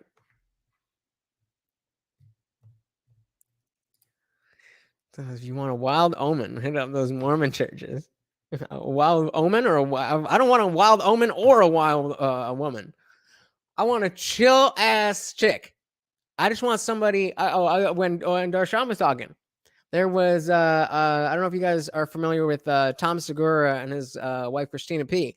They have a podcast, and they had this inside joke, FTGRTD, and it stood for the girls who ride to. It was like for the girls who ride to death or ride or die, that kind of thing. And it's like, yo, I want me one of them. I want to ride or die. And I stopped really. Mormon girls. Oh my God. That's a whole other. That might be too deep for me. I'm not soaking. I mean, I'll soak, but I'm pumping too. I think that it's, for me personally, it's not a prescription for you guys. I don't know what most of you look like. I don't know what most of you do. I don't know how old you guys are. I'm not prescribing anything for anybody. All I'm saying is, for me, at this point in my life, it makes sense that I'm not wasting my time, energy, and money and mental health on women out there. Not because I don't believe one of them exists, but because I know the level of bullshit. I'm trying to be serious, guys. And because of the level of bullshit that you have to wade through in order to find that diamond in the rough. I want to be, as Darshan's book, it's called Say Hello to Me. That's when I will start. That's when I will start looking again. When I'm in a position to say hello to me. And unlike these women who don't realize that they belong to the streets, I realize that you don't need to you don't need to, or I am not necessarily somebody that deserves top-notch women coming up and saying hello to me. I'm fine with that.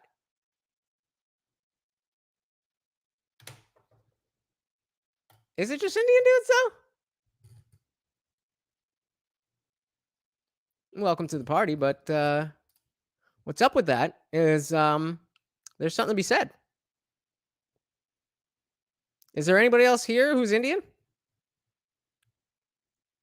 Ooh, I don't think you are. You're at the party. I am the party. With that, guys, I appreciate you guys so much. I think we learned a lot today. I hope that what was offered here was, at least somewhat, yeah. I'm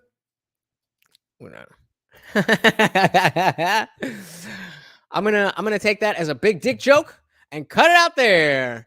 You are always welcome here, Vincent. Yeah, exactly. Indie film. When one viewer. Oh wait. You're on Twitch. Oops. You're completely correct. I am so at that place. And as you guys know, Tyler is at the top of the list, helping me keep just my discipline, get my discipline down. Once I get the discipline itself down, then I'll apply something to that to be disciplined with. Work is kind of slow, but eventually I'll be monetized. Hopefully work will pick up. And then we good. I'm 32. I'm chilling. You know who's in my house right now waiting to nag at me? Nobody. And I love that. It's simple. So it's clear women are a big reason. The mindset of women are a big reason I am a private dog trainer. Why men are scared to behave in the ways that was always acceptable. Because now, instead of our pay being some horrible, awful thing, they just turned it and changed it into, oh, whoopsie. Oops, whoopsie. I didn't understand that you didn't want to anymore. I'm not cool with that. That should be, that word should be reserved for the lowest of the low. Not some dude who is not a mind reader and some chick decides to change her mind.